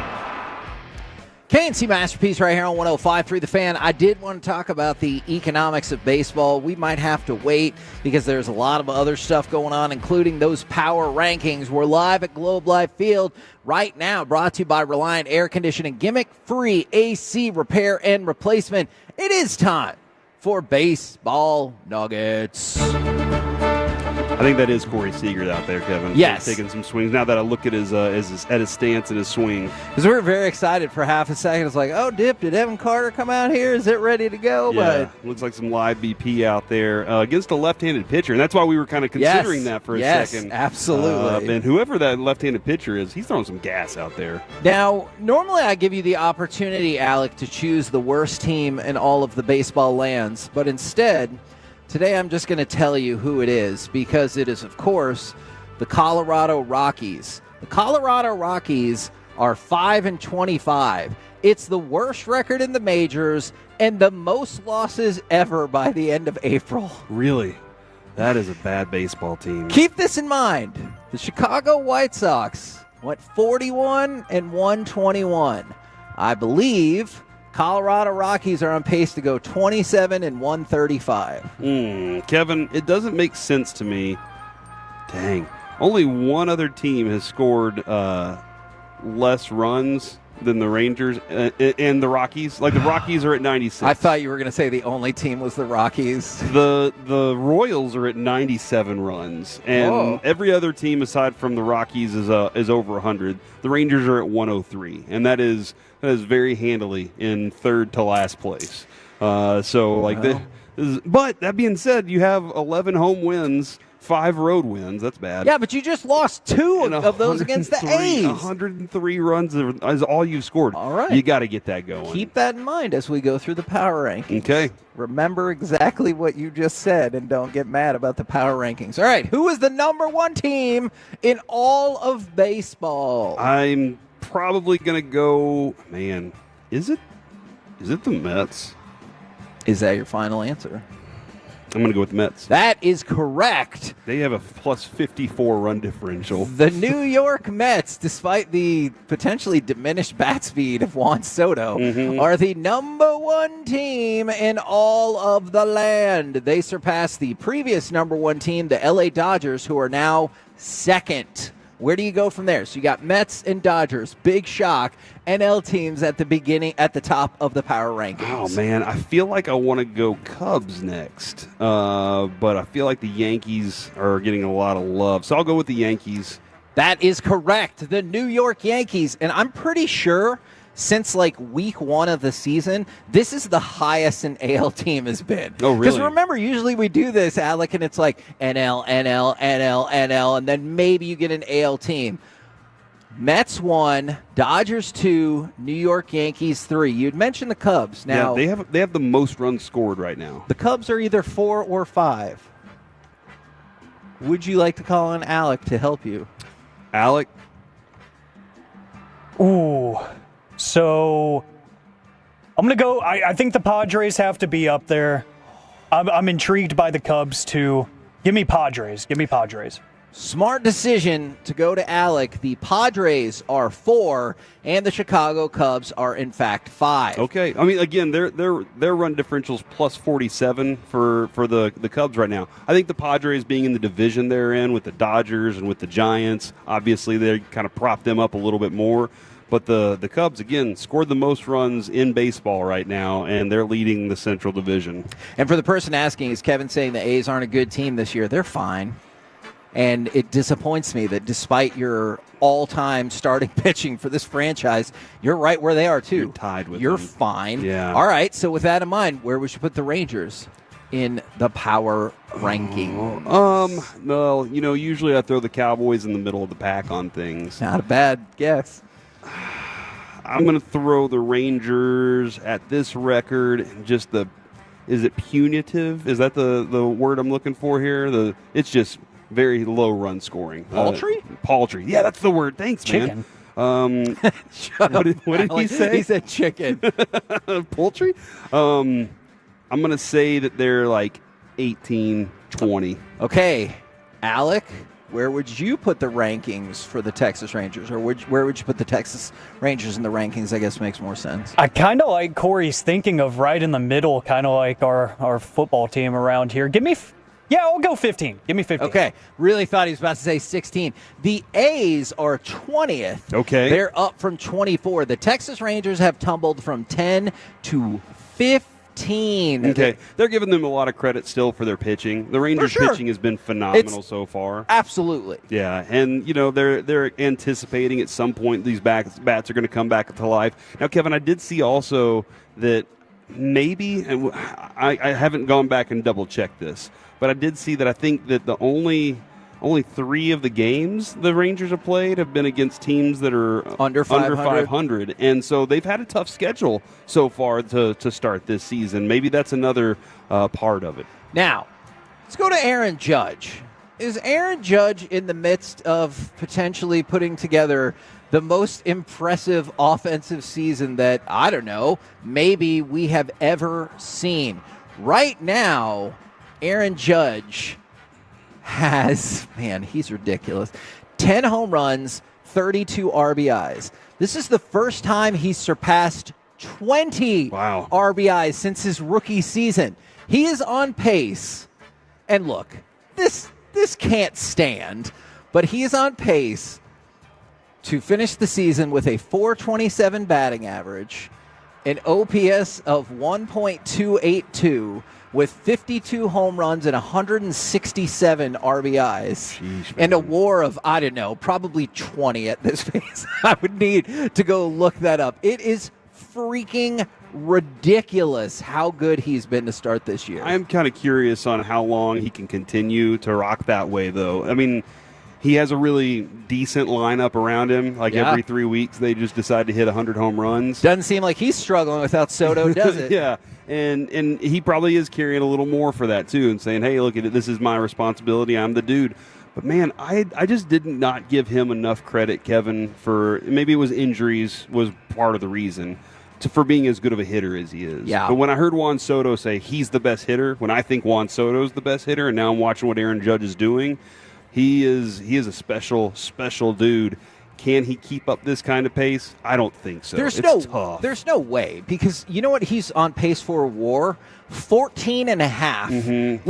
I would have to go look it up. I don't particularly recall WARs above 11. Maybe there is. I just don't remember. And right now his on-base percentage is .521. So when Aaron Judge steps up to the plate, it's more likely that he will get on base than not get on base. The single season what is it? record is 14.1 Babe Ruth in 1923. All right, so right now Aaron Judge is on pace to surpass that. The highest, I'm going to say since the merger, is 2001 Barry Bonds. That makes sense. What was he at? That was 11.9. Okay. So that's a big day right there. If you get 11.9, that's preposterous, and obviously he'll win MVP again. And I just wanted to shout out what a ridiculous pace that he has started this. I say he can't do that all season, but even if he drops down a little bit, he's still having the best season. Yeah. Okay. Let's put it this way: your OPS is going to drop 300 points. All right. His OPS for the season would be 982. Your batting average is going to drop 70 points. All right. Your batting average for the season would be 351. Your on-base percentage is going to drop 100 points. All right. Your on-base percentage is 421. It's MVP type season. Yeah. In 24, he had a 10.8. 22, he had a 10.8. That ranks at 20th, by the way. Is he already a Hall of Famer? Ooh. I mean, let's go. You can look at the names here. Ruth, Yastrzemski, Hornsby, Gehrig, Bonds. Well, that's an interesting concept. Well, that is complicated. Ripken, Honus, Wagner, Tykov. Mickey Mantle, Stan Musial, Willie Mays, Joe Morgan, and Hornsby again. So every single one of those people is a Hall of Famer except for Bonds? Yeah, and I mean, Bonds deserves it, obviously. No, but still, I know. But yeah, it's all more those complicated. Guys. And then there's Aaron Judge doing what he's doing. That is definitely, he's made his way into that conversation already. By the way, keep an eye on Mike Trout today. He left the Angels game yesterday with a knee injury. Ron Washington said it was extremely precautionary. Mike Trout said he thinks he's fine and he's going to play tonight, but we'll see. Kind of like Corey Seager. You're like, hold your breath for just a second whenever you see something like that.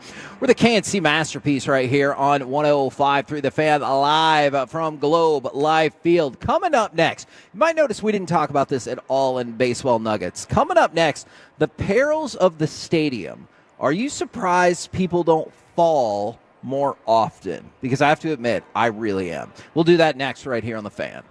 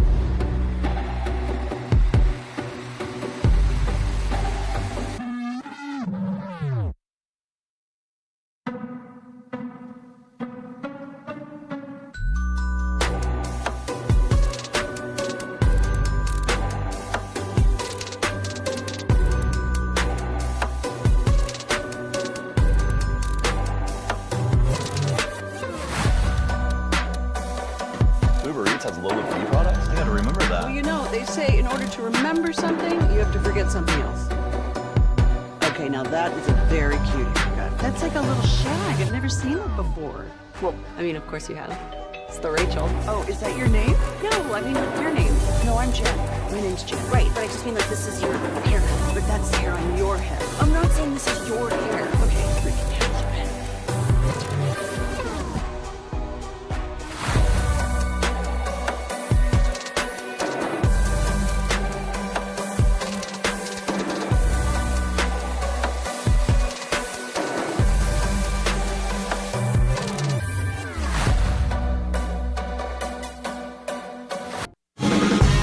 By our D&M Leasing Studios, it's the KNC Masterpiece on 105.3 The Fan.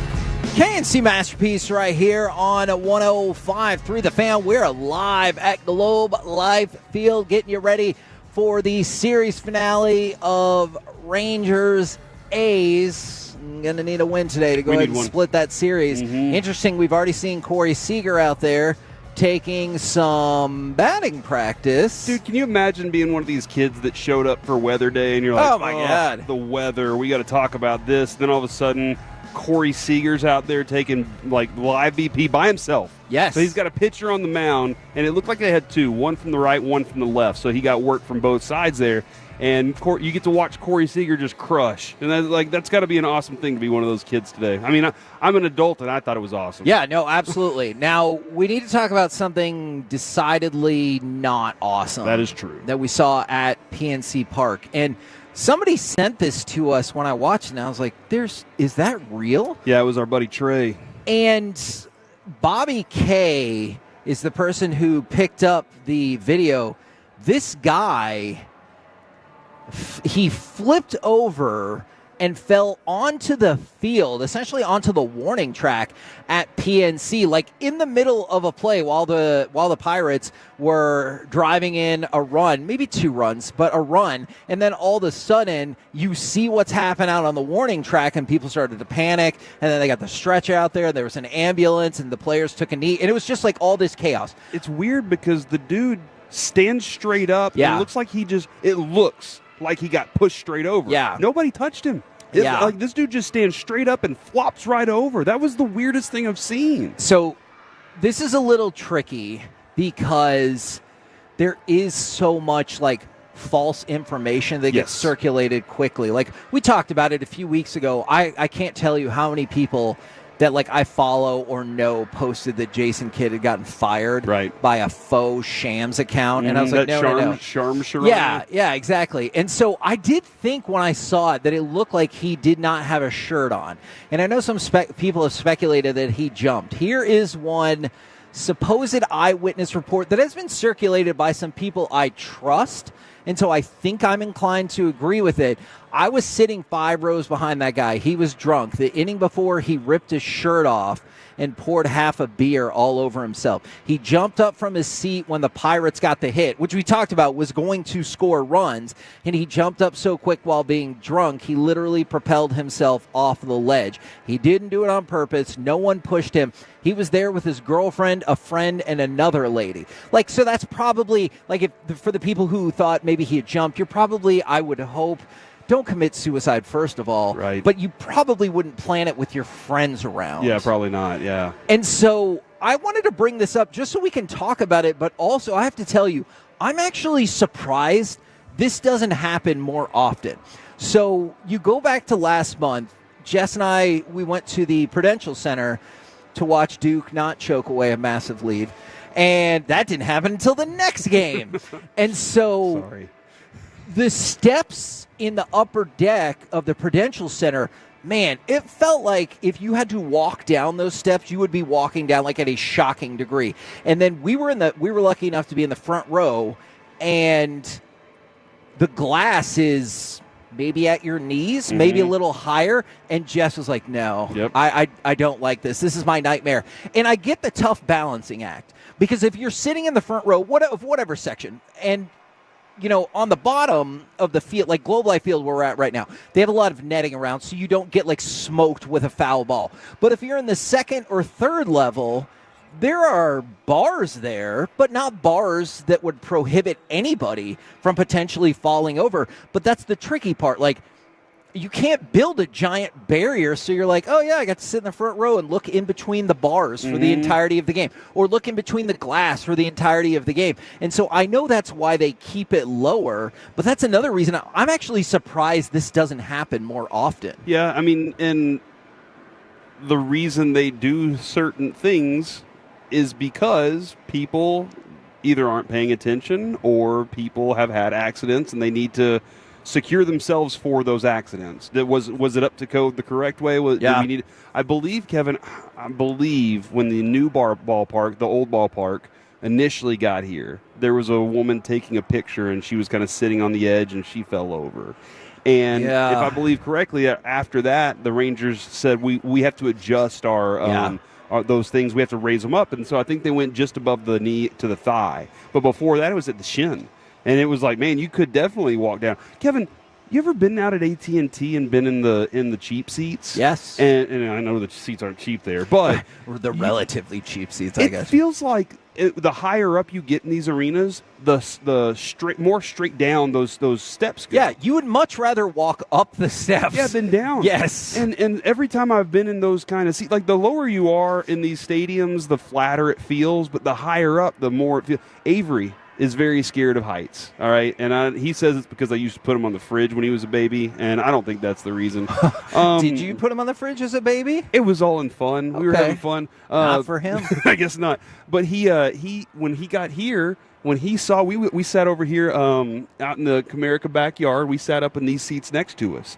And he was like, I don't want to sit there. I'll go stand somewhere else and watch the game. Wow! Because of the way that the way you kind of are looking over it. Yeah. And I'm surprised, Kevin. More people don't stumble down with all the drinking that happens too. That more people don't stumble down the steps and take more of those types of dives. I'm always very nervous when I'm doing it, and I'm very particular and pay a lot of attention whenever I'm in these stadiums now. So I'm curious if more people around have that same kind of concern or have seen an incident like this. By the way, somebody was asking, Pittsburgh Public Safety this morning said that the incident was being treated as an accident and that the man remained in the hospital in critical condition. It was a long fall, dude. Yeah, and it was... He might be lucky he was drunk. I mean, I know this sounds weird, but whenever you're drunk like that, you're not reacting the same way to stiffen up, and you're kind of loose. So he might be fortunate that he had been drinking like that. Interestingly enough, I've heard that about car accidents when they're like, you'll hear people who won't like tighten up like you might think. But so as of this morning, he was still in critical condition. I'm sure we'll get more updates. I don't know exactly the extent of all of his injuries, but that was a big fall. And then, of course, somebody brought up what happened in 2011. Look, it's impossible not to remember that for a lot of people. For us, we were like 6 months into doing part-time radio here at The Fan. We were filling in for G-Bag at night. Yeah, when Shannon Stone died from a fall. Which, again, Josh Hamilton already had enough things on his ledger. And whenever he was just trying to do a nice thing and throw a baseball up to a dad and his kid, and then that happens, Josh Hamilton must have felt miserable for that. And that's brutal. And, you know, they have the statue, obviously, that's representative of that. But, yeah, somebody texted in and said, I figured it would happen more at baseball stadiums, especially with people reaching over for foul balls and home runs. And you see that all the time. There were people are reaching out. I'm very nervous for those people that are trying to catch that because they're looking up for one, and they're just hoping that whatever's underneath them is holding them up. You know, somebody texted in, it's an outlier, no different than John Elway's golf cart accident. It's funny that you bring up that example. We were talking about this off air, and that's another thing that we said because of the drunkenness involved sometimes with golfing, maybe a lot of times with golfing. We're surprised that doesn't happen more often. And I'm not saying it's not an outlier, but can you just imagine, like, your friend or your dad or your cousin or whatever, it's like, oh, hey, he went to go play golf, he's dead. Yeah. Or, hey, he went to the baseball game, he's dead. Happens every day. Yeah. That where these type, not necessarily this type of thing, no, but I get it. Where you left the morning and then you're not there that evening. And Kevin, like, they're probably right in the outlier world. Sure. Because think about this: how many people are in this stadium today? Yeah. How many? And then probably going to be at least 30K. Multiply that by 162 for one team, and then you multiply that over, and how many is it a year? Maybe one, maybe two. And that's why we asked the question: are you surprised it doesn't happen more? And yes, I am. Because honestly, I am surprised that it doesn't happen more. And somebody brought up the idea of like, if you're in the emergency rows or the exit rows for the airline, that you can't drink, if you'd be able to monitor something like that. The issue that you run into is obviously just a simple matter of square footage. Like, obviously in the airplane, you're contained, and you can keep a much better eye on than, hey, when we fill this place up, it's 40,000 people. Hey, where are you going? To the bathroom. Are you sure that's where you're going? You're not going to take a beer into the bath?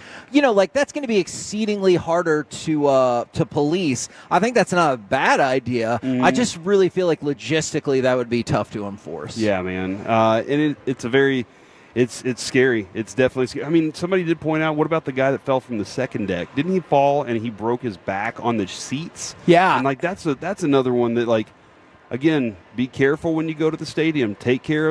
Make sure your alcohol content is right. Know what your limits are. This is just like gambling. Know what your limits are whenever you're drinking. Or even when you're sober, you could still fall like that. Oh, absolutely. Because think about it, at a baseball game, how many people are reaching for a ball or whatever? When we were at the Prudential Center, they do the thing where they, drop the prizes from the ceiling. And Jess and I sat in our chair, and I was like, if that thing falls into my lap, I'll take it. Otherwise, I am not reaching over the glass or anything like that just for fear of that happening. And the issue you're right about moderation, but if people are wondering if the alcohol thing is ever going to change, there's just too much money in it sports-wise. And how many people come to games that maybe wouldn't if they couldn't drink? I'm dead serious about that. And I don't know if we have Elway discussion further in our show. Yeah, you can bring it up now. But we heard that late in the show yesterday. As actually, I believe, as we were leaving, it was brought up. And it had happened over the weekend, I believe, or it's a couple of days ago, and it was just now that he actually passed away. That's, dude, you go out on the golf course, a lot of guys, Kevin, you ask often, what is the point? You're like, go socialize have a few and beers. drink. Have a few beers with your buddies and play some golf and have a good time. And you don't think of anything happening like that. And it's not like anybody's even, when you get to the golf course, nobody's even saying, hey, watch out for this. You just don't have that kind of thing happen that often. It's scary, man. And then from the 972, the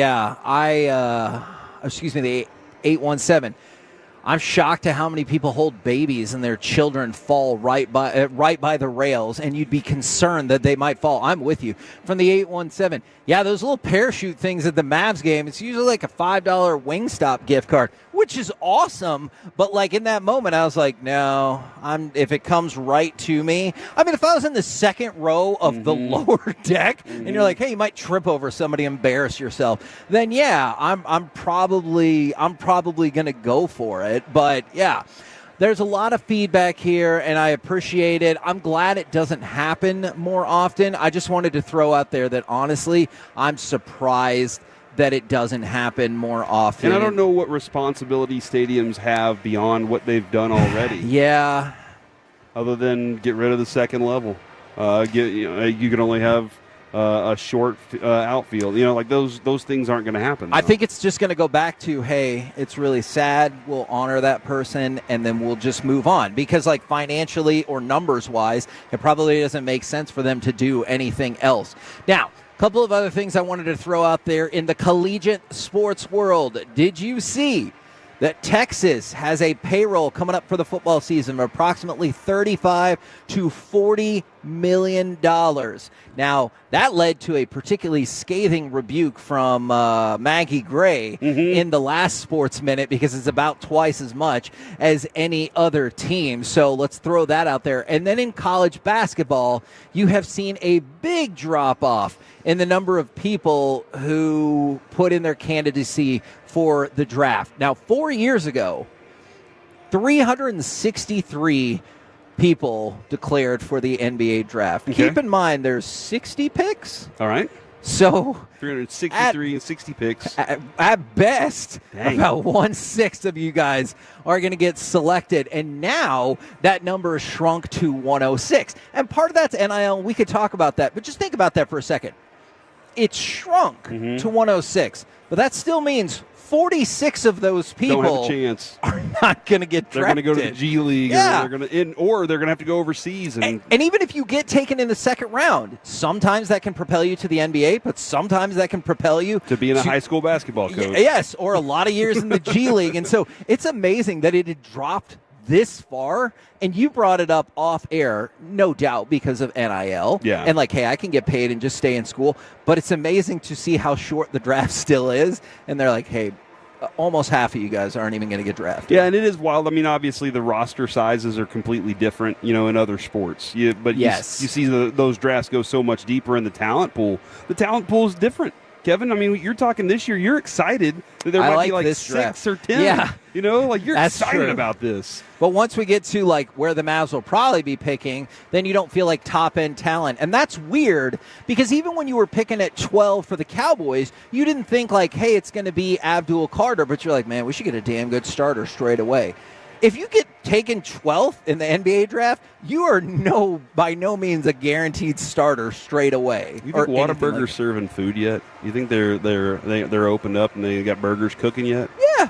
I think we need to order go some down there? Whataburger right Okay. now. Yeah, I mean, look, man. The only thing that can satisfy me, obviously, is some Dickies. True. But right here around the corner, I got that Whataburger, and we love us some Whataburger too. We're the KNC Masterpiece right here on 105.3 The Fan. We're live from Globe Life Field, and coming up next, it's time for AM on the FM. We got the question of the day, plus Shannon Sharp's grave just keeps getting deeper, but in a more fun way. Next on The Fan.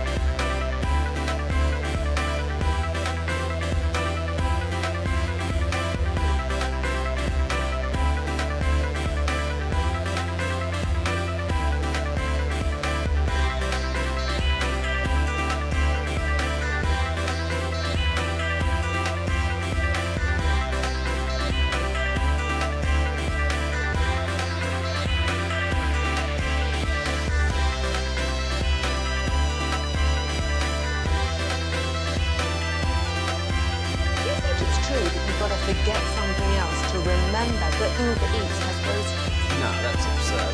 Hey, remember when you used to be Pepper Lady? Pepper Lady? Wasn't it Cinnamon Sisters? Basil Babes. Saffron Squad? Nutmeg Maidens? Paprika? No. Nutmeg Maidens. I just said that. Was it Spice Girls? Doesn't sound right. Was it Saffron Squad?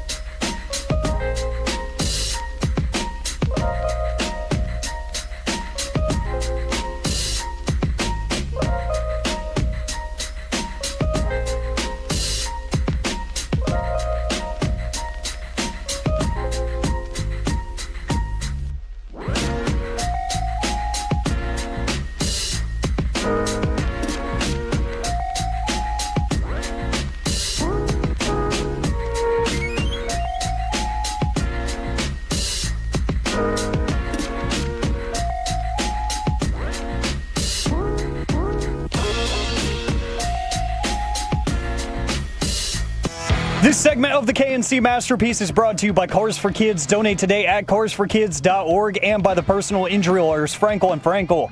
If you've been injured in a car or truck wreck, call Frankel first, 214 or 817-333-3333. With Frankel and Frankel, there's never an out-of-pocket cost. They only get paid when you win. Frankel and Frankel, the go-to car and truck wreck attorneys in Dallas. KNC Masterpiece right here on 105.3 The Fan. Alec, I don't think I've ever said this sentence in my life. He's so pumped about this. Oh, no. I am excited because the Tony Award nominations have been released. It's the weirdest thing I've ever heard Kevin say. And one of the two plays that we went to go see in New York, John Proctor is the villain, that has been nominated for 7 Tonys, including Best Play.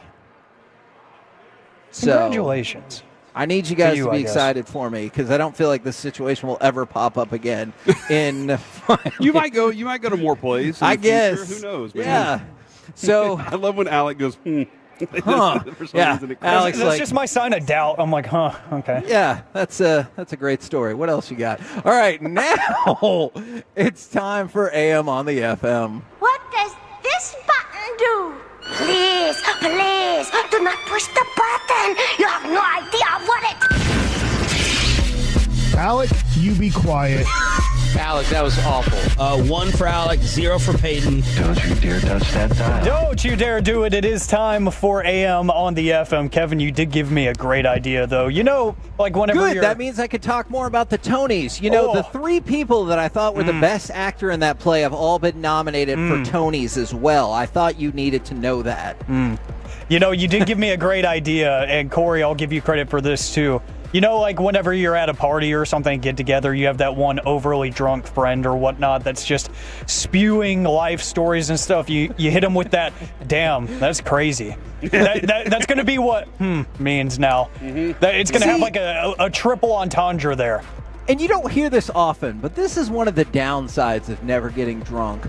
You can't blame your behavior away on anything. Like, I can't ever say, oh my God, Kevin told the most rambling and boring story. I can't be like, oh, sorry, I was drunk, or he said something I didn't care for. Oh, I was drunk. No, that's just me. That's Kevin. That's my personality that people don't care for. And we were just talking about that at the concert on Saturday. Me and my buddies. About me? No, not about you, just about me. I don't know how my 21st birthday got brought up, but it did. And my buddy Anthony was like, dude, you don't remember any of it, but you were giving the, I love you guys speeches and stuff. And I was like, oh, God, I don't want to hear about any of this. This is awful. But anywho, it is time for AM on the FM. We got the question of the day, 877-881-1053. The Frankel and Frankel Injury Attorneys text line to answer said question. And then I got some audio I got to play because Shannon Sharp's grave, metaphorically, is getting deeper. This time it's not legally. It's just in a fun way. You know what's funny about that, Alec? I'm sorry, and I can't see you face to face as easily. He wants to look into your eyes. I thought you were going to play a different one, and then the fact that you were like, no, it's an other different one for Shannon Sharp, that I was like, oh, that's not good. Yeah, like this one's, it's actually sports related. It's kind of fun. We'll get to it here in a second, actually. I do want to set up the question of the day, though, because I look at today's calendar. Not only is it May 1st, which that feels insane, but it is also National Investing Day. And I would like to know from you guys in the Tolos, what's the biggest investment that you're the most proud of? And it doesn't have to be monetary. It could be maybe you started a sports card collection, or it could be an investment you made in yourself, something that you invested in and you're very proud of it. 877-881-1053. We'll answer those here in a minute because I do want to make sure we get to this audio since you kind of touched on it there, Kevin. But we know what happened yesterday with the Lakers, and it wasn't anything impressive by any means. The Timberwolves take that series in dominant fashion, and I just want to set this up with a couple of clips that I kind of molded together from Shannon Sharp. Over the past couple of weeks, he's very confident in the Lakers, right? So much so that he was on ESPN all over the place with different little metaphors and whatnot that he was spewing out. I'm going to put it to you like this here. I'm going to put it to you like this here, Legs. OKC, KFC, UFC, Lakers in 5. With Luca playing like that, we got go James. It don't matter. It don't matter. Divorce court, child support, Lou Dort. Lakers in 5. Lakers in 5 every single time. And as Anthony Edwards was walking back to his respective locker room, these guys are chronically on social media, especially these younger players. Anthony Edwards heard that, and he had his own. Lakers in 5. Ant-Man, Batman, Superman, Lakers in 5. He said Ant-Man, Batman, Superman, Lakers in 5. As he was walking back to his locker room. So these players, they hear and see a lot more than they claim they do, and I just thought that was awesome as he was walking back down the tunnel. And so let's think about this for a second. I know it was super neat what Shannon Sharpe said, and it had fun alliteration and kind of felt like it would rhyme. Let's break down the content. The content of what he said was nonsense. OKC, KFC, UFC. Okay, sure. If the Lakers were playing a bunch of fried chicken or a bunch of trained MMA fighters in a basketball game, I also agree that they should be able to handily win that series. I don't know, dude. The fouls in that MMA bout are going to be pretty intense. What about the fouls in the chicken one, though? Oh, my gosh. I love chicken. Poultry. Man, Corey really is hungry. I'm hungry right now. I'm sorry, Alec. I know my Tony's talk distracted you, but Corey is only half here right now. He's like, I just need a place to be open and give me food. This does not happen to me typically, but today I am definitely in that place. So the other one, Alec, and I get why this is significantly more fun. Did you see the other one where he's like some After Dark podcast? Yeah. And the presumption is that it's that lady talking in the background, goes, and then he just looked at the camera and he's like, ha ha, this is the neighbors.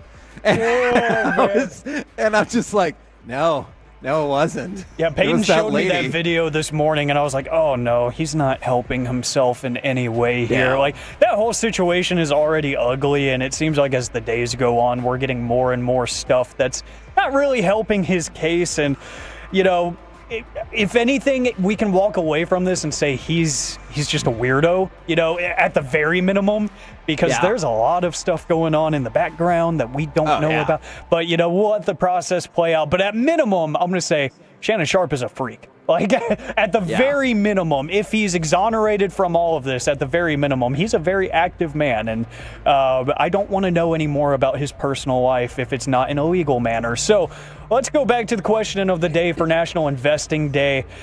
Something that you are proud of that you invested in, 877-881-1053. I'll say for me, you know, if I'm not going to go in the metaphorical sense, I'm really proud of, like, the investment that I've made in my health and my body because, you know, whenever I started this job, you guys remember, you guys were the first people that I met when I interviewed up here. I walked in and I was maybe $120 soaking wet. Like, I was literally straight out of high school.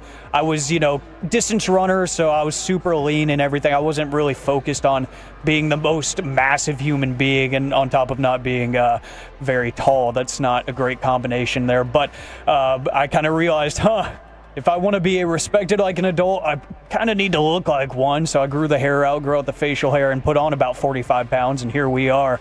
So I'm proud of that, but I will say that I am pretty proud of what I've got going with the sports card collection. I'm very proud of what I'm doing there, especially the wrestling cards and the Dallas Card Show coming up this weekend. I plan on being there today. It does, and I plan on being there over the weekend. I don't know exactly what days, but like I finally got a case yesterday to carry my PC so I can take it with me to the show and show people, maybe sell some stuff, hopefully add to the collection. I'm going to submit some stuff for some grading as well, so I'm really excited about that and growing that collection. I'm very proud of that. What are you guys proud of in terms of investments? So 2 different times I made money off of Can you just clip that part out, Alec, for tomorrow? That's a really good brag right there. 2 different times I made money off of wrestling stock. I have become Joe Mazzulla. Yes, I say the weirdest things. First, the WWF stock, when it made its initial public offering, I think it was like in '99, late '99, when I saw what the price was coming out on that and how hot they were and how they were putting WCW away. I was like, that's way too low. And so I think for that one, I got in whatever the initial price was, I think it was like $12, give or take, and I sold it off at more than 20 a share, and I sunk a good bit into that, and I was stoked about that. And then again, years ago, when it was starting to come up in the world and the WWE Network was about to get moved over to Peacock and everything, I picked it up at around 50, quite a few shares, and sold off at like 80 or 81. Ooh. So I was pretty stoked that I was able to do that twice. That is cool. Twice man. is crazy. What a flex. Yeah, you know, the Trevor Lawrence card was an awesome gamble. Did you make like 8-10 times your money on that? Yeah, I bought the thing for 75 and then sold it for 888, I believe, something like that. And that was I asked Kevin. This is that due diligence part of investing. Yeah. I said, Kevin, what do you think? And you were like, well, and you gave me all the ideas. I said, all right, I think this is a worthwhile investment, and I pulled the right card. I got the right one for myself. But I also, since we've gone out, I've been able to pick up a couple of pieces here and there, and I've watched that they've grown over time as well. But I will say, aside from my investment emotionally in Alex's career, I've been very invested in that. Right. You know, I sent you a text a long time ago about this, and how good he is, how good he is at what he does. I'll have to say, the first house Adrian and I bought, that was a significant investment. Yeah. It gained so much in property value that we were able to buy another house at a very significant price. At a better house. And then the second house that we bought, the prices in property went so high that we were able to double that up and move over and get an even better, in what I feel is a better house. And Plano. because of that. And now, you know, next thing, Lamborghini. You know, it's a paperclip to Lamborghini thing, but the home investment has been a very beneficial thing for our family. You know what I like, Alec, is so many people are talking about the investments that they made in themselves. Yes. From the 214, I'm really proud of the investment I made in my sobriety, 5 years clean as of this year. That is freaking awesome. From the 817, I made an investment in my health and I quit drinking. From the 469, I invested my spare time doing commentary for a small esports tournament and found out broadcasting is what I love. Does that count? You're damn right. That absolutely counts. And then from the 817, longtime listener, I'm a photographer, and I've got a meeting upcoming on Wednesday with an organization on helping me start and run a successful business. Invest in yourself. I love these stories. Yeah, did you read the one about the guy, the South Lake body shop? No. Yeah, the guy said 13 years ago he started an auto body shop, still here in South Lake, still broke because the city is outrageously expensive. But he has his body shop. Yeah. And when you run your business, you don't answer to a boss, and that's a cool thing. I do like that. That's incredible. Some great stories coming in, and keep those coming in for National Investment Day, 877-881-1053. And Corey, appreciate the nice words, sir, even though whenever it comes to height, they're not so nice. I appreciate the career-based words. Those are always very kind Still and very make me proud feel of good. you, man. That means a lot. Thanks, man. And one last thing before I give way. Katie Ledecky is just a badass, and I just wanted that to be known. She made the swimming debut at the age of 15 at the London Olympics back in 2012. Somehow she's even faster at 28 after many, many years of doing this stuff. She holds 22 of the fastest times in history for the 1500. And at the 2025 Pro Swim Series in Fort Lauderdale, she swam 15:24.41 to beat a second-place finisher, Jillian Cox, by almost 40 seconds. Not only did she beat the second-place winner by almost 40 seconds, she also clocked in the third fastest time in history for that event this week. Incredible stuff that she is doing after a decade-plus long career. She is still insanely dominant, and it just gets me even more excited for the Summer Olympics and really just the Olympics in general. I've told you guys a million times how excited I get over that stuff, but the fact that she is still dominant and putting up record times this far into her career, I just wanted to give a tip of the cap. She's an absolute badass. Kevin, you know, when we were working at the newspaper, we would go cover swimming events. Yep. And whenever I got to go cover the state swimming tournament. It was awesome. But there was a buzz in that pool hall. I don't know what to call it, honestly. I like it. Aquatic center. There was a buzz in Austin of I can't remember who she was, but she was coming up to swim the backstroke. And everybody was like, she's going to set a national record today. Watch. And she did. And the whole place, like, knew it. And everybody got excited because they all know each other. Yeah. I can only imagine in those types of environments what that's like. You don't take it for granted whenever you're watching a Ledecky live in the arena. The moment I realized it is when the single camera setup didn't work for the Olympics anymore in swimming. They were like, we got to go hey, underneath the water. These are all the other people that are in the race. Katie Ledecky is not on the screen because she's not on the same side of the pool. That's how far ahead she was. That was the first time that I was like, oh my God, is she going to like lap somebody? This is freaking amazing. We're the KNC Masterpiece right here on 105 through the Fan, live from Globe Life Field. Coming up next, it's time for Gridiron Gravy, the must-watch games of the 2025 NFL season. Next on the Fan. Coming up in the next G.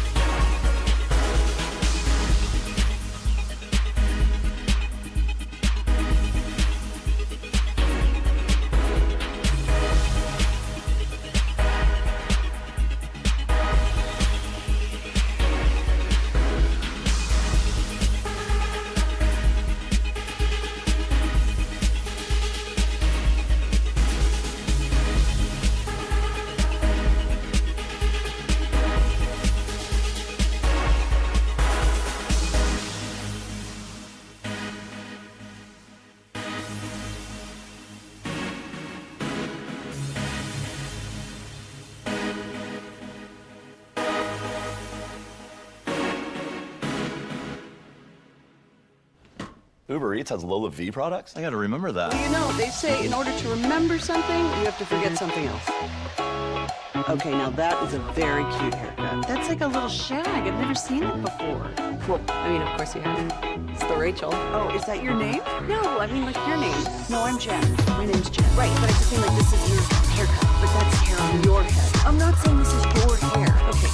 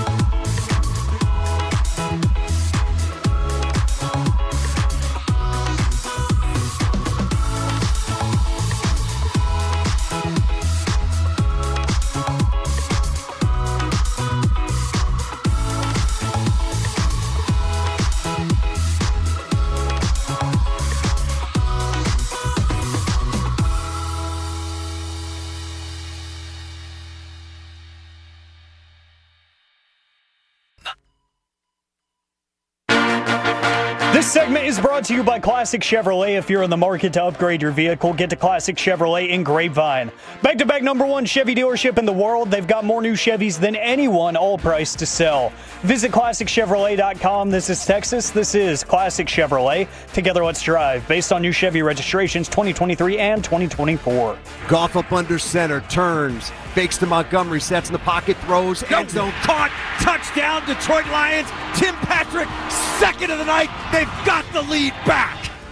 K&C Masterpiece right here on 105.3 The Fan. We got some gridiron gravy coming up in just a minute. But you know what, Corey? You brought up that we saw Corey Seager taking batting practice, and you were like, who is pitching to him? Yeah. So minor leaguers Thomas Ireland and Florencio Serrano were the ones who were pitching to him. Look at the Irish.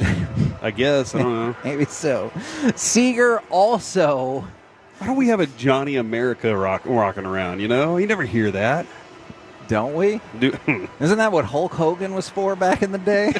Was that his name? Was his name John America? No, at one point he portrayed Mr. America. Oh, really? So, all right. Not really that far off. He had a little tiara. Yeah, no, okay. Look, we'll talk about that off air. And so Corey Seager did some running as well. He's hopeful that he can be activated on Saturday when he's eligible. Now, we had a feeling that this was going to happen. Kyle Higoshiaka, he did go on the 10-day injured list, and that was one of the reasons that precipitated Dane Dunning getting DFA'd yet again, because they needed to make another move. And so that's retroactive to yesterday, so hopefully that's a good sign that they think he'll be ready to go in 9 days. We can chat that up a little bit more with Jared in just a bit. Yeah, that's the question I want to ask Jared for sure, is with Seager, is he pressing to get back, and is that going to be a problematic for him? Or with him, is it just, look, man, let him play when he can, and he's going to get injured at some point, and it's going to happen, so just work your way through it. Yeah, maybe. In the meantime, it's time to go around the entire NFL and dip into some gridiron gravy. Yes, Corey. We've been doing this radio show for almost 20 years now. Well, that's so not really, actually. We've been friends for that long. 14 years. Oh, my Lord. 14 years doing a radio show together. That's a long time. Sometimes I still feel like it's day one, you know, like we started over. When we weren't good? Sometimes I still feel like that. Not necessarily the content, but whenever we get out here, the amount of people that walk by and say Tolo and want to say hi and everything still to this day amazes me, because when those when those doors open in just a minute, it's going to be a flood of Tolos walking through here. And that's one of the cool things about working at this station, having these fans, man. They're awesome. It sounds like the most pretentious sentence, but I had to text Jess about potentially picking up Noah today from preschool. And I was like, it'll depend on how many people want to talk on the way back to the car. But I didn't mean it in like no, it's a real look thing. At me. I was like, it'll depend. If nobody cares, then I'll get to my car. Famous. No, Mike, I know. And I should be able to make it in time. If they do, then it's going to be questionable.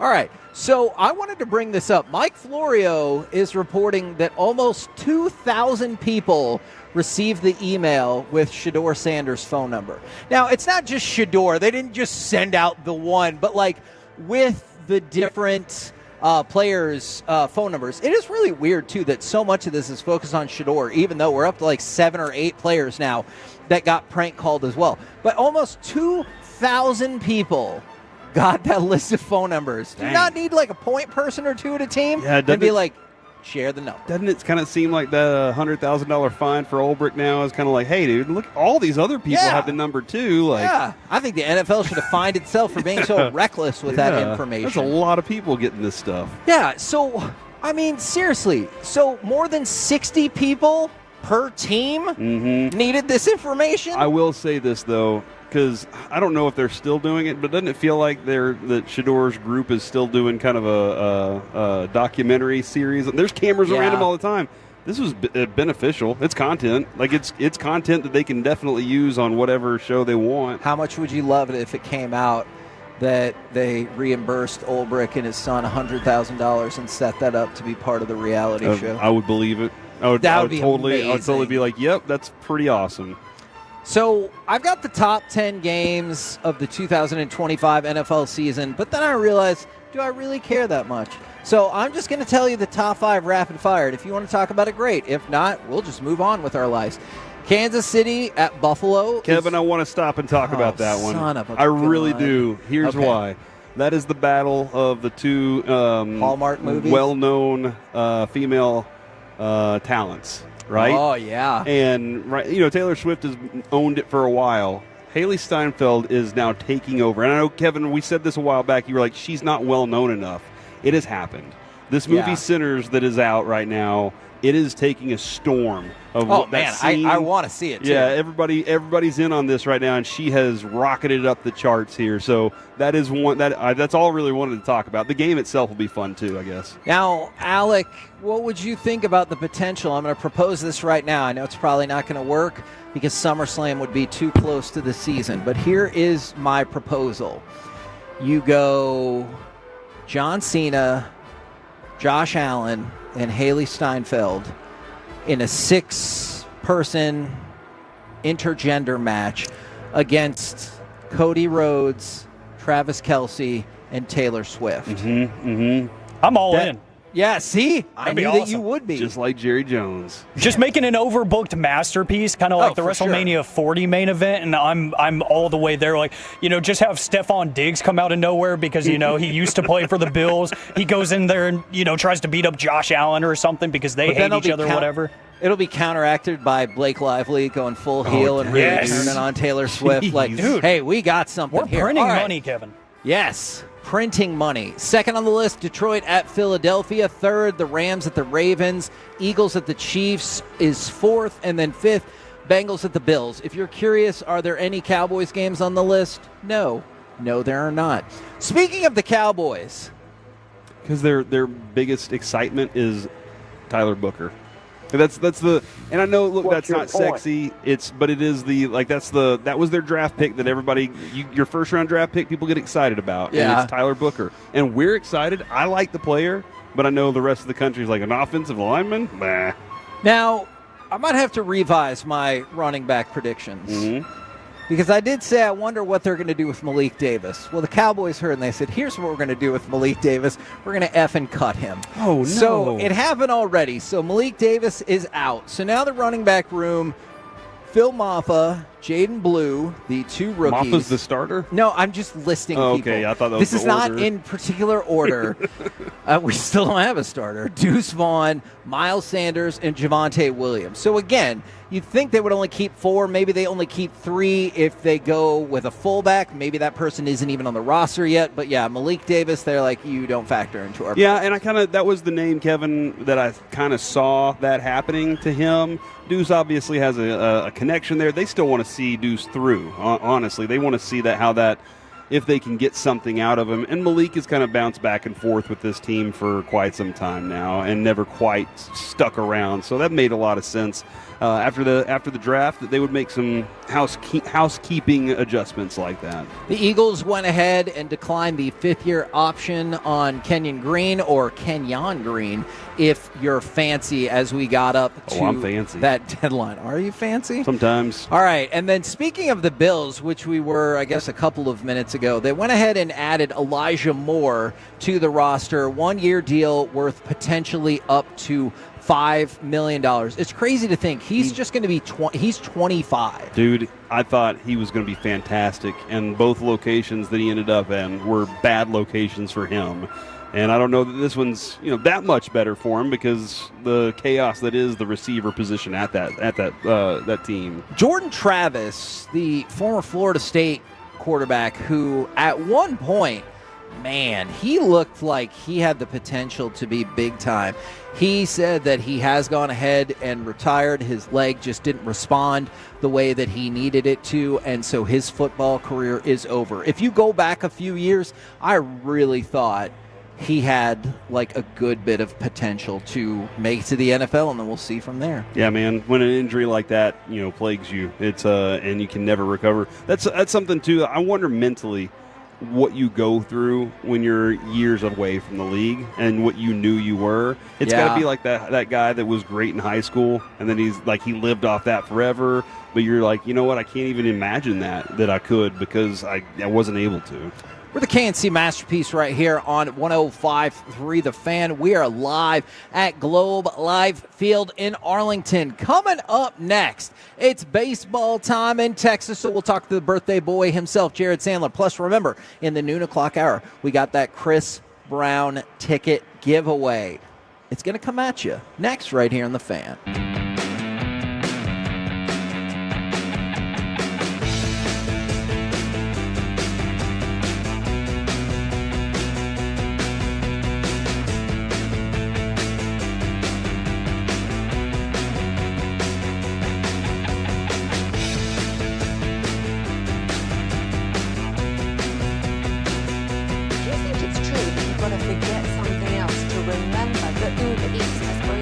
No, that's absurd.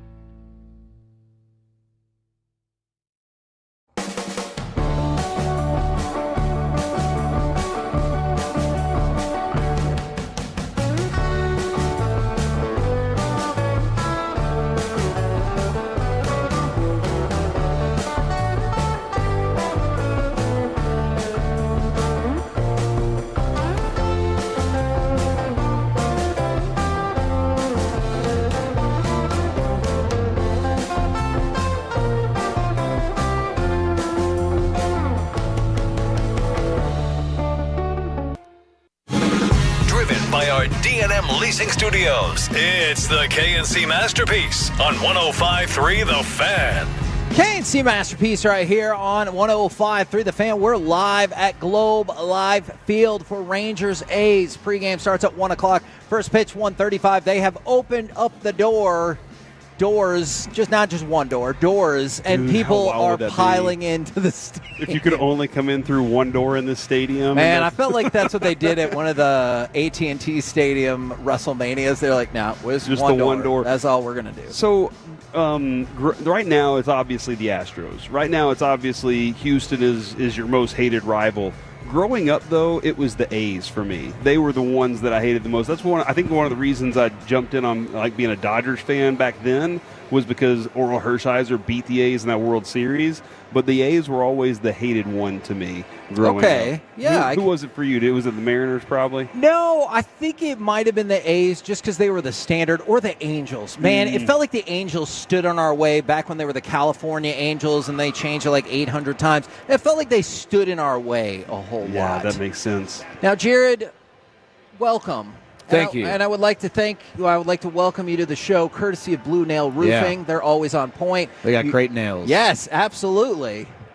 I could tell you meant that. Yep. Now, you get a birthday wish. Who hits a home run for this team besides anyone? Because it's been almost a week. It could be Juan Gonzalez. Yeah, if you could pick, besides Juan Gonzalez, contemporary Rangers, who would you pick to hit a home run today? Well, I think just because the story would be really remarkable if Corey Seager just emerged from the dugout, even though he wasn't active. No, but that'd be like a part of the story. He just is like, hey, guys, move over. He gets in the box, hits the ball 450 feet. How about, I'm trying to think. I want a grand slam. I think watching White Langford hit the ball is really fun. Yes. So I think it would be cool. I think it would be funny. Not funny. I think it would be fun if Tucker Barnhart, just arrives and hits a home run. So...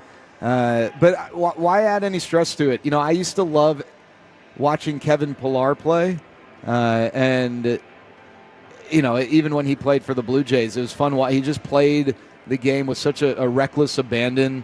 And Which why is wait? why I hated him, because he was on the other team, Yeah, and now no, that he's on my team, I love it. him, right? I love it. So, a bottom of the first leadoff home run, but I'm going to go with.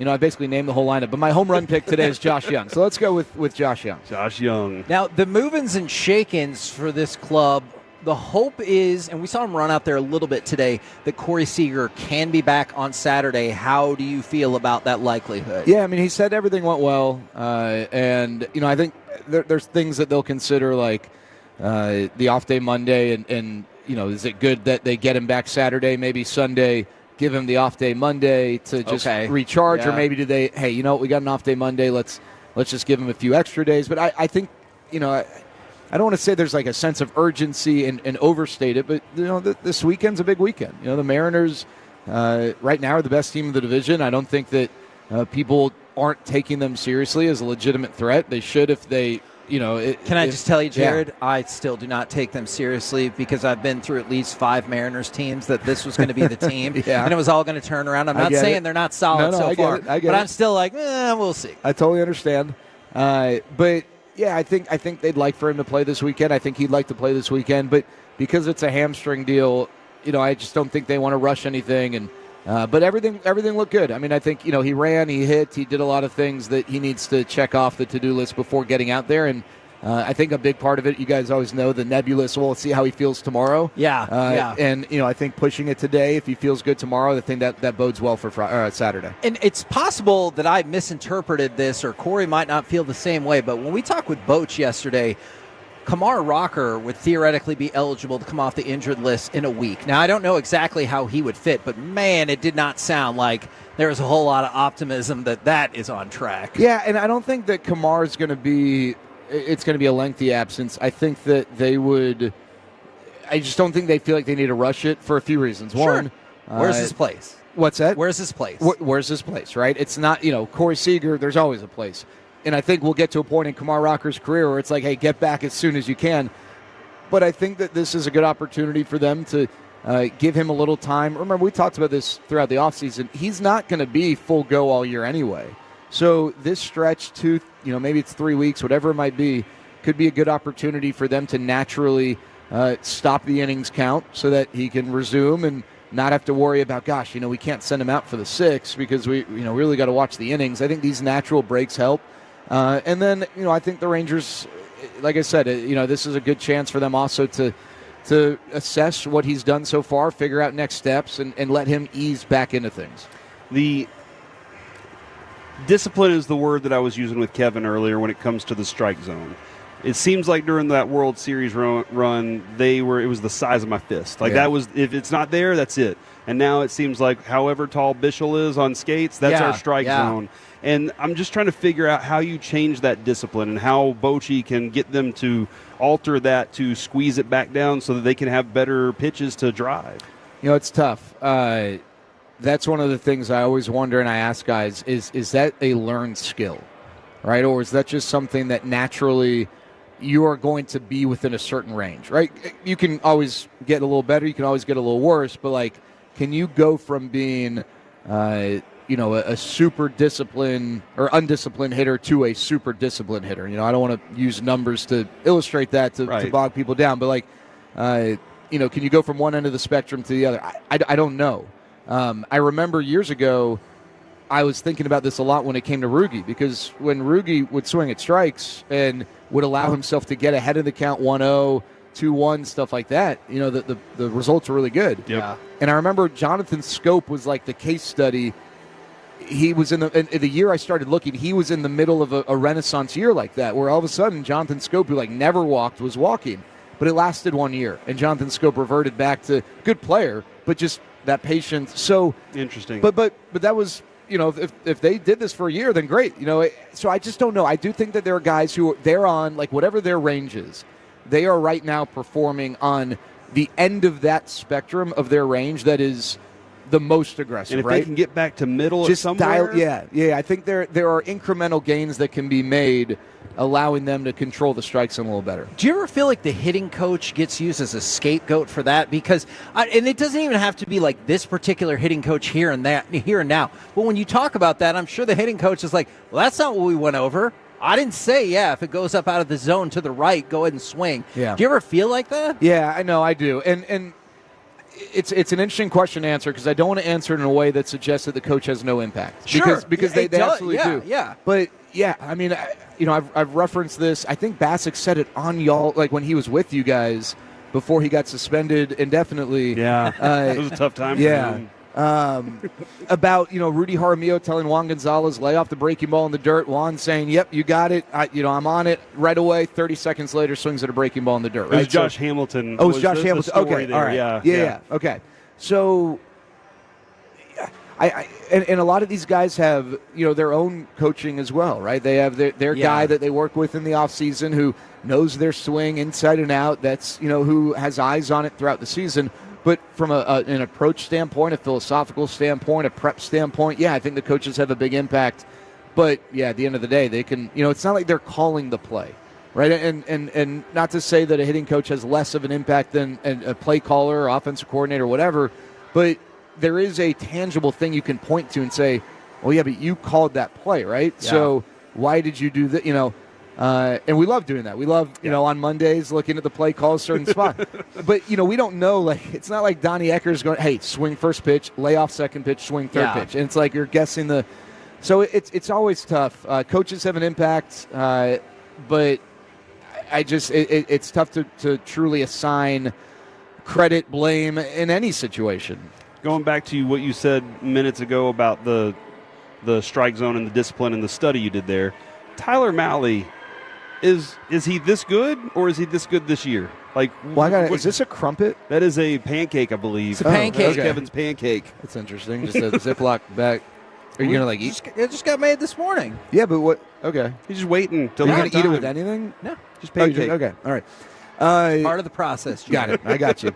So that's a good question, Corey. I think if Tyler Mahle, I would love in an alternate universe, Tyler Mahle to have played for the Astros or the Mariners or a team the Rangers saw when he was instead pitching for the Reds. And I wonder, how we would answer that question, because the reality is he pitched for a bad team that didn't play the Rangers very often in a great baseball market, but a mid-sized market. Cincinnati's not getting a lot of attention, especially when they're not good. And he put up, 200 strikeout seasons. He was really good. He was one of these guys one of the better, not talked about pitchers, and then he gets hurt, misses basically 2 years. So is he like Cy Young contender good? He is right now. Right now, yeah. Oh, my God, he's going to win. Yeah. But I do think that he is a lot better. Like, when we were talking about how good this rotation could be, I feel like people skipped over Tyler Mahle. Yeah. We did. I did. I did for sure. And it's not in, striking out 200 guys, you do it once, all right, whatever. You do it twice, like, that's real.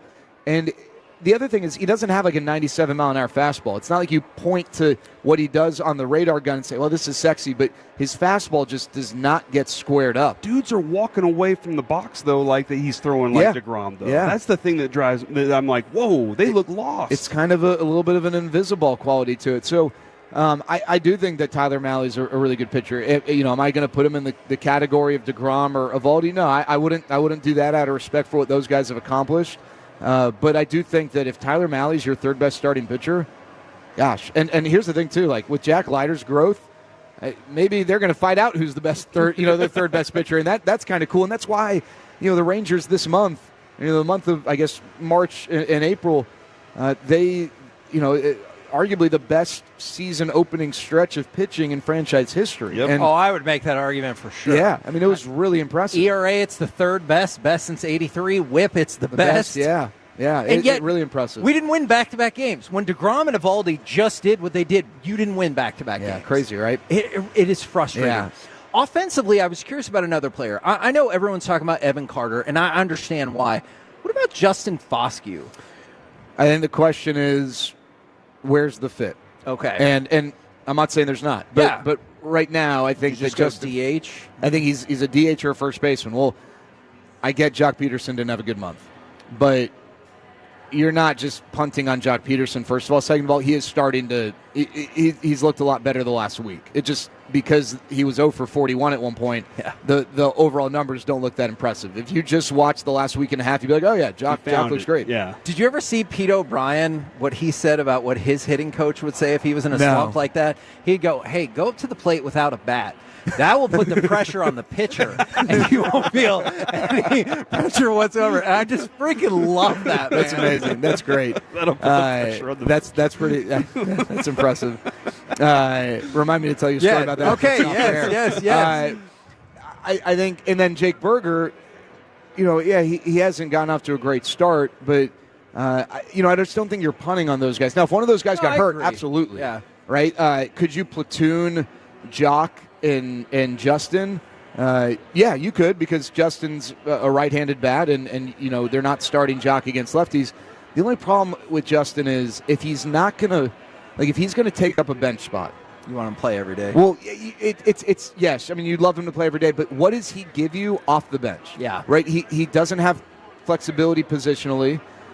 He's not going to, so he's not a defensive replacement. Yeah. He's not going to be a running replacement. And it's just tough to carry that guy. I mean, he is the one thing he does. Okay, you're going to hit against the lefty. I don't know that that's a tough role to assume.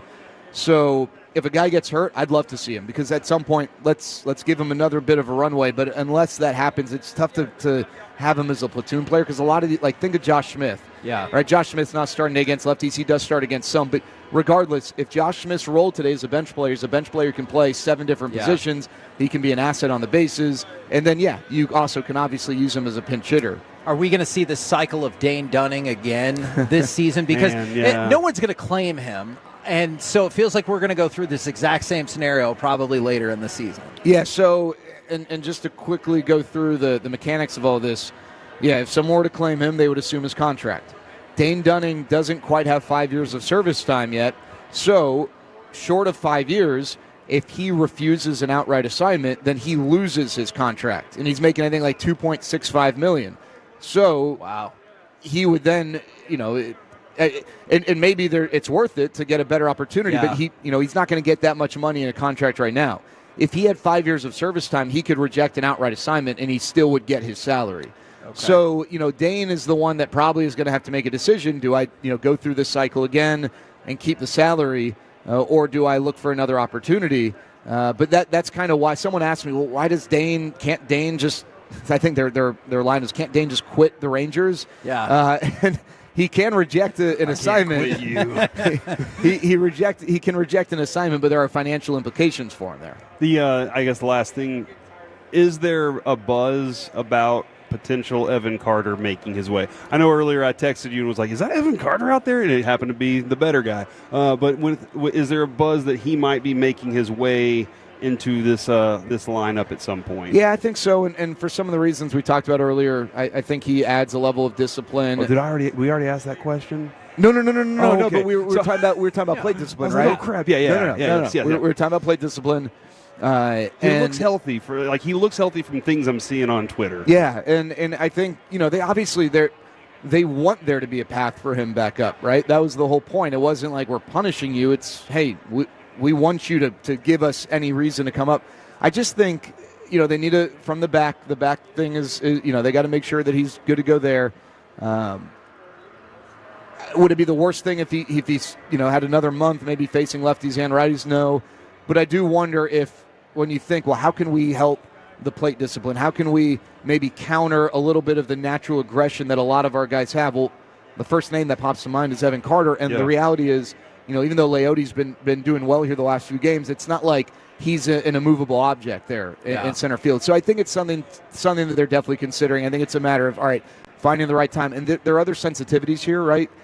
If you call him up in 2 bad weeks, like, are you stuck? Like, right. Do you worry about sending a guy then back down and how that impacts him? So I think it's not just a black and white deal. I think they got to, figure out when the right time is, and when they have the confidence that he's going to, be ready to roll.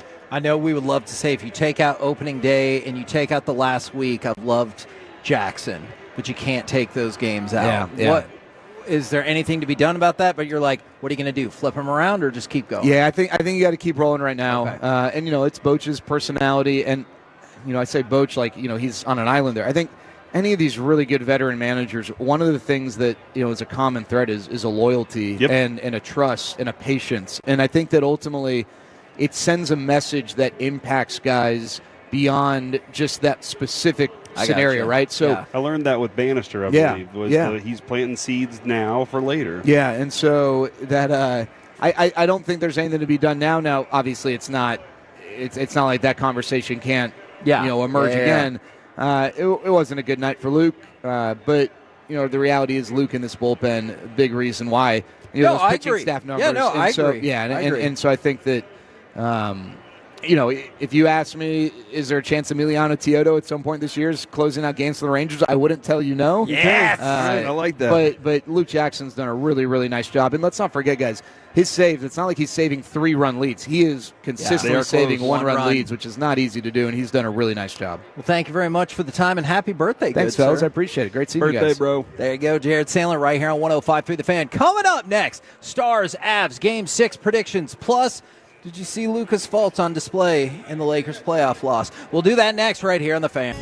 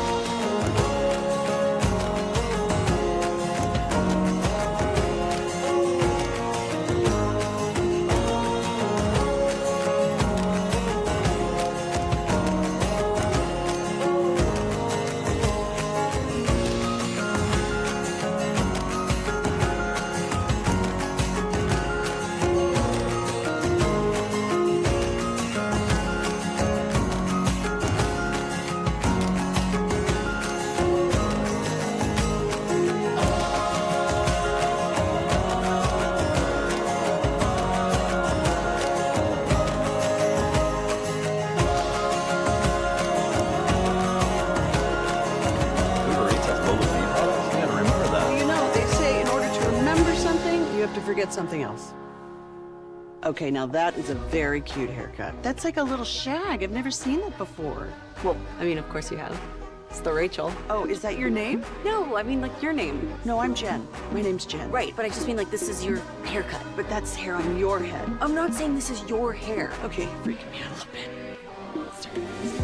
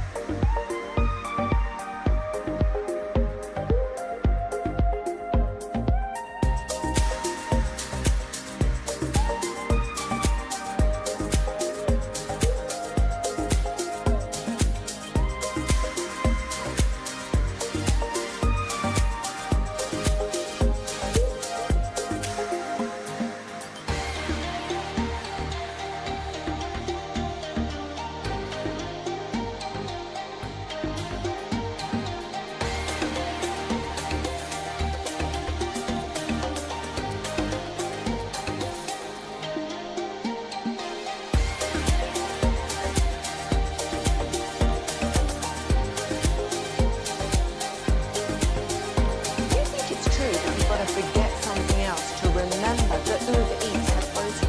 No, that's absurd. Hey, remember when you used to be what was it, Pepper Lady? Pepper Lady? Wasn't it Cinnamon Sisters?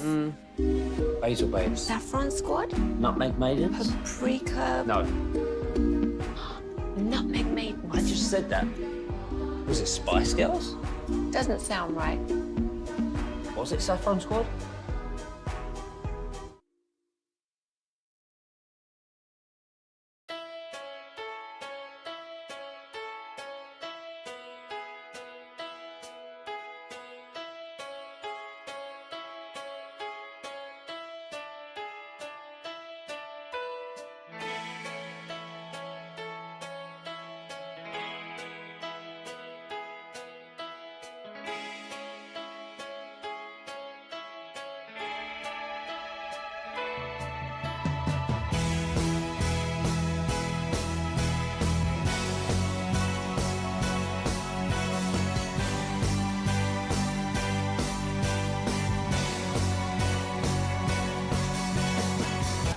DFWsecurity.com. This segment of the KNC Masterpiece is brought to you by Cars for Kids. Donate today at carsforkids.org and by the personal injury lawyers, Frankel and Frankel. If you've been injured in a car or truck wreck, call Frankel first, 214 or 817-333-3333. With Frankel and Frankel, there's never an out-of-pocket cost. They only get paid when you win. Frankel and Frankel, the go-to car and truck wreck attorneys in Dallas. There is nothing better than playoff hockey. And we are underway again. Score! Just to begin 9 seconds in. We were wondering if the big weapons were going to put the puck in the net tonight for Dallas. Wyatt Johnston just did. Kevin, I did not sleep well last night. All right, like I woke up at 1 in the morning, and for the rest of the night, there were some things on my mind that did not let me. I've been kind of down energy-wise. That right there got me pumped up for tonight. I'm hoping a victory in the Rangers world today for Jared Sandler and my buddy Ned out there on celebrating birthdays, and I'm hoping a Stars win on top of it, man. I'm feeling it right now. All right, so that's actually, I kind of wanted to get into some Stars Avalanche predictions for tonight. I also wanted to get people's thoughts and feedback about the Lakers getting dusted in 5. But, you know, before we get into any of that, I feel like something away. 877-881-1053, caller number 10 now will win a pair of tickets to go see Chris Brown on September 3rd in this very venue, Globe Life Field. You can buy tickets or you can win them for free, and tomorrow as well. 877-881-1053. Now, Corey, you said obviously you are hoping for the victory tonight. Yes. I know you guys said we'd prefer an 8-second goal for the Stars to start the game. And then a 2 more seconds later goal. So that would be 10 seconds in, you've scored twice. So they just win the faceoff and just fire it off from there? Yeah. I don't know if it's going to be Blackwood or Wedgwood, whichever one. It just goes right over their shoulder. Now, okay, so what is your prediction for tonight? And you brought this up earlier. DeBoer has been talking about it. He said there's been no setbacks for Miro. He was on the ice yesterday, but he's status quo as far as is he going to be playing or not. He's like, that hasn't changed, still has some hurdles to clear. Like, our guess would be he doesn't play tonight. Okay, I'm still in that mindset that he's not going to be out on the ice today. But that being said, my prediction last time, Kevin, was Stars jump on him early. Okay. And this time I do think that Colorado comes out early and they come out firing and they come out physical. And they're going to have the crowd, obviously. And it's going to be 0-0 at the end of the first period. Okay. And then at the end of the second period, it's going to be 0-0.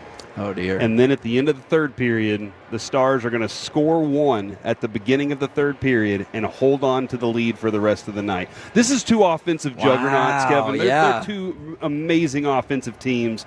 And quite honestly, what you saw in the last game was kind of that best version of it. For 2 minutes, it was Colorado's best version. But for the rest of the game, it was the Stars' best version because you kept seeing them attacking, and they weren't saying we're just going to lay back and play some defense. We're going to shell up here. They kept saying the only way to beat the Avalanche is to keep going at them. Go at them in waves, one after another, and that's what the Stars did. That's why they were able to continue building that lead, even though Colorado felt like they were coming back on you. So I really think it's going to be one of those kinds of efforts. You're going to get some really sharp play from your goaltenders tonight. This is the one that I'm really looking forward to. So there's another game tonight, and these two teams are in completely opposite directions. So the Toronto Maple Leafs are playing tonight against the Senators. All right, good for them. Yeah, good for them indeed. They were up 3-0 in their series. Now it's 3-2. And the reason why is because since 2018, the Toronto Maple Leafs are 1-13 in series clinching games. 1-13. They've lost 6 straight clinching games at home. Think about that. What? Why is that? Because they're the Cowboys of hockey. Yeah, they are. Well, and I've heard you say that many times. I don't understand. So hold on, they literally, their fan base, they have the biggest fan base. They're probably, if they're not the most valuable team, they're probably pretty far up there. I know they're in Canada, but they have the most passionate fan base. There's the most of them, and they tend to disappoint in the last generation of playoffs. Are they still flashy? Or are they that kind of, when we talk about the Cowboys, there's this, the camp cupcake thing still kind of exists. With that there idea. Are definitely some people out there who think the Maple Leafs in general are soft. They ride on their name. Interesting. Yeah, that's exactly. Now, the flip side, NHL teams with a 3-2 lead, they win the series 79% of the time. It's even better, though, for the Dallas Stars. When the Dallas Stars, in the last 30 years, hold a 3-2 lead in the series, you know what their series record is? I'm going to say 22-7. 16-1. Oh, that's better. That's really good. 16-1. So they've won 94.1% of the series that they've led 3-2. Now, does that mean that I think they're just going to walk it over tonight? It absolutely does not. I think this is going to be a hellacious physical battle. I would not rule out a plethora of penalties either. From the 5-6-1, this series is getting wrapped up tonight. Stars win 4-2. Otter stands tall. Mikko continues his scoring streak. I would love to see that happen. And then from the 8-1-7, those Calabozos aren't ready for the flurry of goals that are coming tonight. The arena is going to be dead silent. Dude, there is nothing better than hearing in the third period the sound of the puck hitting sticks and sliding across the ice because the opponent has just given up. You know what game it was like? And you didn't get that exact feeling, but it was game 3.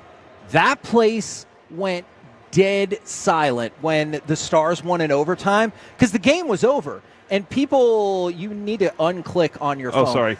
Check your text when you get a chance. Okay, because the thing that you clicked on your phone, then you highlighted it, and I was like, now I can't read absolutely sorry about what that says. But it went dead silent. Yes, and that is an amazing feeling whenever you're the road team to make somebody's crowd go like that. And I hope that happens tonight, because if that does happen tonight, man, the Stars win that battle easy. I'm really hopeful, and that's what if I'm DeBoer. Hey, take this crowd out early. They hit. Don't let them match our energy. You hit them the same way. Now that being said, Kevin, if you're in an arena and the opponent hits you, you hit the opponent. Aren't you more excited? Like I am trying to figure out how to other than scoring goals, how to take the energy out of that crowd altogether. I am one of the people that would be built to be a road killer, because I would love everybody just saying whatever and booing the S out of you, and you're like, that's fine. Let's see what happens. Yeah, man, this is. I don't know if I can stand it to wait till this game starts, and good God, it's going to be so late. Yes. Look, there's nothing I can do to change that. I'm dealing with it. I'm making my way this year. All right. So we're going to play a brand new game here. It just seems so long until I get to that point. Fair. Luckily, I got a Rangers game to keep me tidy until then. Exactly. Right here on 105.3 The Fan. All right, we're going to play a game. It's called Do You Think His Mood Is Going to Get Better? All right. I take you. I've never seen Kevin in this mood before. To J.J. Redick before Game 5. This is J.J. Redick before Game 5 when he was kind of asked, I can't remember if the question is in here or not, about substitution patterns and leading on his assistants. Let's hear how it goes. As you watch the film, what do you read for fourth quarter the other day? And some other guys involved if that opportunity presents Are itself. you saying that because I'm inexperienced and that was an inexperienced decision? Involved if that opportunity presents itself tonight, maybe that you'll lean on today? And is there an assistant or someone maybe that you'll lean on tonight, maybe to try to get some other guys involved if that opportunity presents Are itself? you saying that because I'm inexperienced and that was an inexperienced decision that I made? Do you think I don't talk to my assistants about substitutions every single time out? No, I just think there's a lot of coaches lean on their assistants in those situations. As do I, There's a lot going every on. single time. That's a weird assumption. And then he got up and walked off. All right. So our question, do you think he got in a better mood? No, I don't think he did. Well, that's a fair assumption, Corey. Hold on real quick, because every time I've seen him on TV, he doesn't smile. Yeah. Unless he's doing interviews with LeBron, or he's doing those with the other guys. But whenever I see him on TV talking to the media, he has this look on his face of just, I hate everything. I don't even know why y'all are here, why I'm here. In his defense, I was like, I started thinking, first-year coach, you want to kind of set that standard, right? I agree, but also, wouldn't you be pissed if they're like, Corey, hey, you're an idiot. Who are you going to talk to make better segments? You'd be like, what? Hey, man. The hell with you've you. seen some of the texts I send back to people.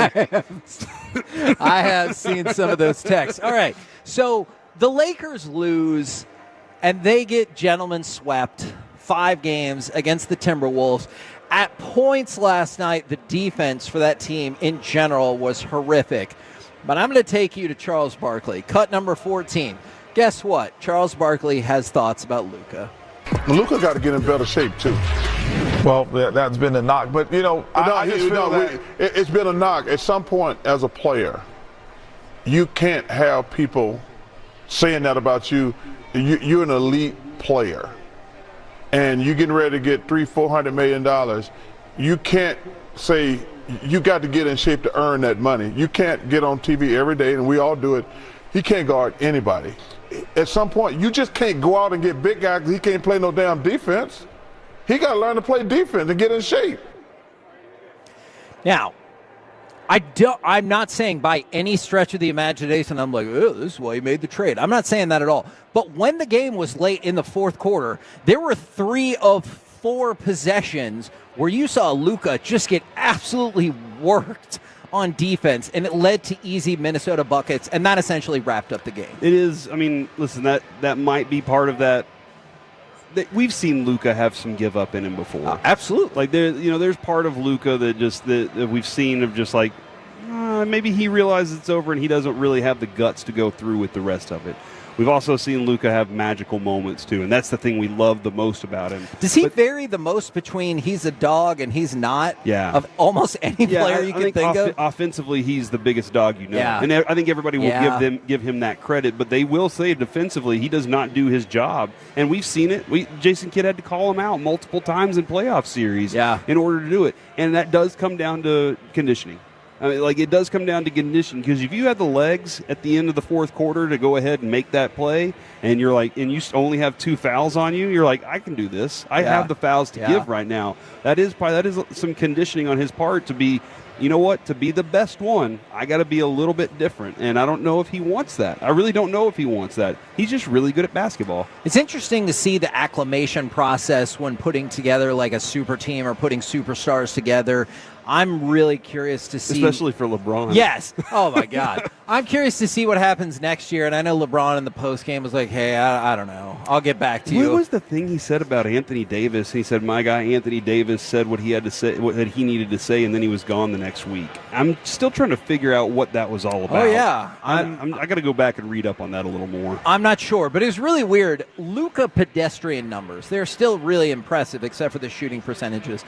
He had 30 points per game, 7 rebounds per game, 5.8 assists per game, but he also had 4 turnovers a game, shot 45% from the field and 35% from 3. Okay. So he had shooting struggles, but is still easily capable of putting up absurd stat lines. We're the KNC Masterpiece right here on 105.3 The Fan. Coming up next, let's give you all of the latest Rangers information as we get ready to go, but also what is the best situation for the newly selected rookie QBs and NFL draft stats that sound fake but are totally real. Next on The Fan. Coming up in the next G-Bag Nation will be on after the range.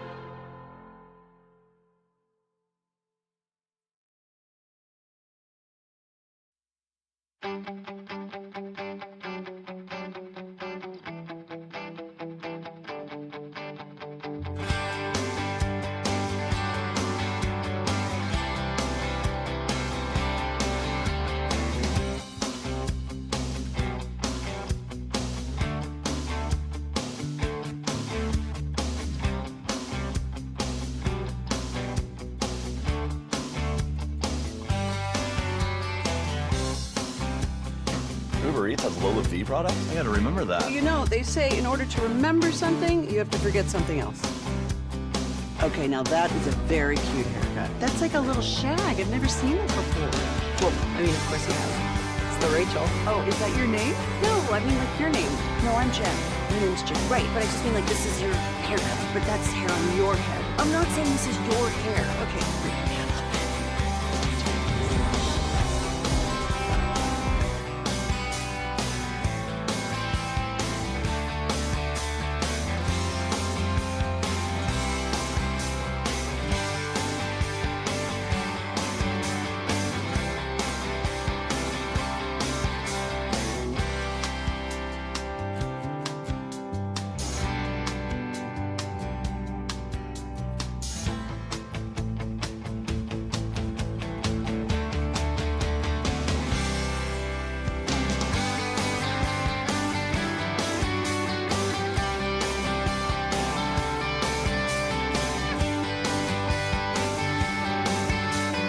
Looking downfield seam, and guess who? Mr. Reliable, Xavier Restrepo.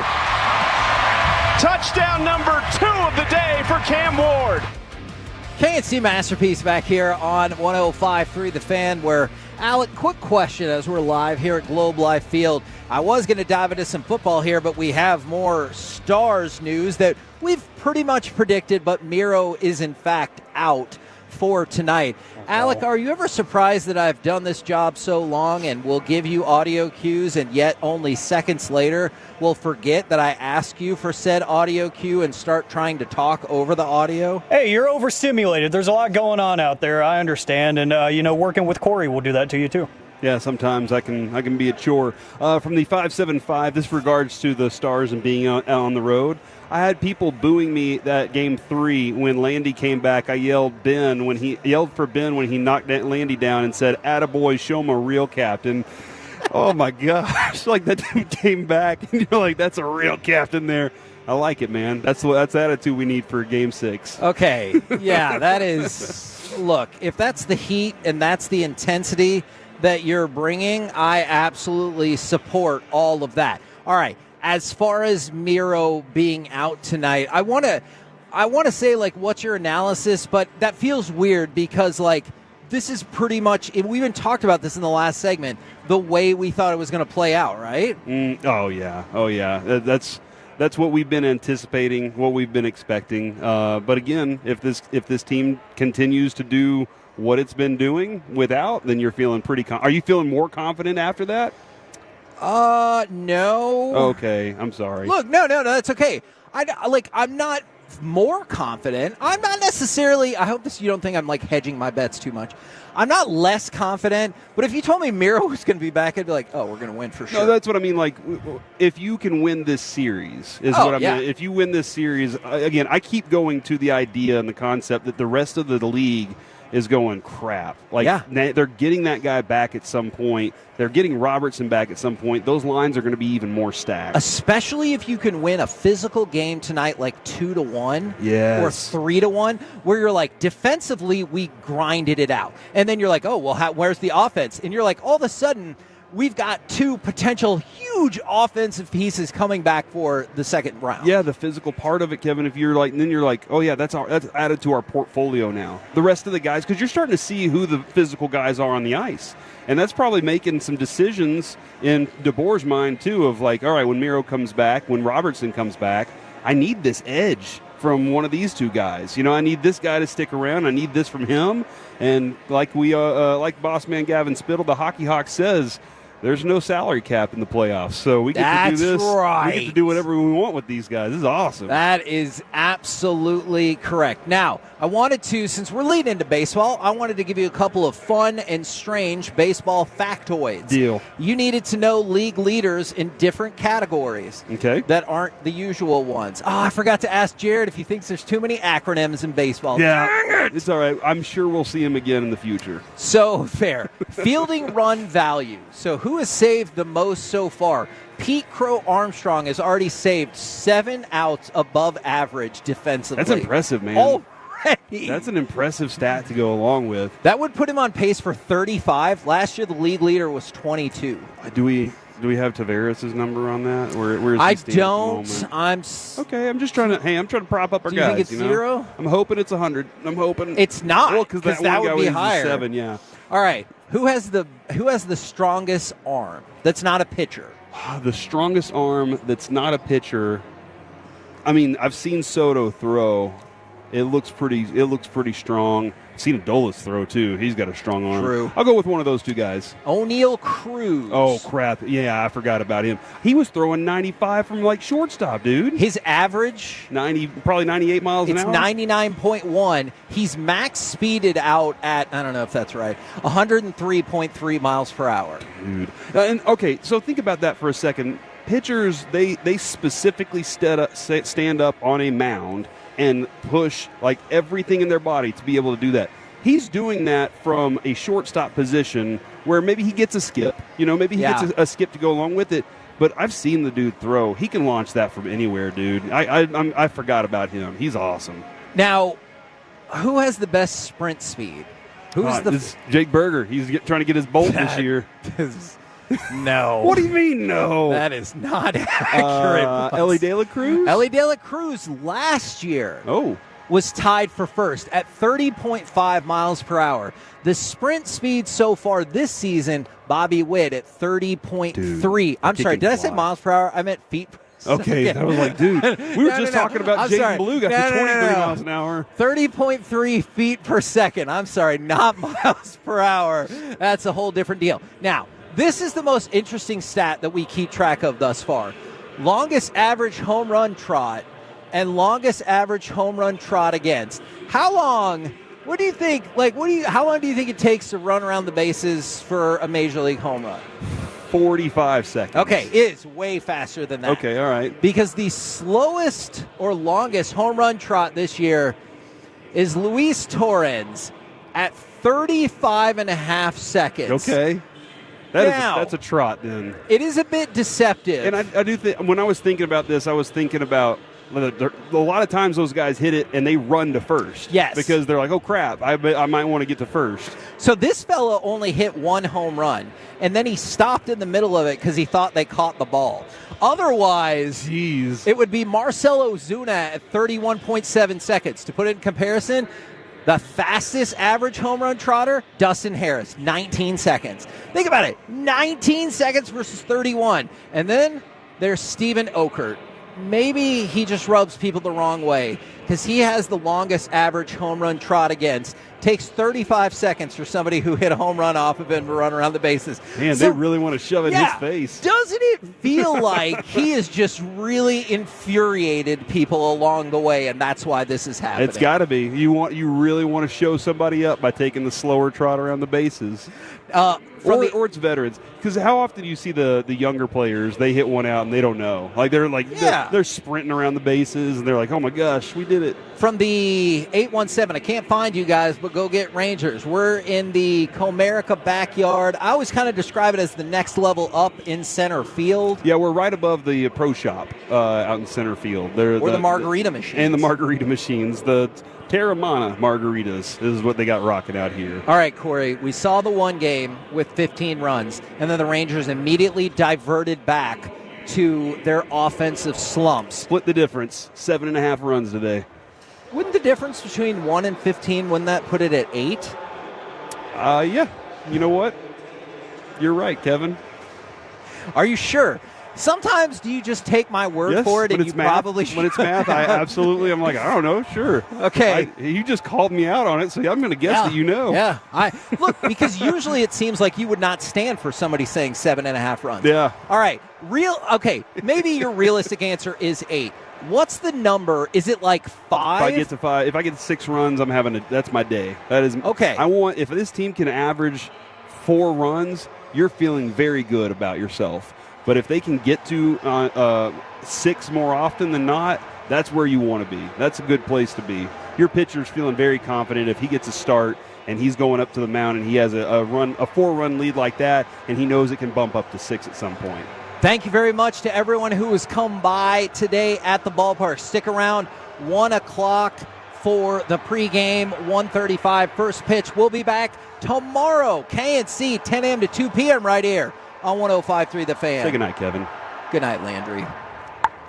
Coming up in the next G-Bag Nation will be on after the Rangers and A's finale, about 4:30 or 5. Ralph Strangis going to join us to talk Game 6 Stars at 6:20. Nation runs till 7 of The Fan. This Odyssey Sports Minute is brought to you by Bosch Power Tools. The more you Bosch, the more you feel like a Bosch. This is Andrew Perloff with an Odyssey Sports Minute sponsored by AutoZone. Get in the zone, AutoZone. The NFL fined Falcons defensive coordinator Jeff Ulbrich $100,000 for allowing his son to prank call Shedeur Sanders on draft night. Relative to Ulbrich's salary, which is reportedly $1.5 million per year, it's one of the biggest fines in recent NFL history. The league is sending a message. The prank call wasn't just embarrassing for Shedeur. The whole NFL looked bad. Ulbrich is taking the hit to make sure everyone is buttoned up come next year's draft. I'm Andrew Perloff. This is the story of the one. As a safety manager at a manufacturing plant, he does everything he can to keep his coworkers safe. From finding ways to reduce risks to keeping safety supplies in stock. And for that, he relies on Grainger.